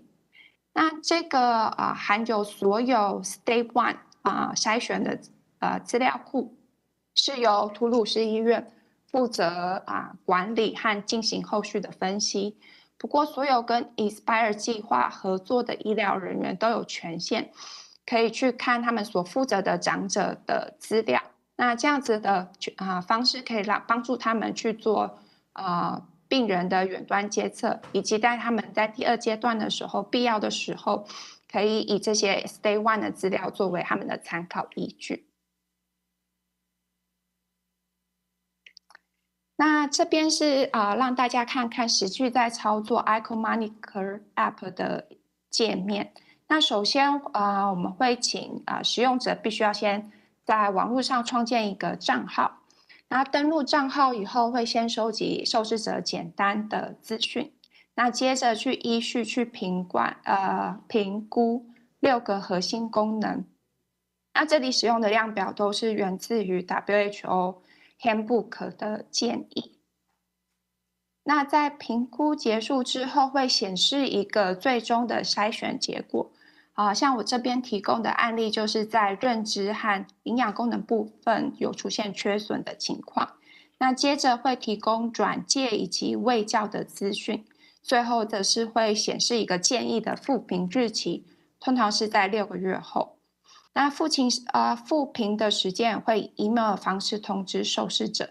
不过这边要特别提到一点是，从操作者的界面来看的话，是看不到各个核心功能评估的细项，主要还是需要透过 database 的界面才可以看到评估的结果。那这边是使用聊天机器人 ICOBot 的页面。那一样的会先在一开始的时候请操作者登录账号，那接着开始收集资讯，然后依序的进行6个核心功能的评估。那这边都是以语音朗读的方式去描述相关的问题跟指令。那在操作者的部分，可以使用麦克风回答，或是以打字 key in 的方式进行问题的回应。那这里有提供网站连结给大家参考。那这边是 Inspire 计划实际上的执行 ICOB 的流程。那前面有提到，在第一阶段筛选的阶段，我们会使用3种不同的方式去收集筛选的资料。那这样的资料包括初评的资料和6个月复评的资料，都会汇整在同一个 database 里面。那如果筛选的结果出现有部分功能缺损的情况，会启动一个警示。那这个警示会先由我们远端监测平台的护理师做初步的确认，去排除这样的警示是不是可能是有操作性错误所导致的。那如果确认这个缺损确实是存在的，则会进一步的转介给该长者负责的家庭医师，或是由护理师进行第2阶段的深入评估，以及第3阶段的照顾计划拟定。那这里是只想让他知道 Inspire 计划也有建立训练课程，不管是实体的还是线上的，让参与计划的医疗人员可以更加了解去如何执行 ICOB。那这是我们目前训练的人员数，那主要是以护理师居多。那同时计划也是仰赖各方团体帮忙去宣传受试者招募的资讯。那最后的话是目前 Inspire 计划的目前的研究结果。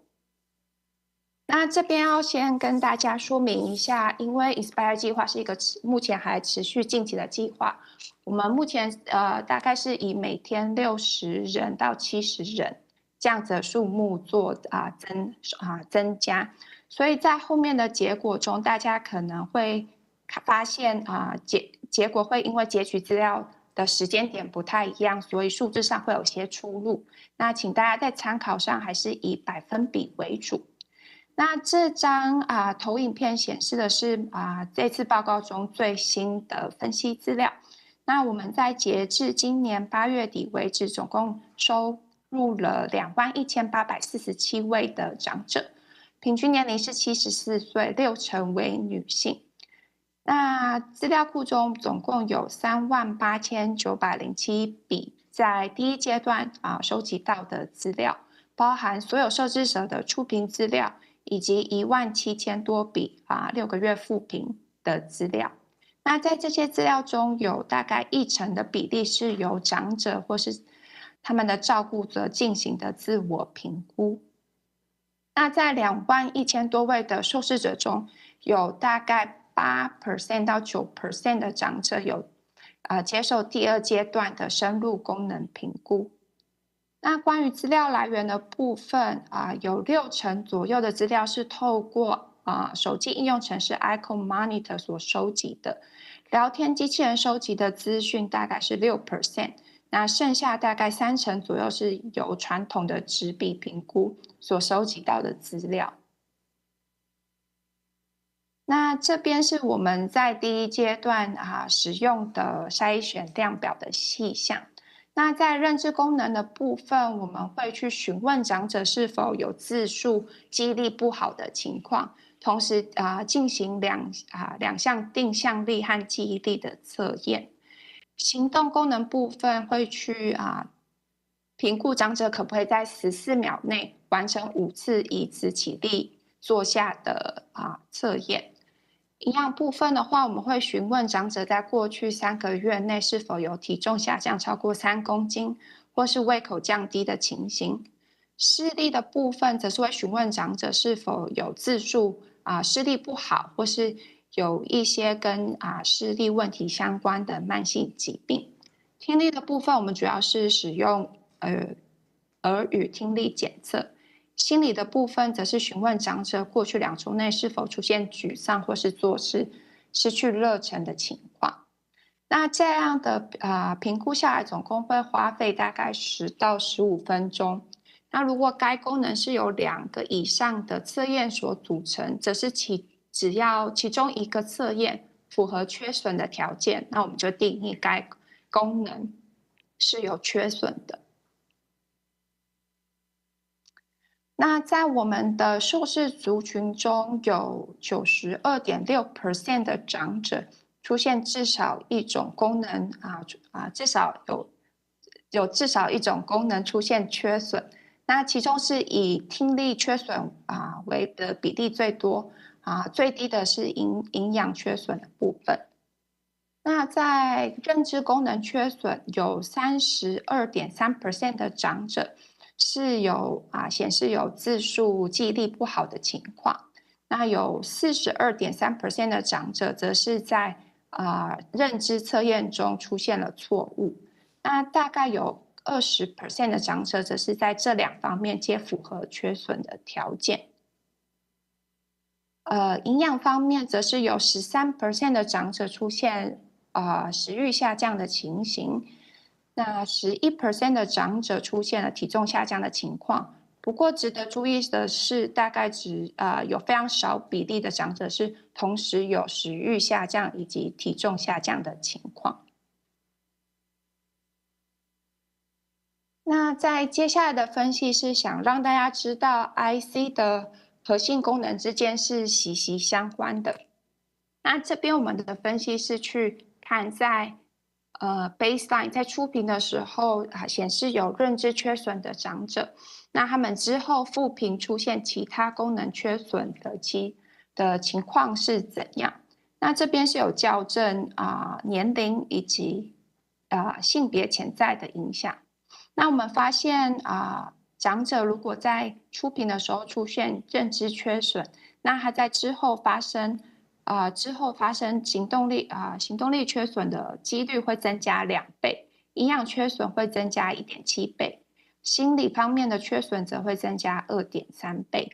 那这样的结果就是在提醒我们在面对认知功能缺损的长者的时候，我们提供的介入是不能只局限于认知功能方面，而是要提供比较全面性而且多元的评估跟医疗介入，尤其要特别着重在行动力、营养跟心理方面。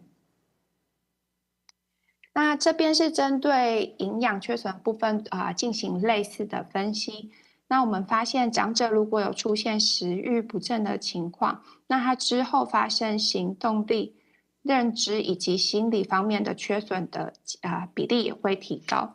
不过值得注意的是体重下降和其他核心功能缺损之间没有达到统计相关性的显著。那最后这边是我们进行第2阶段深入评估时所使用的量表，以及会进行其他健康状态的评估细项。那这里是我们目前为止有接受第2阶段深入评估的长者的一些基本功能资讯提供给大家参考。那主要是跟大家提一下，是这些接受第2阶段的长者，他们发生 frail 的比例还是比较高的。那这里是接受第3阶段个人照顾计划评估，我们依据我们第2阶段评估的结果，给予相对应的一些介入的建议。像是在行动力的部分，我们有大概40%会转介给物理治疗，然后大概2%会提供相关的咨询和卫教。认知功能则是会提供营养与运动的咨询，一些认知测验的训练，然后必要的时候也会转介给专科医师。然后听力的部分主要是转介给专科，视力也是。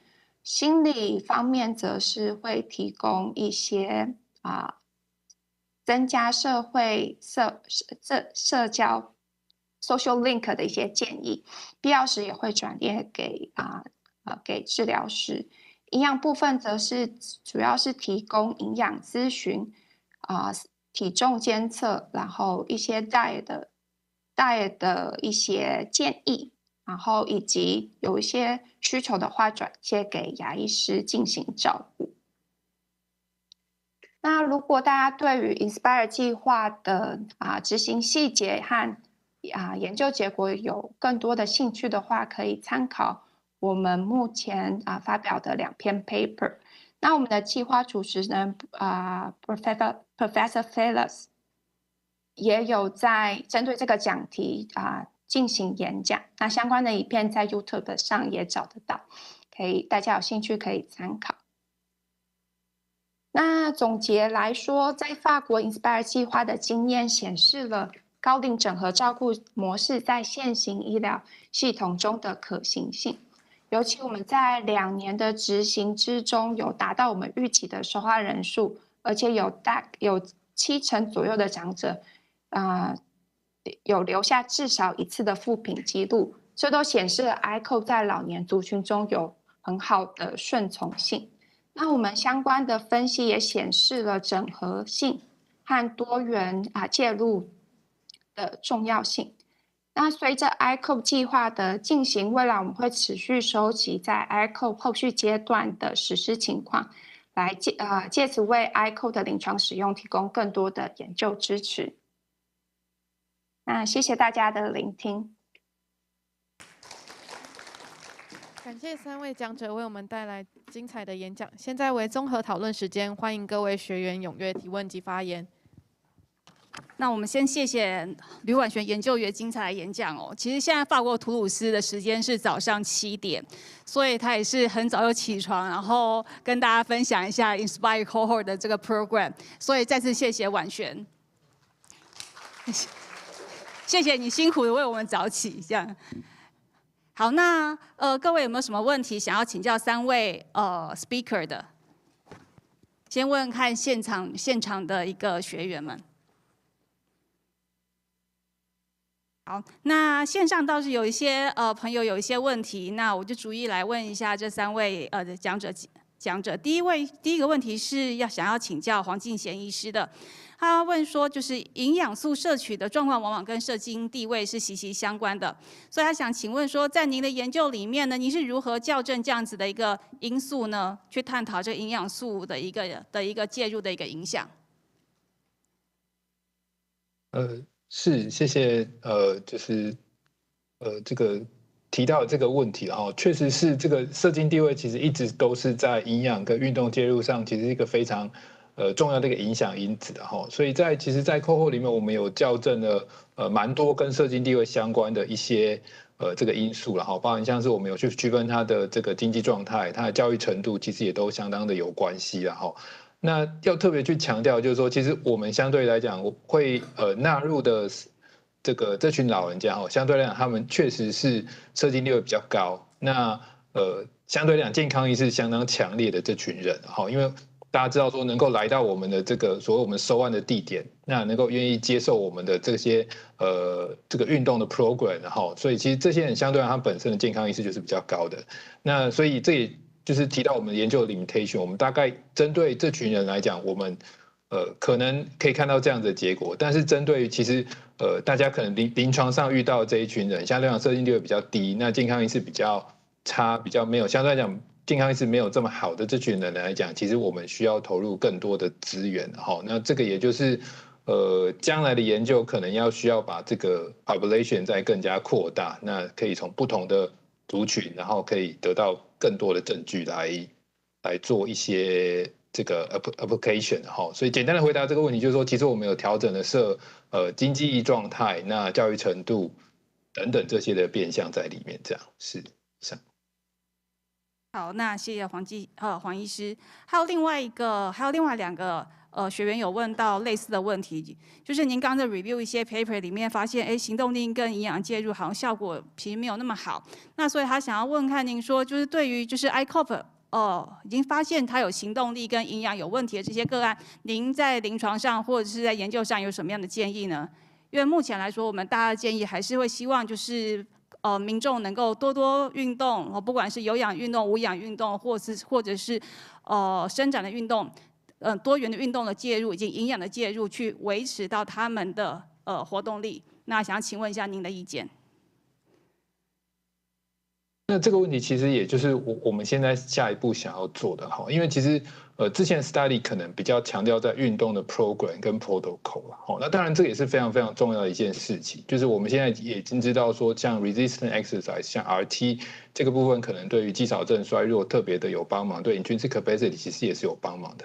但是其实其他的一些运动特别像是这样 chair rise test， 它必须要有除了这个肌力要好之外，它其实需要有一些爆发力。就是说我们在站起来的那一下，其实那一瞬间的力量如果够强的话，其实也可以避免很多的一些这个 bad health outcome 的出现。所以之前我们在日本那边也有做过一些研究，其实是关于这个爆发力等等的一些运动的一些训练。那最近也看到一些 study 慢慢提到，像是这个运动爆发力，还有像逐步的这个 face angle 等等这些其他指标，对于运动的 protocol 跟 program 的一些帮忙。所以将来可能也是会有更多的 study 来告诉我们说，除了我们现在知道 AT、RT 之外，是不是还有其他的一些运动，那也对于这个我们改善 intrinsic capacity 有帮忙。这是第一项。那第二项其实刚刚有一直在强调，就是说其实我们社交这个是蛮重要的一项。就是其实我们发现很多老人家，其实你叫他们自己运动，我们在日本又做过 study， 因为那时候刚好 COVID-19 的关系，所以其实所有的这个社区的这个运动 program 都暂停。那我们呢就是跟地方的电视台合作，然后我们就是在电视上放送，每天固定放送2次，一次15分钟，就是带老人家运动。那希望他们在家在看电视的这个休息时间，其实也可以站起来做一些运动。但是我们后来去发现，其实效果不是很好。那所以觉得最有效的方式应该还是 group exercise， 就是让老人家能够来到我们的活动中心来这边，那同时有一些社交啊，也可以改善他的认知功能，这个心理状态之外呢，也可以一起运动。那一起运动其实它的好处就是说，老人家之间其实也会有一个互相砥砺、互相竞争的一个这样子的一个概念出来，所以对他们来讲，其实他们反而会更adherence 去改善他们 adherence 跟 compliance 的。所以这个就是提到为什么在营养运动之外，我刚刚也特别把社交这个东西放在里面，就是说其实社交其实也可以改善你的营养，就像我们现在做老人共识这些，那也可以改善整个 group exercise 的一个效果了。所以大概以上2点回应，谢谢。谢谢黄医师确实social participant 确实是很重要的一个部分，也常常会被我们自己给忽略，所以这部分其实很重要。那不过很多的一个研究，其实也都还是有在着重于老人家的运动跟营养的部分。而就亚洲肌少症的一个建议，其实老年人的一个运动跟营养其实都很重要，而且也都要有够量的一个运动跟营养，才能够维持他的一个行动力跟营养的一个状态。好。那接下来有一个问题是想要请教婉璇的，那他的问题是在 Inspire Study 里面，这个认知功能的比例呢，大概占了50%，异常的比例占了50%左右。他想要问说，认知功能这样的异常的状况，会不会影响到长辈使用 APP 的能力呢？那实际在执行上要怎么样克服这样子的认知功能对于使用这个 APP 的一个能力的影响？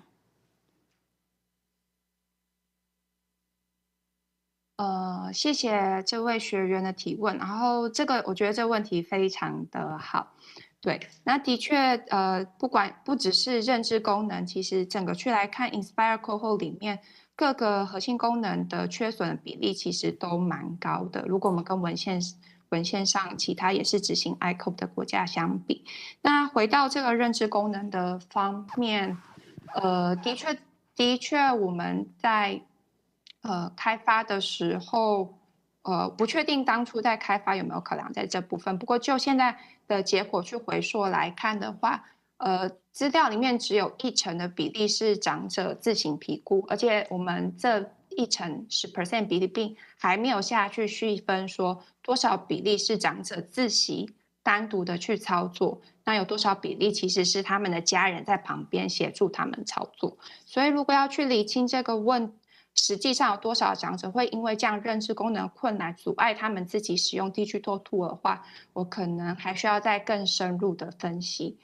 不过不只是针对认知功能，其实在长者使用我们的就是手机应用程式的时候，我们当初是有拍摄一个是给长者观看的就是训练影片，然后主要是希望主要是去教导长者到在使用在这个影片的协助下自行评估的要怎么样进行自行的评估。那我们目前也有一个次分析正在进行，主要是去看说在某一个 wave 里面是长者自行评估，那在下一个 wave 里面它主要是有医疗人帮他们评估，那在这2个 wave 里面他们实际上评估出来的结果差异大概有多少？那我们目前是看到是在营养跟就是心理层面方面，其实比例不大，就代表在长者自我评估的部分里面，这两个核心功能的就是差异不会有太大的落差。可是的确在认知功能里面，我们是发现它的一致性是比较低的。那我们会在后续去分析，究竟是因为这6个月的时间导致在认知功能是有一些 progression 吗？还是的确我们的 app 在当初设计的过程中不够长者友善？那这是我们之后在 Inspire 计划我们也会想要再持续调整的。好，那谢谢婉璇的回复。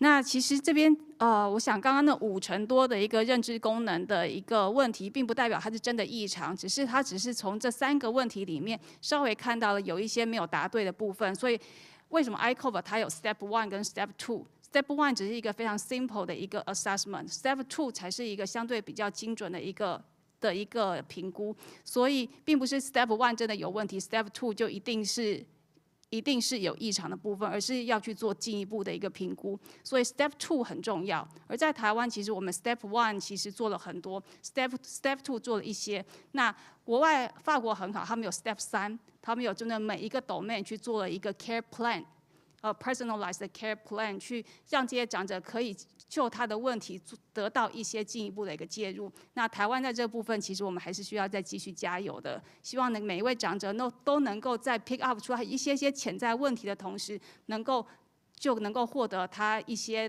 介入的一个方式，让他可以减少这些问题继续 progression 的一个问题。好，那还有一个问题是想要问一下严医师的。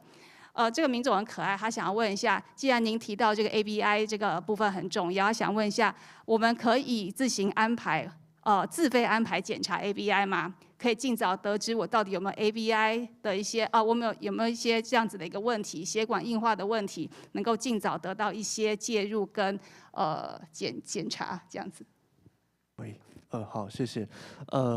就我个人观点，我觉得可能不一定说一定要自费检查，但就我个人观点，我是赞成可以接受这个检查，因为毕竟这是一个很简单的检查，就是你光是量测一个手跟脚的血压，你就可以得到这2个数值，那去做一些相关的一些预测哈。尤其是本身你的心血管风险疾病就比较高的病人，我们临床最常讲就是糖尿病的病人，或是慢性肾脏病这些病人，如果你本身有这些 underlying 的一些 disease 一些疾病存在的话，其实你提早去接受这样的检查是有帮助的哈。那这些病人我会建议他是可以接受这样的检查。那但是呢，我们可能还是要注意到，就是说像刚刚彭主任说的，还有婉璇刚刚讲的，就是它只是一个可能比较适合作为一个 screening 的一个 tool 就是说它是一个初步的去分析，你不能说拿了这个检查就说，你检查是正常，就说这个病人的活动能力，它的 function 是没问题，我们还是得依照他临床的状况去评估。所以这样的一个工具可能可以作为一个 screening 一个 tool 一个筛选的一个工具，但是后续的 assessment 第2步怎么介入，第3步怎么去 intervention， 这还是很重要的哈。那另外还有一点就是可能也要稍微注意一下，就是说像我们刚刚的研究有提到，像包括刚刚黄医师还有婉璇他们的病人，你发现在社区的病人跟在医院的病人，他们刚刚有一个将近70岁，那婉璇这边的病人平均是大概将近80岁，70几岁哦。那我们是住院病人，已经将近是90岁，所以在我们的这样的检查工具所发现的一些 finding， 跟我们的一些提供我们一些未来预测的一些工具的方向，可能跟拿来给在座的各位，比如说50岁、60岁这样的比较年轻的长者，他可能在预测的方向上会不太一样结果上会不太一样，所以这可能也是未来会需要注意的就是说我个人赞成是可以做一个很简单的这样的检查去评估，留个底或者说5年、10年之后你再做一次，看看比较上有没有变窄，或者说弹性变差。但是还是要想一下，就是说它后面代表的意义，可能在不同年龄层的老人家身上跟一般成人身上，它的预测的效果是不太一样的。谢谢严医师。那我最后还有一个问题想要问一下婉璇，我想要问一下法国的经验，就是从您刚刚的那个演讲里面，其实有提到，就是认知功能不好的病人，其实未来发生活动力下降、心情或者是营养的问题，其实是相对比较高的。那或者是营养不良的问题，在未来发生食欲不好的病人，未来发生活动力或者是认知功能等等问题的比例机会是比较高的。我想问一下，就是你们在 Step 3或者之后的一些介入的方式里面，是一个 multi-domain 的 intervention 呢，还是就针对每一个不同的面向做不同的一个介入？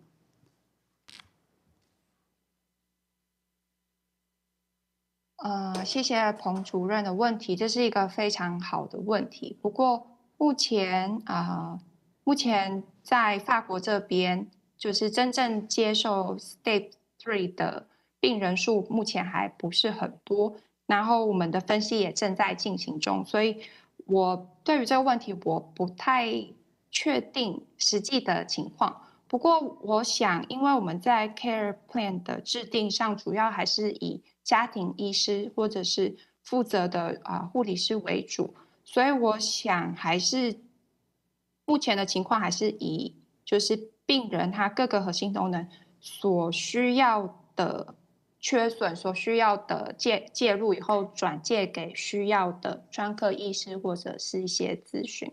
也就是说，如果今天这位长者他的认知功能跟营养都显示有缺损，那必要的情况下可能会针对这2部分进行就是咨询，而且又加上我们 Stage 3的部分，目前是以及后面 Stage 4跟5的部分，我们还是会回归到现在法国的常规的医疗照顾之中，所以我想这部分还是跟他们现在的目前的职业经验做结合。不过我们会有这样子的分析，也就是因为Professor Velas 他非常的好奇，而且他也非常认为这些domain之间是有相互关系的，所以他透过这样的分析，想要去显示说，其实domain之间是息息相关。所以在未来我们会不会设计一个更全面的 multi-domain intervention， 也许是有这样的机会。不过目前来看，还是以各个功能就是需要的介入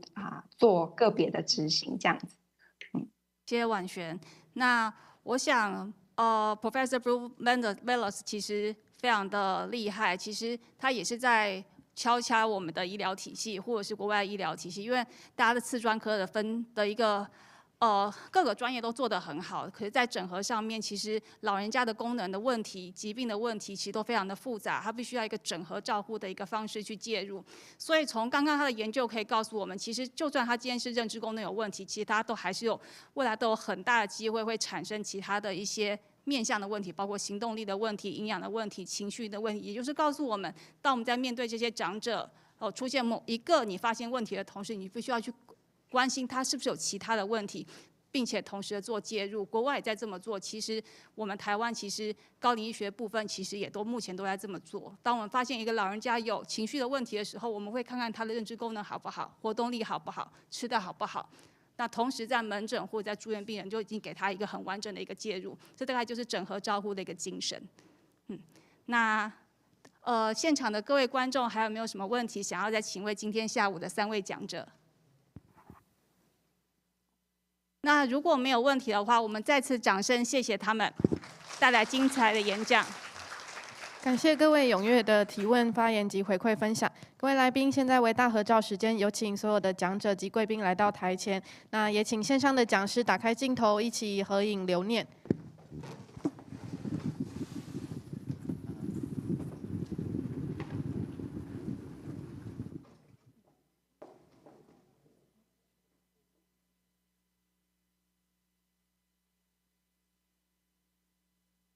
我们看镜头，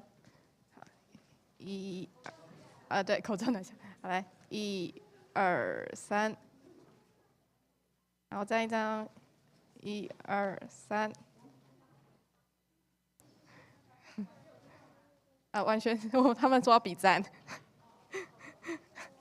好来1、2、3，好。谢谢各位。好，各位来宾，本次研讨会到此结束。再次感谢各位来宾今天的参与与配合。另外，请需要西医师、老医、家医、内科、护理师、专科护理师、物质、职治、药师、营养师、长照学分的学员，离开前记得至学分签到处签退，并填写满意度调查。场外有今天的讲义，欢迎索取。另外，若有学员遗失帽子及水壶，请至场外找工作人员协助领回。谢谢大家的配合，再见。